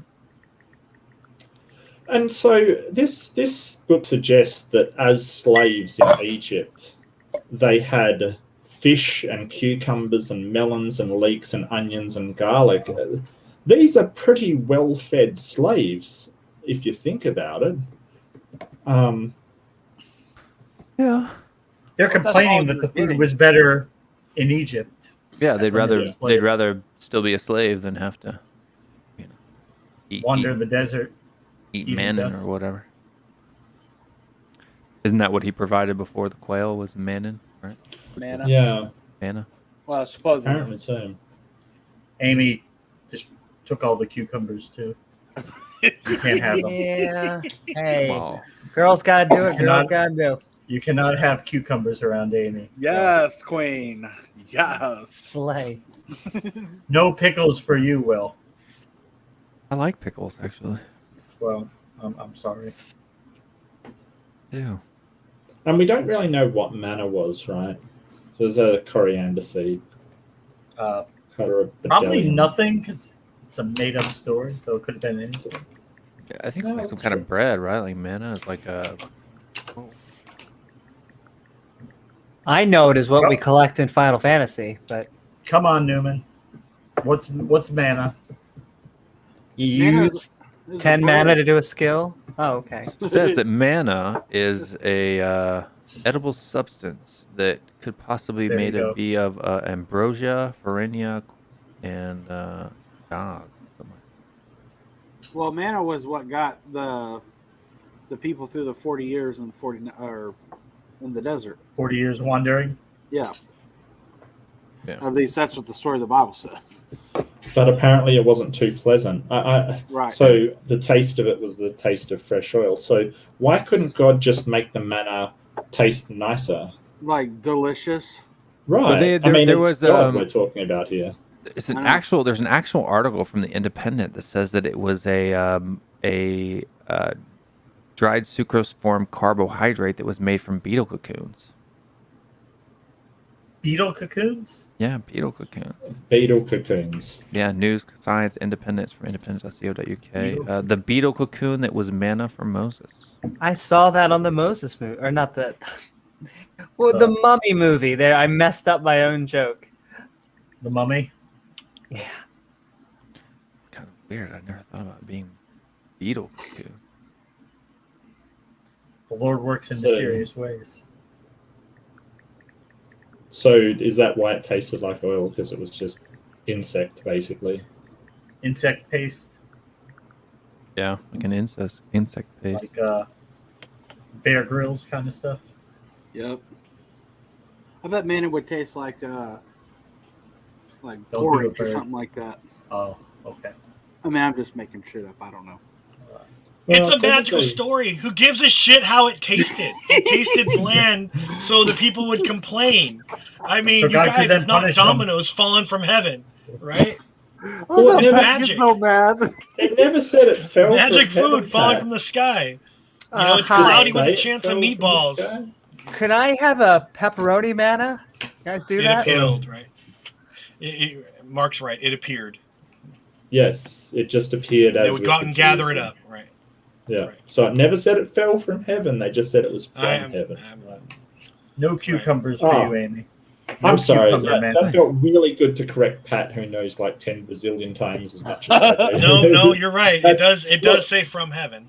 Right? Look, I Says, gotta revel in knowing something. All right. There's also Someone said they was Pat. mushrooms. there's also an article from the Sure. Smithsonian, surprisingly from the Smithsonian, and it says, according to the Times Magazine from 1927, Dr. Fritz Bodenhammer of the Hebrew University Science Experimental Agricultural Station said that it was a sulfur-colored drop that was made of 3 different sugars, so being a simple carbohydrate that Right. was, let's see, and apparently there were some cultures who continued to eat it. My only after the question fact. is, how the fuck would he know? I have no idea. He said mean- the Bodines on the Sinai Peninsula continue to harvest and eat manna as described in the 1981 Torah Modern Commentary published by the Union of Reformed Judaism. Oh, I just found an article. This might be interesting. No one gives a shit. Yeah, no, and I agree with Pat. Like, it doesn't really matter what it is. It's interesting to talk about, but it doesn't. Look, we've got a whole bunch of hypotheses over Who is that guy what posting? this stuff actually is, right? Was that the preacher who was sending links to non-scientific articles? I think that was the preacher. You mean Otangelo? I was gonna say, you mean creationists?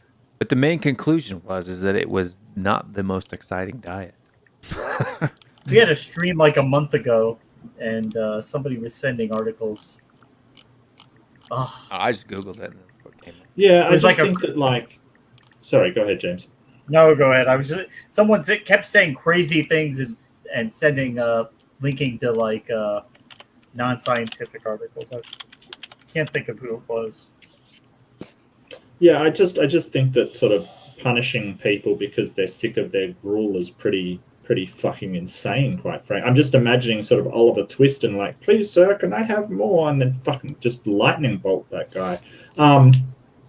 Crazy stuff. Well, I think it was more like they were given something and then they were complaining about what they were given, right? Instead of being thankful for the fact that they were given something, they were complaining about not having fish and garlic and all that other stuff. I think. Let's be thankful we spent 40 years in the desert and an all-powerful God that could change our situation the snap of his fingers. Mm-hmm. Yeah, that makes sense. Or it could just make it more palatable in a heartbeat, but doesn't. Well, under my theories, he made it unpalatable in person in order to revoke that response, right? Well, yeah, I mean, under your system, he would have to, and the response would be something that is already determined. So, which is why I say you've got a much stronger basis than someone that says, "Oh, but it's a good thing." You know, it's like, well, not so sure about that. Yeah. But that's why I'm an evil baby killer. You are. Yeah. Okay. Yeah. I thought that was us atheists that were evil baby killers. I thought that apparently was not. Apparently, it's me. No, it goes Calvinists, atheists, and then pagans. In that order. Really? Yeah. I thought atheists were below pagans. I don't know. I've never paid much attention to the hierarchy of evil people in the Christian worldview. The demonic hierarchy. Yeah, the demonic. For people who believe in omnibenevolence, it's Calvinists, for sure. Then maybe atheists, and then maybe pagans. Maybe. Okay. Yeah. Who is that? Got the omnibenevolent guy? That was the guy last week who was stuck on that kick. Bible for the win, something like that. Yeah, Bible accounts for the win, or something like that. Didn't that Bible guy just account. ask the same Biblical account for the win. That's what it was. He just asked the same thing over and over and over ad nauseum. That was that was absolutely how can you ridiculous. Refute the definition? Yeah, refute the definition of God. Oh yeah. Yeah, I mean, I was watching that and I'm like, well, Immanuel Kant did that with a simple reductio ad absurdum. He just basically said you could insert anything into that definition, it would still work, thereby refuting the definition. I was talking to some people on a Discord server and I said I could insert my pants into that definition and just say my pants are the basis of all logic and reason and all powerful and stuff. And plus they're more powerful than your definition of God because they also cover my ass. Right, but Darth would say, by what worldview do you reject our worldview? That's what Darth would say, right? Well, if I'm using logic and reason and my pants are providing logic and reason, then I have a basis for rejecting your worldview. You could say the triomni pants worldview. That's what you could say. Well, I don't need a triomni pants. I just define my pants as the source of all logic and reason, and then I don't need any of that stuff. And it's just like okay, it's a stupid argument. Like, don't get me wrong, it's a dumb, stupid argument, but it is his argument. You know, like that's the exact. It's all he's got. He's making. It's all he's got. It's just basically claiming that he has a source of logic and reason, saying that's all powerful, and then claiming that gives him dominion over all the argument. Learn to read ancient Sumerian. Is that for me? I watched that video today, part 2, on Oz's channel with Dr. Josh. Yep. Yeah. I'm just trying to change the subject. Live. So. I will watch it. It was a good show. Yep. Today with Dr. I like Dr. Josh. I like all of you guys. Aw, we like you back. Thank you. Yeah, sometimes. It doesn't have to be reciprocal, but I appreciate that. I had to read a book. I had to read a book to get ready to even take the class. I had to read this book, which is an introductory book to cuneiform, to get ready for this book that's on cuneiform. Why do you read cuneiform? Do you speak any other languages, Pat? Or no. Oh, okay. What can you tell us about cuneiform? What do you want to know about cuneiform? I mean, I understand how it's made. I understand, various textual transmission stuff, cultural. I mean, I'm also interested in the anthropology. That was one of the things I was talking to Josh about, Dr. Josh about, regarding, the stuff from the Oxford Handbook of Cuneiform Culture. I really was kind of amazed. I'll actually pull it up and that you guys, You're going to be on with Nick and Dr. Josh coming up, right? Oh, that should be good. Yeah, Richard Carrier and Dr. Josh. Oh, and Nick too. Yeah, Nice. that's on Tuesday. On Nick's channel, or so, I thought you're going to be on there. Yeah. Is that in wow. time? I think. In time. In time, and then Dr. Josh and Richard Carrier and I are going to do an episode in October. Now, how badass is that? Pat, Dr. awesome. Carrier, and Dr. Josh. All-star. Yeah, that's going to be. I'm that's going to be epic. I'm just leave Nick out of that. Yeah. The freak. As much as I see you in here, I am absolutely offended that you don't know my name. His name is right behind his head. It says Will Stewart. Yeah. No, I was going to talk to him about a Rod chapter Stewart's in that brother. book, that's about literacy and gender. Really prominent scholar, Bridget. I'm hoping it's not Brigitte, but I think it's Bridget Lyon. Dr. Lyon actually wrote the literacy rate among affluential women in ancient Mesopotamia when it came to Sumerian and Akkadian seems to be fairly high. So unlike some other Mediterranean cultures, women's literacy rates seem to be not equal to men, but at a much higher rate than counterparts in other literate societies, which is kind of a testament to some more egalitarian nature of how, particularly among the upper crust of society, was approached. Are we allowed to mention your BOOK that's coming up? Yeah. I mean, now it's I got the approval to start official talking about it, so I'm going to pimp it as much as I can. Nice. So Pat Lowinger has a book coming out about the subjugation of women in the early Christian church. It's going to be great. You finally got it done. That's awesome. Yeah. When's it going to be out? Well, it's either the end of February, beginning of March, but with COVID, everything's a little flexible. Yeah. I mean, I'll be honest, that's I have to have it in to everybody. It goes through multiple revisions and multiple reviews, but I have to have it complete where I sign off on it in early December. So, awesome. I mean, I want the first copy. Half of my chapters have come back now, and they're done. Like they've gone through first and second edits. So there's about 5. It's 11 chapters, but one chapter is like an appendices. Yeah. So there's Doorknob Head will probably very be the cool. first sale. I don't know why, but I keep. Going to make some religious people very mad, Pat. Oh, I don't think so. Well, it might, but I'll tell you what I think it might do. It might, if theists read it and they're more progressive, I think it might challenge them to at least look at how did some of the strictures in church get formalized if there's problematic anthropology and problematic transmission of the text, right? Will and I have talked about this before. Like if Will, I'll use someone else. If Steve is a theist and Steve is becoming more and more experienced in textual criticism, and Steve goes, well, we know this letter of Paul was written by Paul. We know this other letter attributed to Paul wasn't attributed to Paul, and there's discrepancies between those letters. There used to be a really ad hoc rationalization of equality in a lot of Christian theology, and I think if you're going to be the most genuine textual critic, even as a theist, and you go, well, we know this is a genuine letter of Paul, and this other one wasn't written by Paul. It was kind of pushing a different theology that might not be mainstream Paul. It gives even a theist some room to kind of measure and weigh when there's discrepancies in text, which way they want to go. And so I'm hoping that will, because I think I know I told Will this. I grew up thinking Paul was a misogynist. I really did. I thought Paul was the worst person for women. And once I started doing some really detailed text analysis, and I'm not going to say Paul was the most progressive guy when it came to women, but a lot of the negative thoughts on Paul actually aren't Paul talking. they're people saying they're Paul. They're Spurious beautiful writings. Paulines, right? These are as Bart Ehrman would say, forgeries, right? Pseudographic text, but People pretending to be Paul. you know, and so you can, if you want to, if you right, and so if you take those texts out and then re-examining Paul's letters, Paul's a little bit more.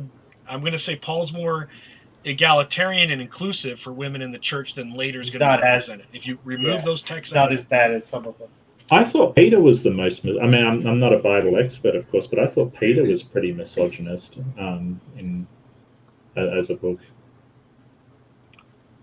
Well, people don't think Peter Whoever wrote First, Peter Second, was- Third Peter either. Yeah. So. Right, yeah. And so Peter saying what anything Peter is really problematic. We don't know. No one thinks. I think Pat and I talked about Peter. I think Pat and I talked about this too. I think that there's maybe a little bit of confidence, or maybe I wouldn't say confidence, but there's some room to debate on who wrote First Peter. But like people are pretty sure that Second and Third Peter are not Peter, right? Yeah. That the if you were going to defend any of the books as being original, First Peter is your best one, and I'd say scholarships. I don't want to give percentages, but that seems to be the biggest area, even among non-biased textual critics, right? They're just Peter's a hard one. First Peter in particular is a hard one. Yeah. But Second and Third Peter, which are the more misogynistic texts, they're not. A hard Peter. So hard. So to tie back in with the discussion we're having, what is the main argument as to why Moses was fictional, Pat? What was the main thought behind that? Well,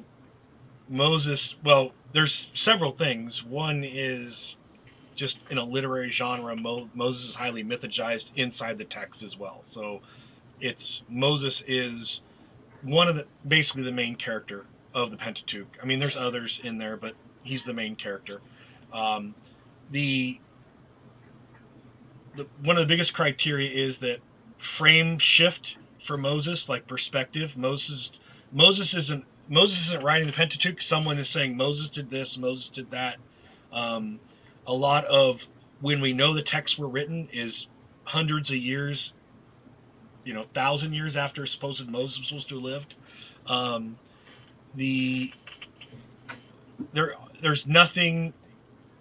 There's no extra Toric or Pentateuchal sources for Moses, and there's no real archaeology to support a lot of the Moses actions, the Mosaic actions, things Moses was supposed to have done. If he really did all these things and they wiped out all these people and fought all these great battles, there should be an archaeological record. The Exodus is largely disputed, and if you don't have an Exodus, you probably don't have Moses, or you don't have a Moses as it's reflected within the Pentateuchal sources, right? So there's a lot of people much smarter than me that have taken a lot of time to study it, and there's issues with composition, right? Like we got JEPD source theory, which again, when you start looking at the different sections, you can start seeing older, younger, redacted. Right.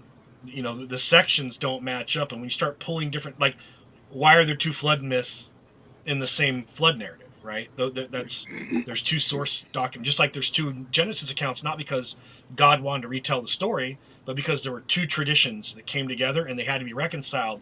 Now, there's two ways you can do that. Like in the Noah narrative, the two sources go, okay, let's put them in together with each other, kind of jigsaw it here, jigsaw it there, and kind of conflated them, right? Amalgamation. In Genesis, right? In Genesis 1 and 2 and into 3, what we have in those texts, and the reason I look more into those is because that flood mythology, I'm comparing it to other regions of the Mediterranean, is the issue is there's one account, but you can't really reconcile with the second account, so you put one then the other, right? You just put one, and then you put the next one to it, and you read both of them. And if you're reading it just as source material, for like myself, I actually find that very comforting as someone studying the history, that there's multiple sources, which shows a multiple avenue of tradition, projection of cultural mythologies, right? So that to me, that's a good thing.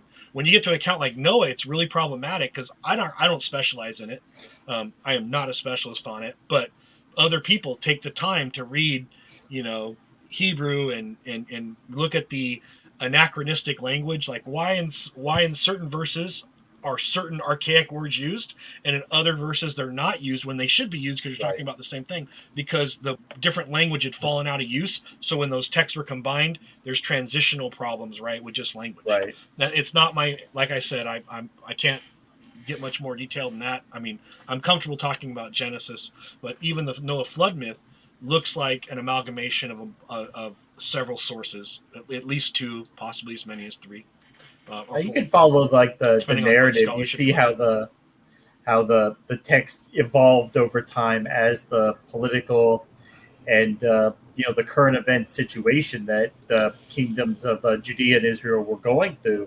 It evolved over the years and to fit their political needs at the time. And I'm not done with my. Oh, sorry. Go ahead. Go ahead. No, I was just saying. Oh, there we go.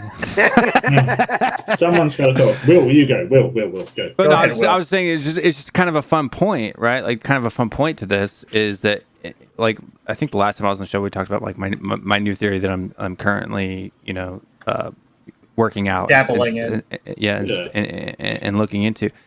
Another aspect that I've kind of added to that is if reason is tied with the fall, right? If our ability to reason is tied with the tree of, or the knowledge of good and evil, if that is something that God has given us as reason, would it not also be reasonable that God has intentionally made, like when I mean like inerrancy of Scripture, it's not that it's like my definition of inerrancy of Scripture isn't that there aren't any contradictions, it's that it's exactly what God wants it to say. And if he had given you reason, if it was crystal clear that this is true, would you be able to think it's foolish? But if he has purpose for some to find it foolishness and others to find it to be true, okay, makes it look foolishness. Exactly, it makes it look foolish. It's that's intentionally a reasonable interpretation. Yeah, it's intentionally played. It's intentionally worded the way that it is to make it look foolish to those who he has not predestined to believe, and made to look reasonable to those who he's predestined to. That sounds like bullshit, believe. Though. Well, yeah, but the logic follows, I think. Well, yeah, but that's so. Like the whole thing of, God could have put fossils beneath the world and then aged the world to make it look billions of years old. Dinosaurs. Right, and it sort of goes along the lines of last Thursdayism, if you've ever heard of that, or last Tuesday. I can't remember which one. I don't think that's necessarily necessary, right? I think that there's just enough. There's enough ambiguity in the text that one could reasonably. I think that your guys' rationale, your reason for its foolishness, is reasonable. I think it's a reasonable conclusion, right? Right, but the whole point is that it's impossible to tell at that point. If you have a all-powerful God that makes it look fake, right? Right. Exactly. That you can never tell whether it is in fact fake or whether an all-powerful God has made it look fake. Because presumably that all-powerful God would make a simulation of something fake so indistinguishable from something actually being fake, you could never tell the difference. So the question would then be, how do we tell the difference? Faith. That's the only answer. Revelation from the Holy Spirit would be the only answer. Well, acclaimed revelation. Because you can't share your revelation with me. Right, it's a personal revelation. Will's saying a revelation. To us, it's a claim, but to him, it's obviously something more than a claim, and that's fine. Personal revelation would be the answer. It's just not convincing to other people because they don't have that same experience. Right, but I mean, but that's I think. But would it make sense that you would think it's foolishness if it was crystal clear? Does that logic follow? If God's given all of us reason from the fall, would it make sense that if it was crystal clear, undeniable, that you, even without faith, would find it to be foolishness? Well, that's like saying, if God gave us undisputable evidence, whatever form that may be, would it be reasonable to pay attention and to believe that? Yeah. Of course, it'd be reasonable to believe it if we had sufficient evidence. Exactly.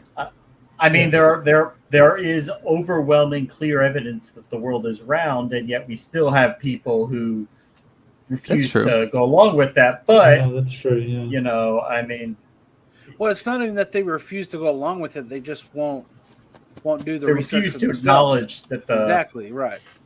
the overwhelming amount of evidence that Yeah. we live on a round spinning ball Earth. But Yeah, I mean, for me, it's like I've never been to space. So have I witnessed the Earth being round with my own two eyes? No.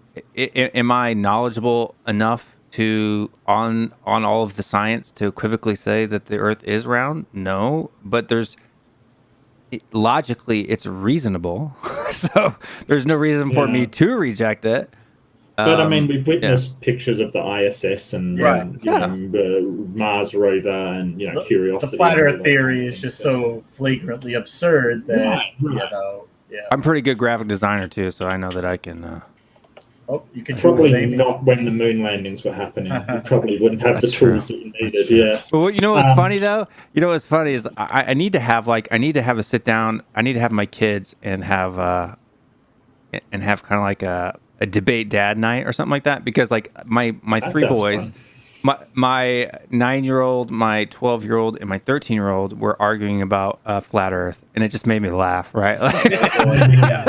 Now, that sounds like a wholesome family debate night, unlike the preacher's debate night with his kids. No, it would be fun.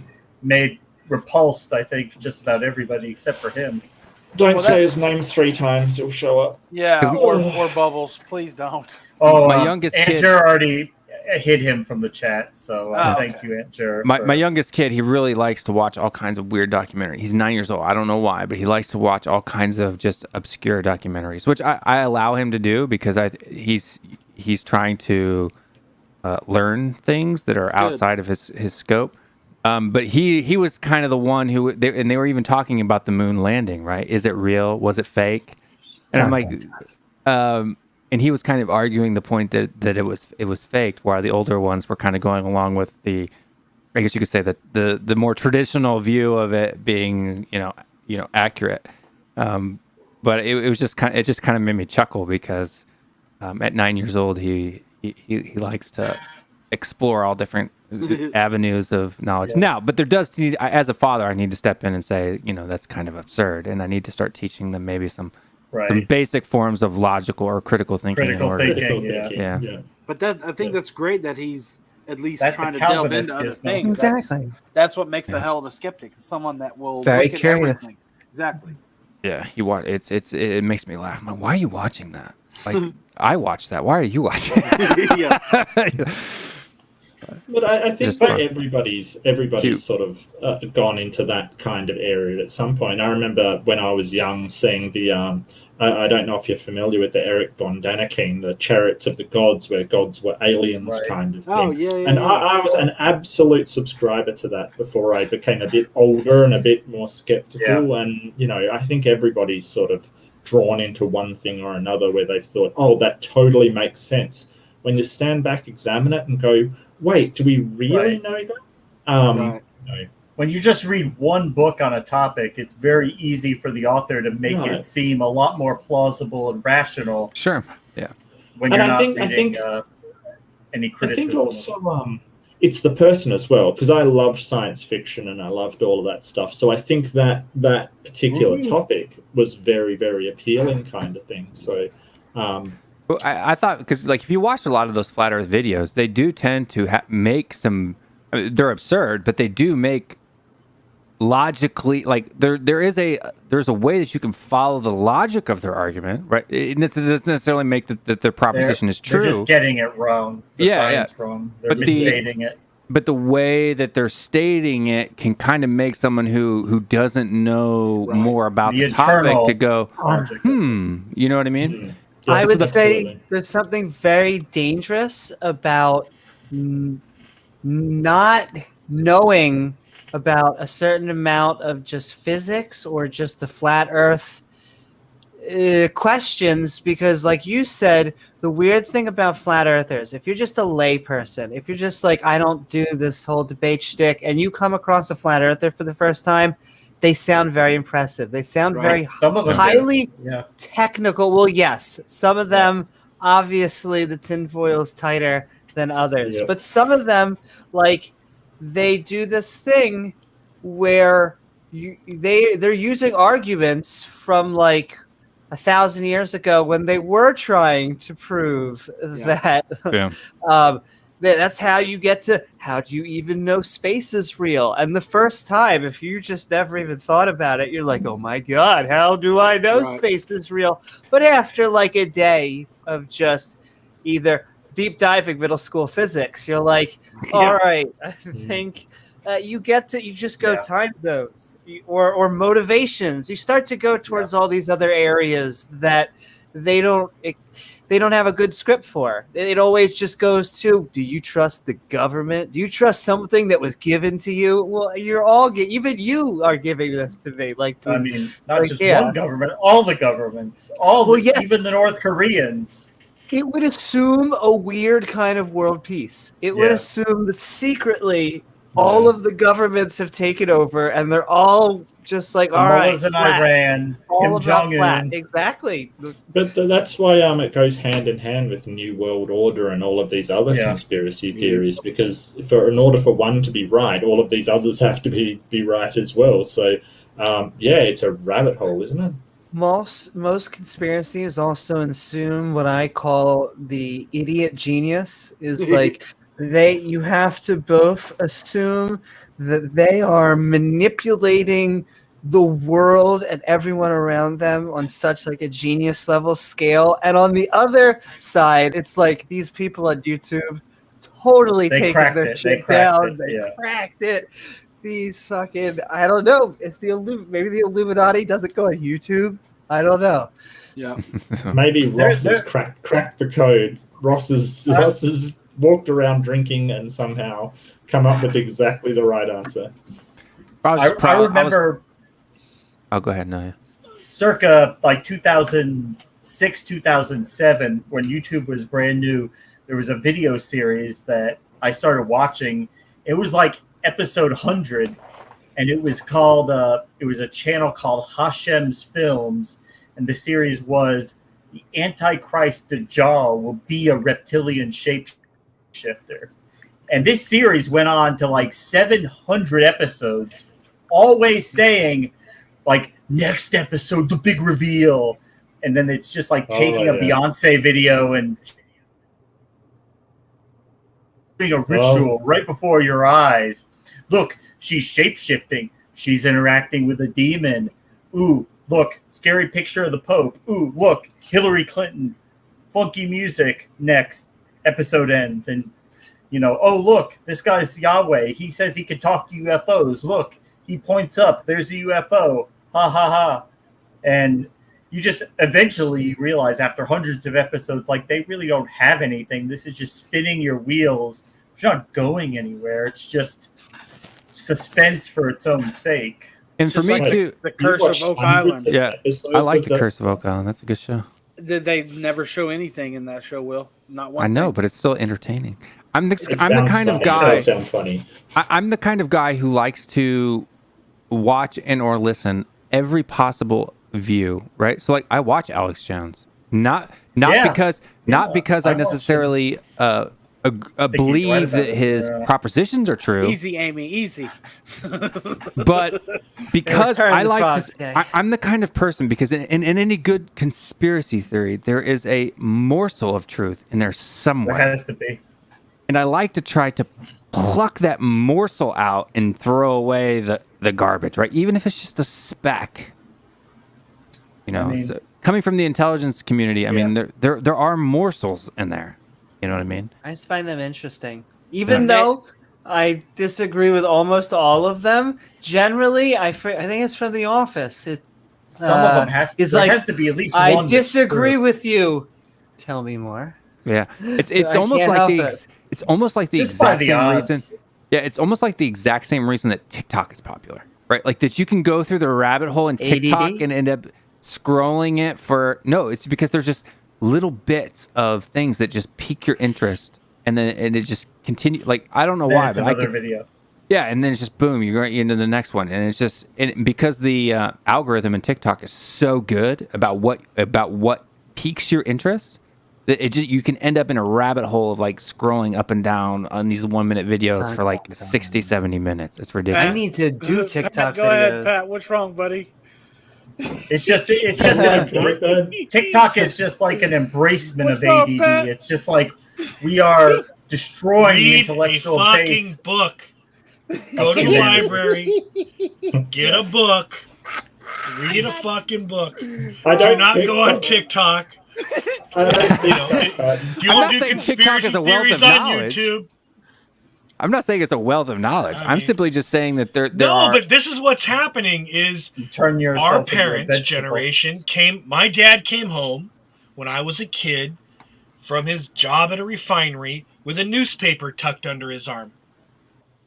Right? He read the evening paper. That's what him and my mom did. They split the paper into two parts. They'd read it, and certain parts of it would go back and forth. I watched TV or played with whatever was when I was a kid. Now, we go on YouTube and watch how the moon landings were faked. This is why we have the issue we're having today. Get him, Pat. Is people? Oh, it's crazy. Yeah. I just See, for me too, the semester is starting, and I'm getting ready for all of my crackpot questions Right, from my starts students tomorrow. because they watched a YouTube video. but for me, but see, I don't know how old you are, Pat, but I'm assuming that you're a little bit older than me. Yeah, he's flexing his inner boomer. He's going. Go for it, Pat. Pat's 33.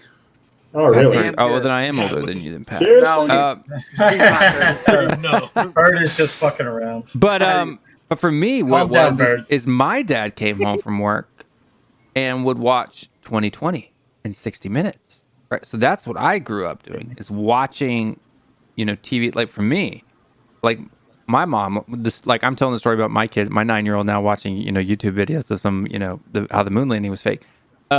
My mom would tell stories of me when I was growing up, how I would debate with her because I had seen something on 2020, right? Like, do you understand the difference there, though? 2020, why are we invading Grenada, right? Like, these are things like now kids are like, yeah, green cheese, if you mix it with Mentos and soda, it's just this crazy shit. I mean, it's just... Are you going to start mentioning Tide Pods? Is that? Oh, I'm telling you, that's exactly where I was going. I can watch probably Drink your bleach, Bird. 12 to 13 Vegetarian bleach. Yep. 12 to 13 hours a day. I can watch videos about a topic, like even like Tom Rabbit. I cannot watch Tom Rabbit for like, a month, and then literally spend probably 10 hours just watching every single video that he's put out. Like even when I first found Modern Day Debate, I didn't just watch them live. I would go back and watch every single video that he had ever put out. Right, like I just get in these obsessive compulsive, Binge watching, hyper focused watching things. And the only time that I actually even read is usually when I'm trying to either prove a point. The comments? Not the comments. I'm trying either to prove a premise or disprove a premise. And then I'll get in this hyper focused thing where I will read everything on that specific topic. Not because I'm necessarily want to read, but it's because I either have to prove it correct or prove it wrong, right? Like that's just the way that my brain works. That's what gets me. I read a lot of stuff, but it's not because I'm like, oh man, this could be interesting, right? That's not. I watch videos because it's interesting, and then I'm like, okay, this guy said something here, and I think that the logic doesn't follow here. Let me go see how I can prove him wrong, and then I'll go into a book that actually has, information, reliable information on the topic, and then go from there. But it's like John Maddox reading about evolution just to try to disprove it, not trying to understand it. Right. Yep. I don't know. I still read some fiction when I want to relax and stuff. I think just reading in general. I got to read for university, of course. It depends what you're doing because I won't be reading the same stuff as you, Pat. I'll be reading stuff on electronics and automation. Pat's and book. things like that. I hated school. I should. I hated school because the teachers were never as smart as me. Wow, so humble, Will. So humble. Did Amy, were you able to help Grumpy out with his keyboard?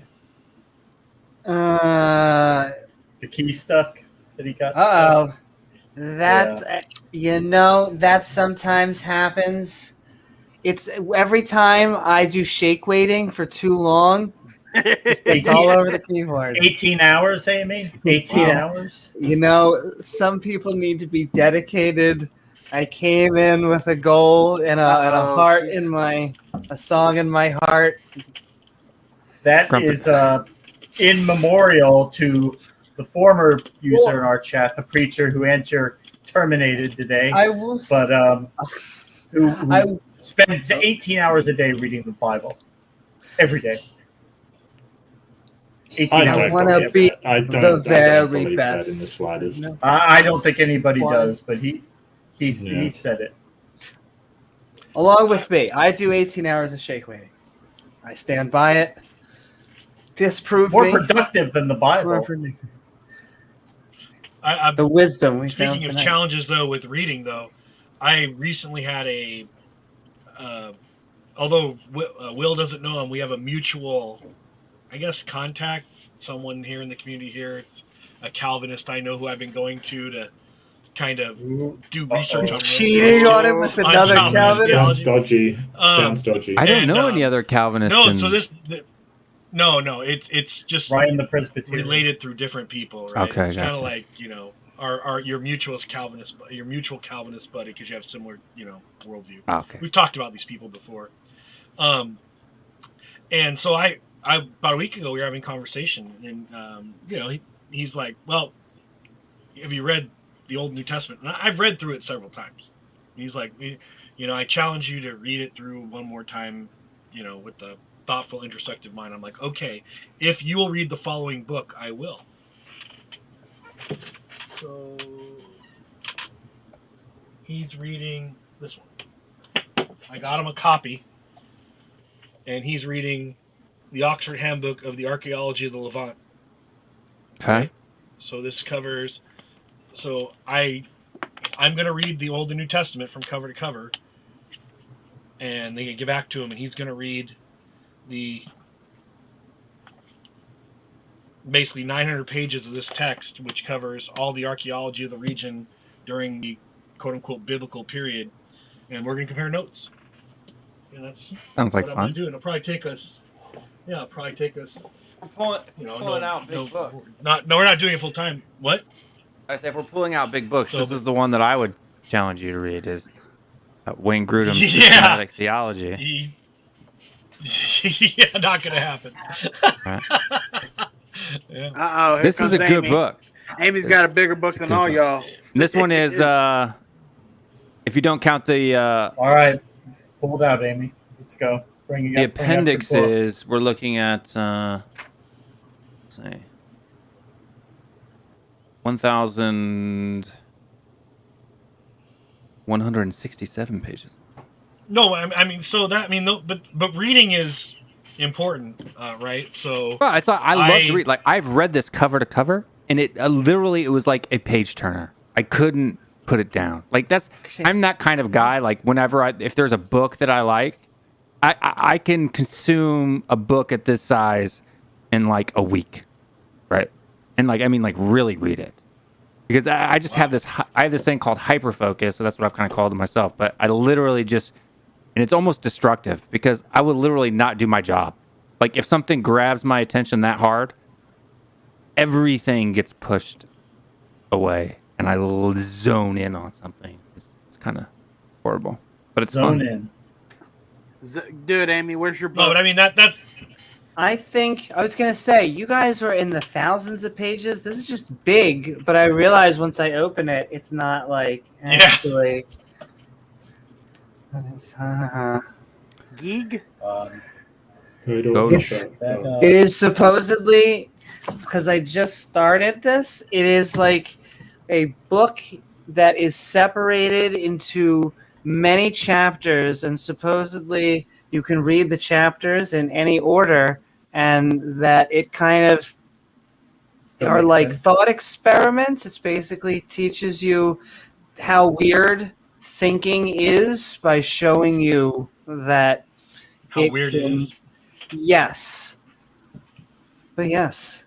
Yep. Yep. But those are kind of things like reading books versus what. I mean, again, we're on YouTube right now. I just launched a YouTube channel, so again, don't turn away from YouTube, everybody. But subscribe to my channel. Don't read. That's right, baby. Engage. Don't be led down rabbit holes of misinformation and conspiracy theories, things like that. It's not. I mean, it's not conducive for a realistic and well-founded worldview. You can be a theist, just don't go into conspiracy theories. I mean, I like conspiracies. They're fun. If I have to choose one or the other, but they're not. You can be the skeptic. But I'm skeptical of them. But they're yes, fun. exactly. That's where I have found the fun of it. Is I feel like if YouTube were reviewing this content, they'd be like, whoa, flat Earth. Oh, these schmucks are trying to debunk the flat Earth. Okay, go let them do their YouTube thing. Because we're on Team Science, and so I feel like we're like the R-rated version of MythBusters. That is how I view this. I love that show, MythBusters. Exactly. Great show. But you're saying that? But you can have crazy atheist stuff too. I just want you to know, like, there are some people with their. That's true. There's some atheists out there who go so far down the mythicist rabbit hole as far as like a big Illuminati conspiracy to invent Jesus, right? So you have old guys with white beards sitting around the table inventing Jesus, right?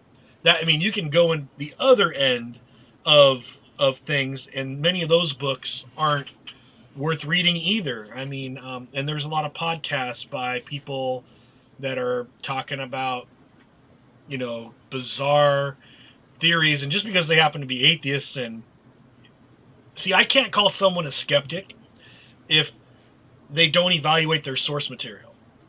Like, oh, well, I watched this video by this guy and he said, if you don't evaluate the source material that people are using, you're not being skeptical. I mean, that's part of what academics do. Like, there's some scholarship of people that I would have liked to have used in my dissertation recently, but I can't because they've gone outside the purviews of normally acceptable.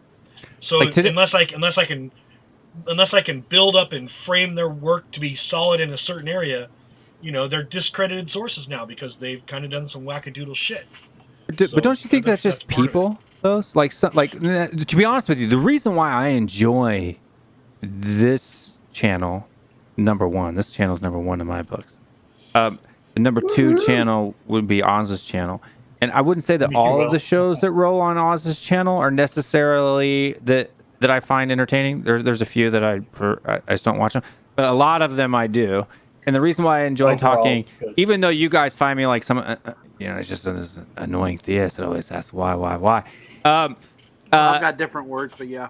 Yeah, I really enjoy talking with, like, in the Discord with you, Pat, and Mark, and Dr. Josh, and Dr. Jim, and all these people, is because I think that the people here, I would say, are above your average intelligence range, and that's not a disrespect to the people that are out there. I mean, you can take it that way, but I think that the reason why is because like even today, I on my stream, and if you go back and watch, there's about a 27-minute argument that I had with a guy who literally said, "But Will, all you do is talk about facts, and like you present all of these facts, and you think that that's true," and I'm like, "Isn't that what facts are?"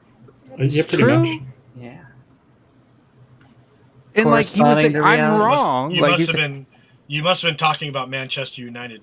Because no, it's about, so like I'm real big on statistics, because in sports the only objective measure that you can gauge something on. He's like, "Dude, I trust my eyes. My eyes can't be wrong." And I'm like, "Oh, come no, on. Have you ever heard of Hume's concept of induction?" And he's like, "What's that?"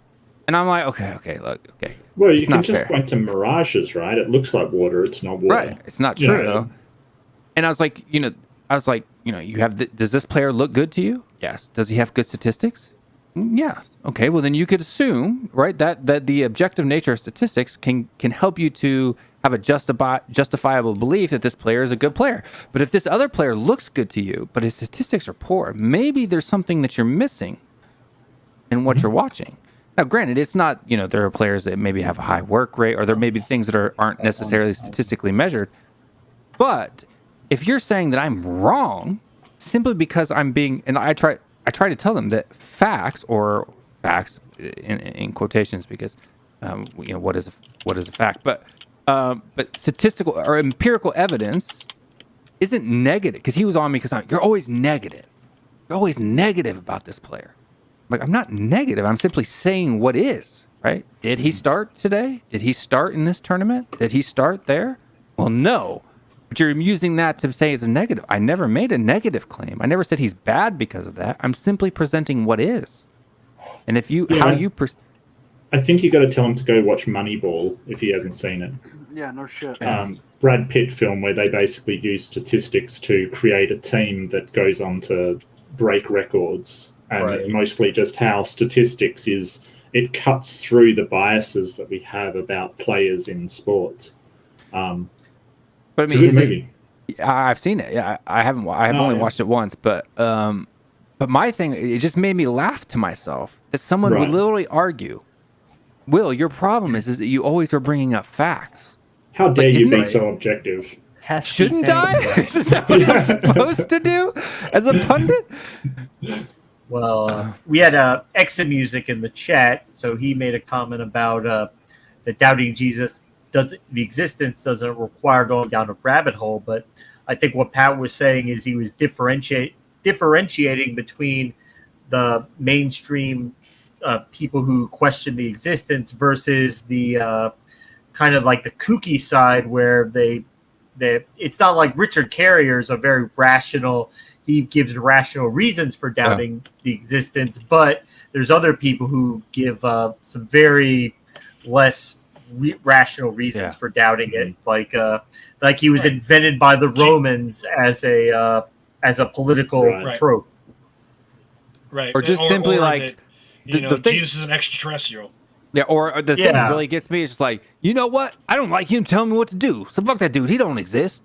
To me, that's like. Yeah, it's poor argument. Where's the rationale in that, right? It's simply just you don't like the answer, so therefore you're rejecting it, right? And that's not reasonable or rational. I understand why you don't, but that doesn't make you right. You know what I mean? Yes, it does. So there's you can believe the right thing before irrational reasons. Yeah. Mm-hmm. Right. And you can believe the wrong thing for rational reasons. Sure, absolutely. And you can. And you can use theoretical models to create unintrospective and unreflective of that model or that theoretical framework's requirements. Like, for example, using Bayesian, you can use Bayesian analysis to get yourself to a lot of conclusions. Whether or not you use proper modeling is the issue, right? So people go, I did Bayesian analysis on this and I proved this is happening. I'm like, yeah, but how'd you assign your probability criteria and your model, what's your framework for evaluation? And that makes it very difficult. And so just because someone says, I read a book and it's the Illuminati, I tend to go, well, What was your adage about how many books you have to read before you can start forming an independent opinion? Something they told me in graduate school. You read one book and you're familiarized, you're familiarized with a topic. And we're not talking little book, we're talking, a book. You read 10 to 15 books and you're gaining some familiarity with the topic, right? And with the material. You read 50 books, you're approaching being well-versed and getting close to maybe being an SME, subject matter expert in. Right. And when they say books, they're talking academic papers that are, real books. You have to read a lot of stuff, right? Like to get, like, when someone asked me, like, why do you have so many books on the same subject? Right. And I'm like, because there's multiple scholarships. Like, again, I don't do this, but like I study Greek religion, right? So these are all books on Greek religion, different authors, right? So, and then that's not even all of them, because I have another shelf that has other aspects of Greek and Roman religion in them. Like the Oxford Handbook of social relations, Roman studies, Roman Egypt. Because when you talk about Egypt, you're not talking just about the Roman world. You're talking about this heavily influenced by Greek and Roman society during the Roman period of occupation. Like you can't just read one thing, and that's like Right. that's why I look at someone like when I meet. I will say I've met some theologians who've gone, well, I've read this, and this. And I go, okay, so you just reached a different conclusion reading the same stuff I read, right? Or most of it. Right. I don't have a debate with those people. Like we can sit there and discuss whether or not Constantine was a polytheistic Christian because we've read all the same source material. We've analyzed those different sources, making different arguments within that body of literature and evidence and analysis. But it's very different than someone saying, I just know. It's like, what do you mean you just know? Well, I've never read anything but my dad told me when I was a kid growing up. My gut tells me. My gut tells me. It's like Dunning-Kruger. It's like you read one book and you gain a little familiarity and you just think that you are an expert. Yeah. Yeah, and that's, and that's kind of how... I think that's really one of the things that a good, not bad, but a good formal undergraduate education can get you. His undergraduate education got him to be able to analyze and evaluate source material. He hated it. He hated all of his undergraduate classes. Thought they were a waste of time. Sociology, I loved. I loved the sociology class. But you were broadly exposed to a lot of topics, right? So that can help. Even a liberal arts education prepares you for a better ability to analyze even outside a definitively narrow topic. Like I was a science undergrad. So for me, it was I took some general ed and I was back into the sciences and that's where I stayed. But I think that's why any formal education, continuing education as an adult is important. I teach a lot of continuing education classes and I'll get someone in their 60s who hasn't been in college in 25 years, 30 years, and they want to take a college level class. And next thing you know, they're taking my class on, the Scandinavian migrations, right? Or something like that I teach. I just love how Pat inserts the backhanded insult to liberal arts students in there. Just drops it in. Even a liberal arts student. I didn't mean that. I meant a generally broad. I know. It's just funny. Even those folks with the BA. But a liberal arts education, but it's purposely broad, right? That's really what a liberal arts education is purposely broad, right? So. And so we're going to go for about 15 more minutes, guys. Then we're going to roll into our outros. And if anyone would like, we're then going to head over to the Discord. Woo-hoo! So, all right, everyone, we have been... Oh, they are clamoring for the Discord. They are ready for it. Bring on. I hear Gilbert's going to join us. No, I think he went to bed. Oh, Gilbert Grape? Gilbert Grape, exactly. Gilbert Gottfried, you son of a bitch. Okay. Because I'm going to tell you right now, I do a mean Arnie impersonation. I don't do it anymore because of, politically correct. But back when that movie came out, I could do a good Leonardo DiCaprio Arnie impersonation very well. Burger Barn, and I'm turning 16 years old, and you're not invited. And... Well, save it for the Discord, maybe. Great movie. Great movie, by the way. And I just love Leonardo. You've never seen What's Eating Gilbert Grape? I have. Yeah. I don't think so. It's a pretty old movie now. Yeah, it's very old. No. Made his career. Was it from like 92? It was a brilliant performance by Leonardo. Brilliant performance by Leonardo DiCaprio, yeah. But the other funny thing that's going on nowadays, too, and I love this, it makes me chuckle, and I even brought it up on stream the other night, is now when people have kind of like a completely subjective opinion, they always preface it with me.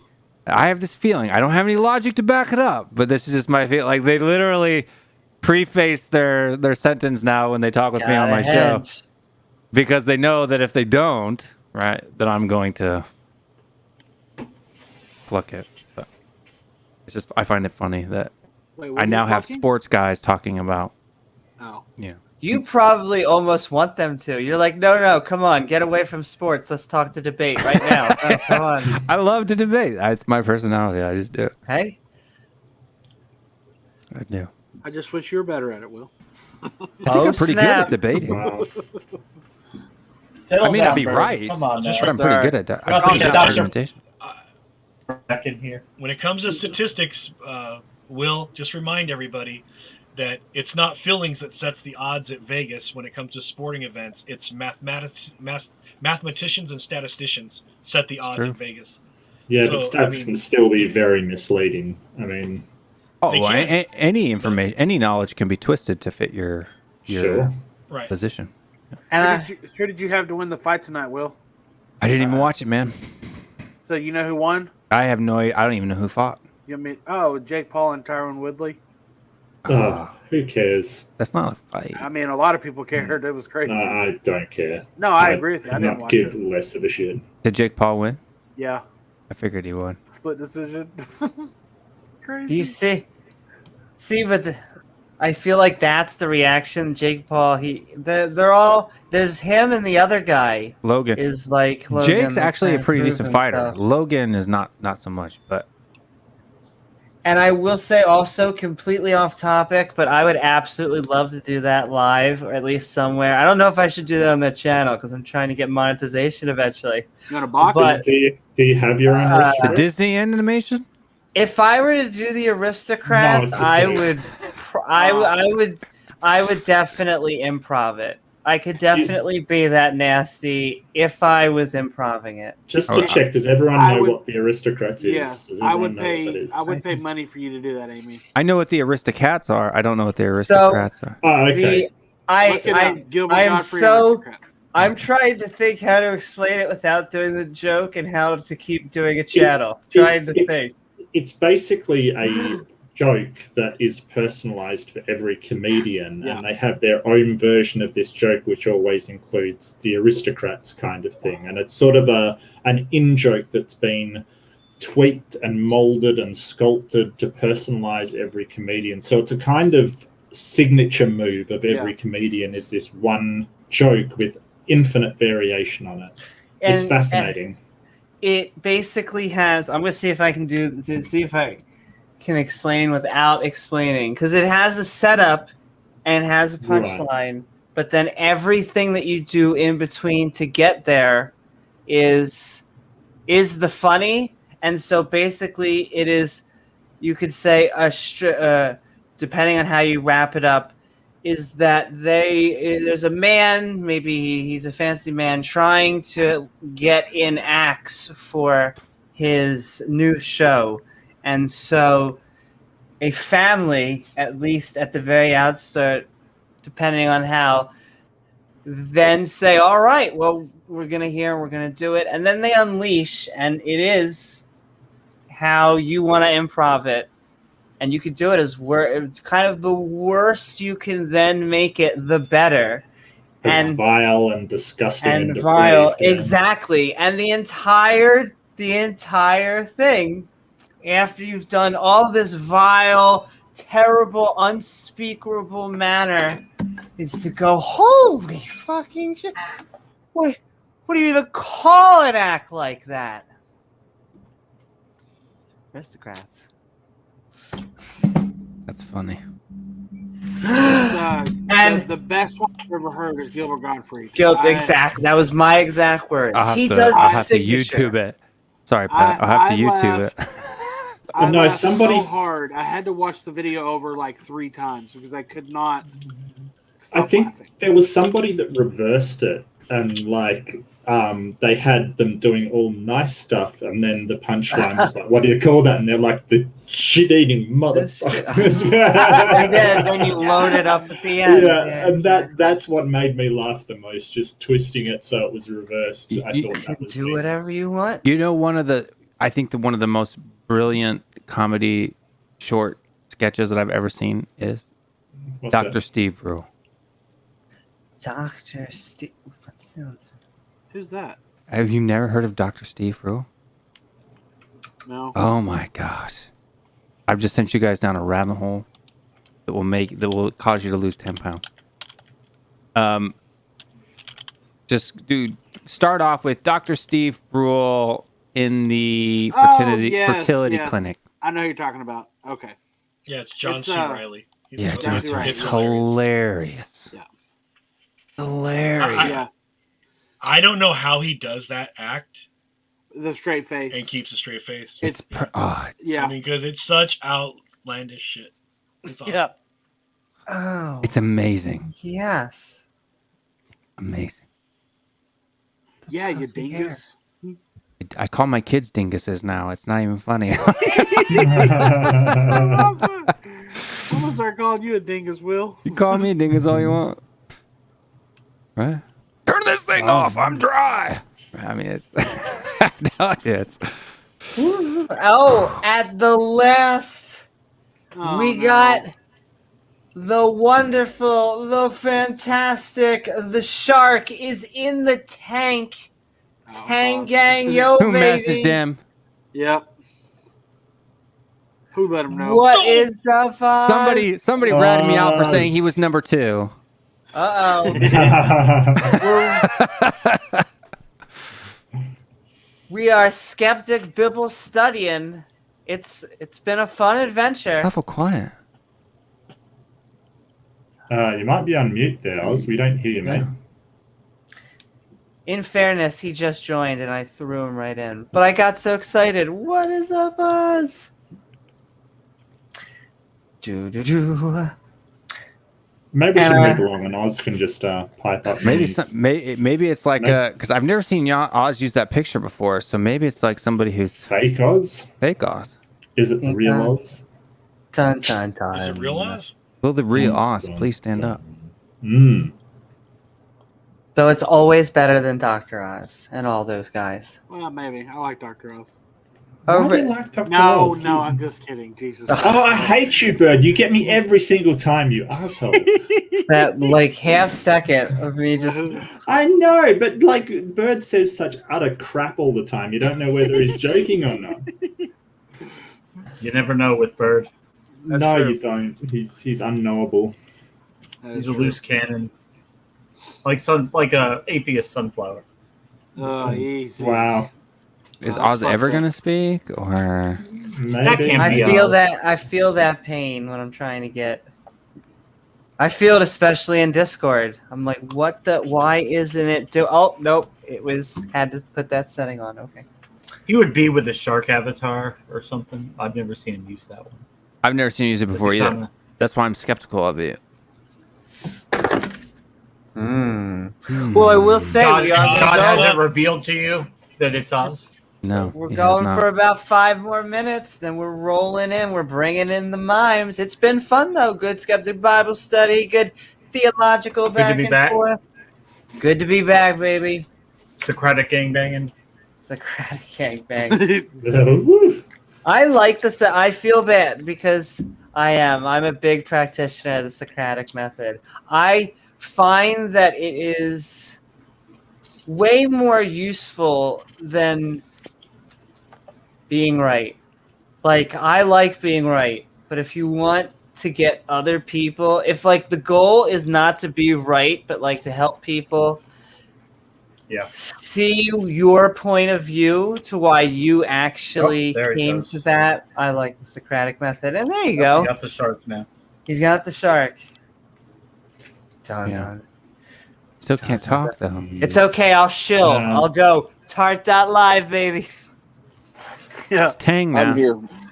Oh, there he is. Oh, there we go. What's up? Yeah, make sure that you get to go to. Yeah, that's right. Tang.live. It's pretty good. It's this. It might be called Bestices. I can't remember the title, but there's a Betterist. Betterist. Oh, more. Gotta get better, baby. Better conversations, a better debate community. Better shake weights. Better shake weights. Hey, Oz, what's up? What's up, guys? We're Bible studying. Is this a Bible study? Socratic Oh, it is a gangbanging. Bible study. Sorry, Yeah. I didn't realize that. Yeah, we did numbers 11 and 12. I'm sure I said that at the start. Yeah, but I didn't. I thought skeptic and ranting, midnight ranting. There's so much ranting. Numbers. Skeptic Bible Study. Like Genesis, THFC Exodus, rants. a little There's bit a of theme. Leviticus, We then it have jumps right into the New Testament. Like I said, I didn't get done with my stream until like 1:15 or 1:20. So I have to apologize How you doing, I Oz? would have been. I'm hanging in, man. This has been one of my better weeks since all the bullshit. But no, I would have been here earlier. But you'll enjoy this. I got caught up on a live on TikTok with the Wadester, and told you. he was shitting on Calvinism, like shit. And I'm like, I'm like, how is a Christian shitting on another Christian harder than the atheist shit on the other Christian? That's what they That's do. usually That's what what's funny. happens. Yeah. I actually mentioned that earlier. Like to a Arminian, I am enemy number one, not you. You guys are like enemy number crazy. two. Really? Yeah. Wow. I think Why? there's an evolutionary reason for this. Like, if you just look at They fear the close internal species, critique more than the external critique. That's what it is. Yeah. They basically use this a clean slate. Those dirty atheists, they're whatever. You don't expect much from them. But the Christians, they should know better. How dare you not Absolutely. believe in the Trinity? How dare you not believe? Dude, at least minimum a handful of times said that Calvinism is demonic. Like at least a handful. Yeah, but I've heard evangelists say that about the Catholics. And he's as correct. well. I mean, he's correct. I would love nothing more than to debate a person who holds that view on an atheist, on a neutral platform. So, Amy, if you ever want to have that happen, I would be I'm down your for guy. that. Oh, So Will, Calvinist versus Will, non-Calvinist. I would absolutely the Arminian Calvin fight. I'll take. Will, I had you in mind the entire time. Like I was trying to tee him up, and he kept ignoring me. you would have to. Every single time. You're popping in and out. Yeah, you're breaking up a bit there, Oz. Roboting a little bit. Right, Yeah, no, I would love it. Right, you I guys would go ahead. love it. No, I think it would be good. I think having a theology debate would actually be good for the channel. And I think, to be fair, I mean, you could have a couple moderators to keep it kind of, on point. That would be awesome. I think having moderators and, discuss certain, pick 2 or 3 theological topics and that we know are different between the two positions, and I'm not saying have them slugfested out, but deathmatch. No. But oddly enough, atheists make good moderators for theological battles because we're like, oh no, you guys handle that out. We'll let the winner decide. Yeah. But MTD won't do them. He won't do them. Really? Yeah, James What won't do do you mean? theological debates. Why not? James is starting It to probably lean doesn't feel like into- the audience. Yeah, he thinks that wants to diversify. he thinks that because he's a theist himself, he thinks Right. the non-theological audience will find it biased and or unentertaining, which I think is the that's opposite. false. Yeah, exactly. Yeah. I could would watch a still watch that theology debate. debate. Yeah. I'd pay money to watch a Calvinist, an Arminianist, and a Universalist walk into a bar. No, I'm just kidding. Go and actually do like a three-way debate, right? Because a Universalist isn't right. You got all of them on the show. I mean, you can get them pretty easy. We got me, we got Jen, and we just need a hardcore Arminian to. Well, I keep on saying it, James. We have to actually go over there. I keep Amy on can trying Lopez to one. get. Oh, it could be a role play. I keep on trying to get praise. I should go Praise over there would and be a get good one. Standing and all these guys because they're the debate community theists. They were Christians. gonna We need to get them contact on us here more, and but Get Mr. Batman. Well, Get Mr. Amy, Batman. If you can get I your would. email address to me on Discord, I can pass it along to Standing for Truth and Praise. Okay, And ask. absolutely. So just get maybe yours and James's, and I'll send it on to those two. I'll send it to you. You know. And I'm sending love to Oz. Woohoo! Tang.live, and also, just because I see it, Atheist Handbook to the Old Testament. Go check both those things out. To my number 2. Tang Gang. Amy's all about the handbook. Oh, baby, that's right. I want to clip it out of context. Will, I really do. He's a piece of shit. Everything always has. And the one where James and Amy has all the cucumbers. But it's so fucked up. Amy got all the cucumbers. Can't have them. I'm greedy. I'm also trying to make a bit. That's my new bit I'm working at. Is buys aren't. We're not greedy. We like to share. That's But yes, we are going to be moving into outros. What were you going to say, James? You got the last word. Word. I was Hendrix gin, the cucumber gin. Yeah, no Hendrix gin with Amy around. You won't be able to have cucumbers in your gin. Oh my! Look, everyone needs a little excitement in their life and to eat healthy at the same time. So we are now. Hello. With that being said, mimes. Unleash the minds. We have what been kind of mimes are they, Bible Bird? Study. What kind of mimes are they? Mime. You should know that our mimes are super straight. Oh yeah, the super straight mime. Super straight. Damn it, I forgot about that. We have been Skeptic Bible studying the complaint department. You can find out where that is. God will help you with that one. Quails and Leprosy. With that, we're moving into outros, ladies and gentlemen.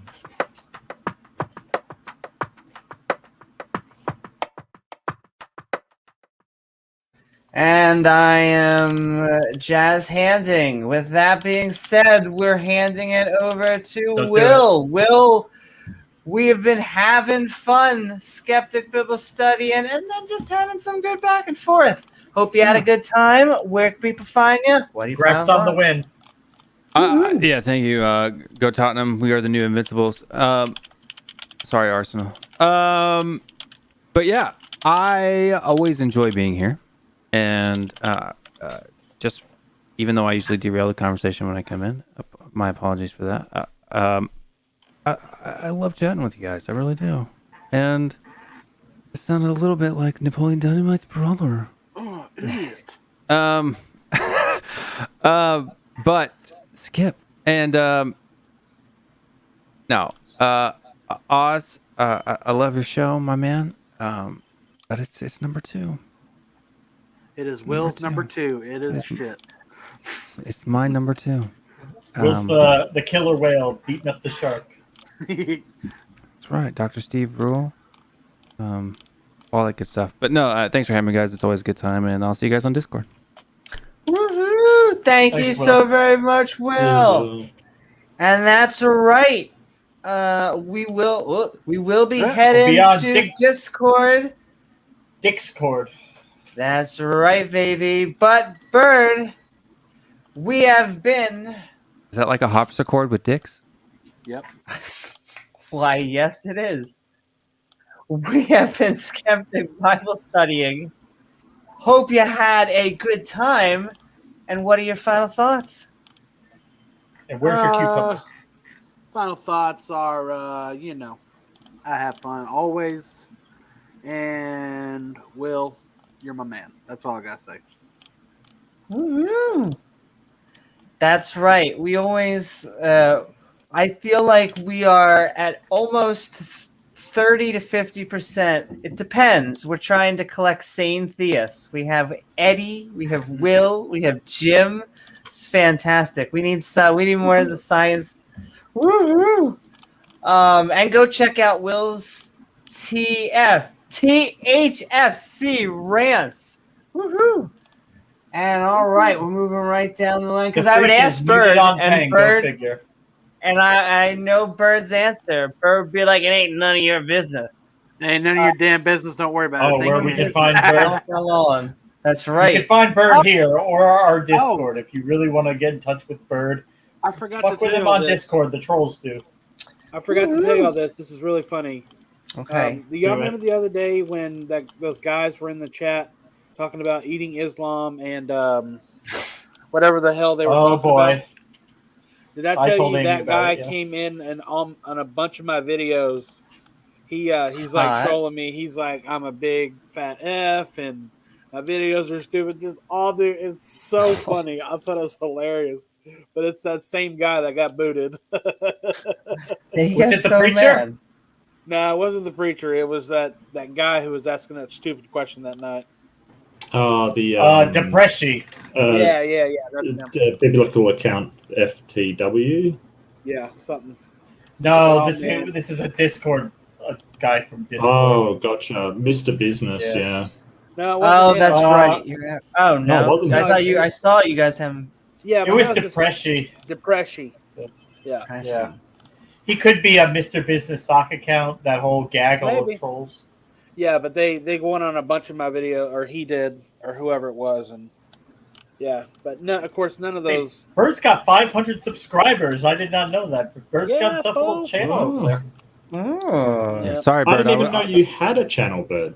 Yeah, I do. I mean, it's mainly. Yeah, he never promotes it. It's all filled with birds. Yeah. Where's the link? Where's the link? It's my name. It's my name on YouTube. Extreme Bird. Yeah. Sorry, Bird. I was going number one while you were expressing your love for me. So. Oh, it's all good, man.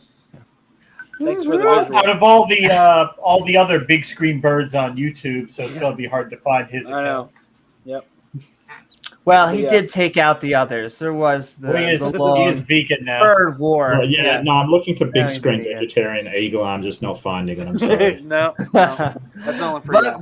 Anyway, but Pat, we have been Skeptic Bible Study, and as long as having some fun, which I hope you did have. Where can people find you, and what are your final thoughts? Well, again, I'm not going to try to analyze and explain numbers 11 and 12. Again, for those that are reading it because it is specific and accurate information, authoritative in its pronouncements, have fun. But I do think it's again, the Old Testament's important to read and understand from a sociocultural context, and that's really important. I enjoy the show. Thanks for having me on. And I appreciate Will coming on. Always doing that. If you want to check me out, I'm now becoming integrated into the social media world, I guess. So hell yeah, you follow me on Twitter at Pat Lowinger It's TikTok next. It's a slippery slope. Yeah, no, not going to happen. YouTube's freaking me out.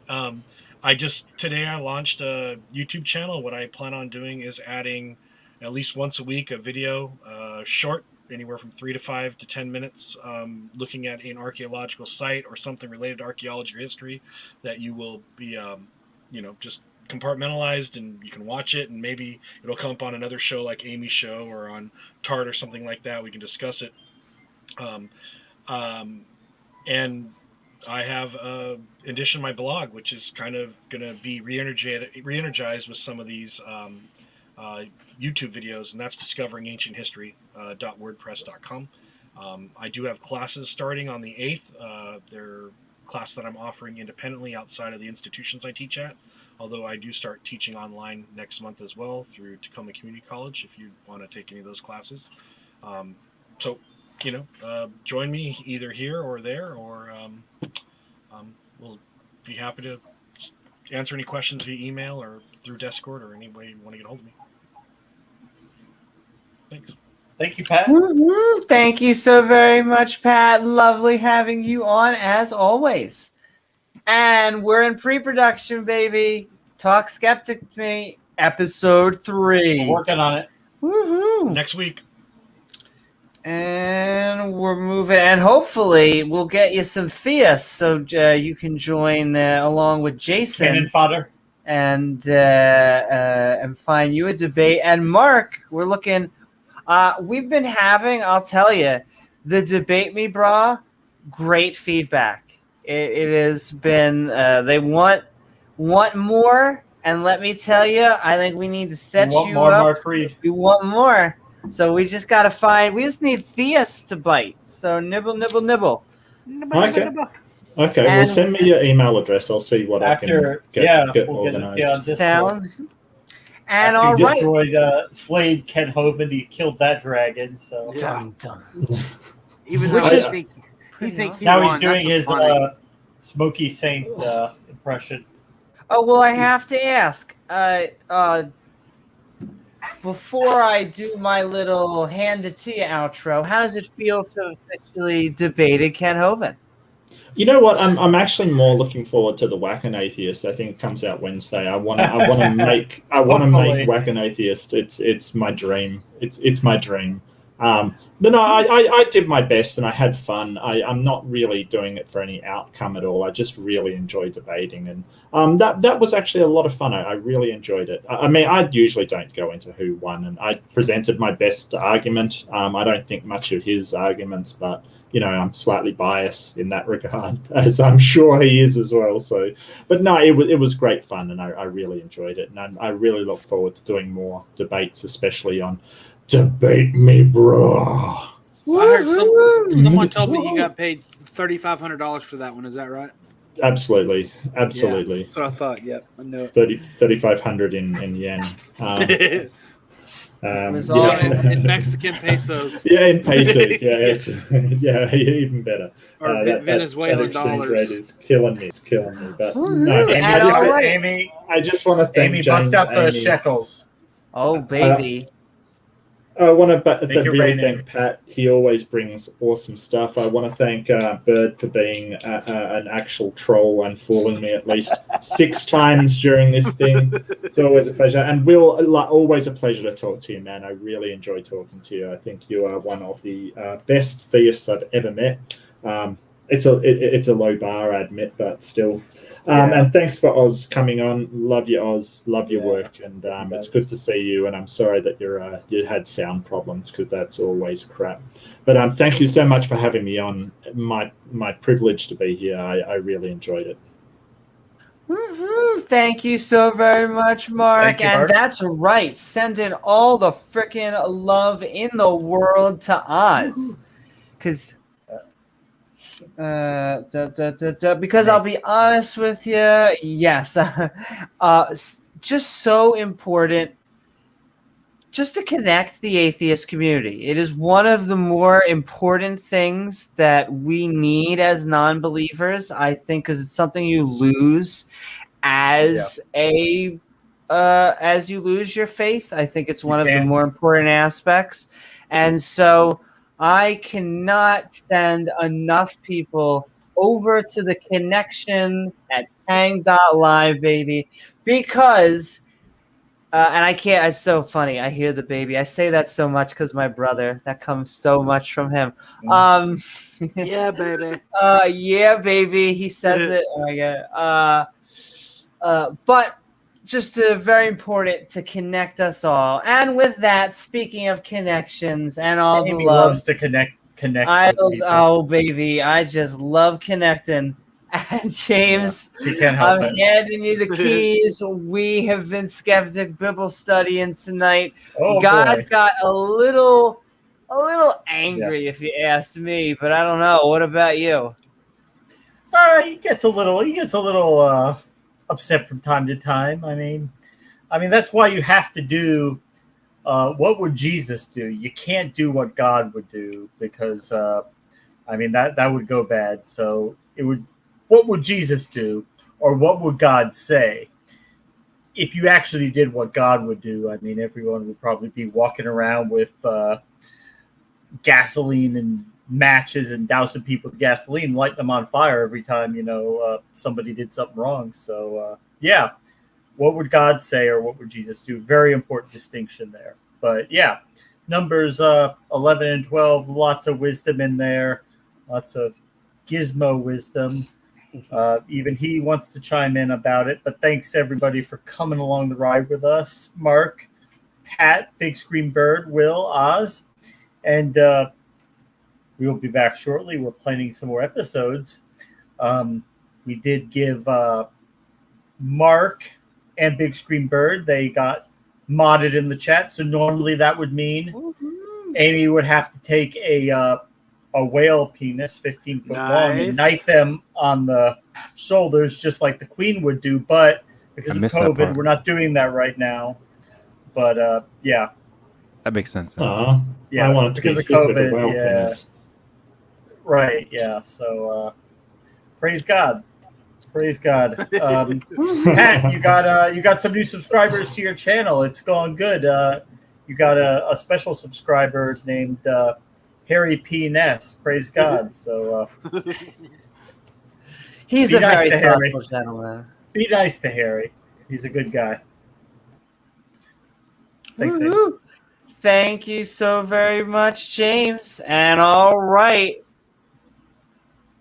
With that, I hope you all had a fun.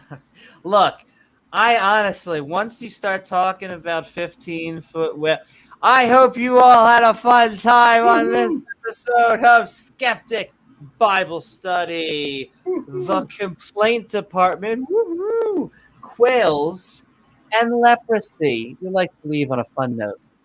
Where God told his people where the complaint department is. Oh no, trust me. He brought back his instant cremation service. Yes. It's better than a microwave. Produced a massive amount of quill for them to eat. Punish and them for eating it. gifted one of those haters with some leprosy as you. Woohoo! I want to thank my co-host, James W., along with our guests, Mark Reed, Pat Lowinger, Big Screen Bird, Will Stewart, and Oz. That's along with our mods, the lovely people in chat, and our viewers. Ian, the freak. Resident of Gore. Doorknob head, Ian. And if you're feeling fancy, don't forget to like, follow, or subscribe. And then once you've done that, you can hit that bell icon because that lets you know when we issue premieres or have our live streams. If you'd like to come join us, thank you. We'll be heading to Discord afterwards to chat with the community. That's right. Get it all out, baby. Let it hang. Finally, if you'd like, that means Gavin, even you're invited. No. I was supposed to have a debate with Gavin. We make so many jokes, I swear. But no, Gavin, all jokes aside, I would totally debate you. She won't wear pants, too. She won't wear pants either. There you go. Or have him on and I'll mod. So we need us some A-quality theists, ladies and gentlemen. We're overflowing with skeptics, which we love. We love to be overflowing with skeptics here, but we love a good taste and helping of theists. So come one, come all, theists. An appetizer. Bro. But yes, we'll be heading to the Discord afterwards to chat with the community. And finally, that's right. If you would like to help us make even more fun content, we offer some unique perks. Oh, baby. Those are the perks. We offer some unique perks. Freudian slip. I know. You see where my mind club. At patreon.com Join the freak. /Amy Newman. I'm Amy Newman, but we will see you all on the next episode of Skeptic Ball Z. Good night, everybody. Good night. Praise God.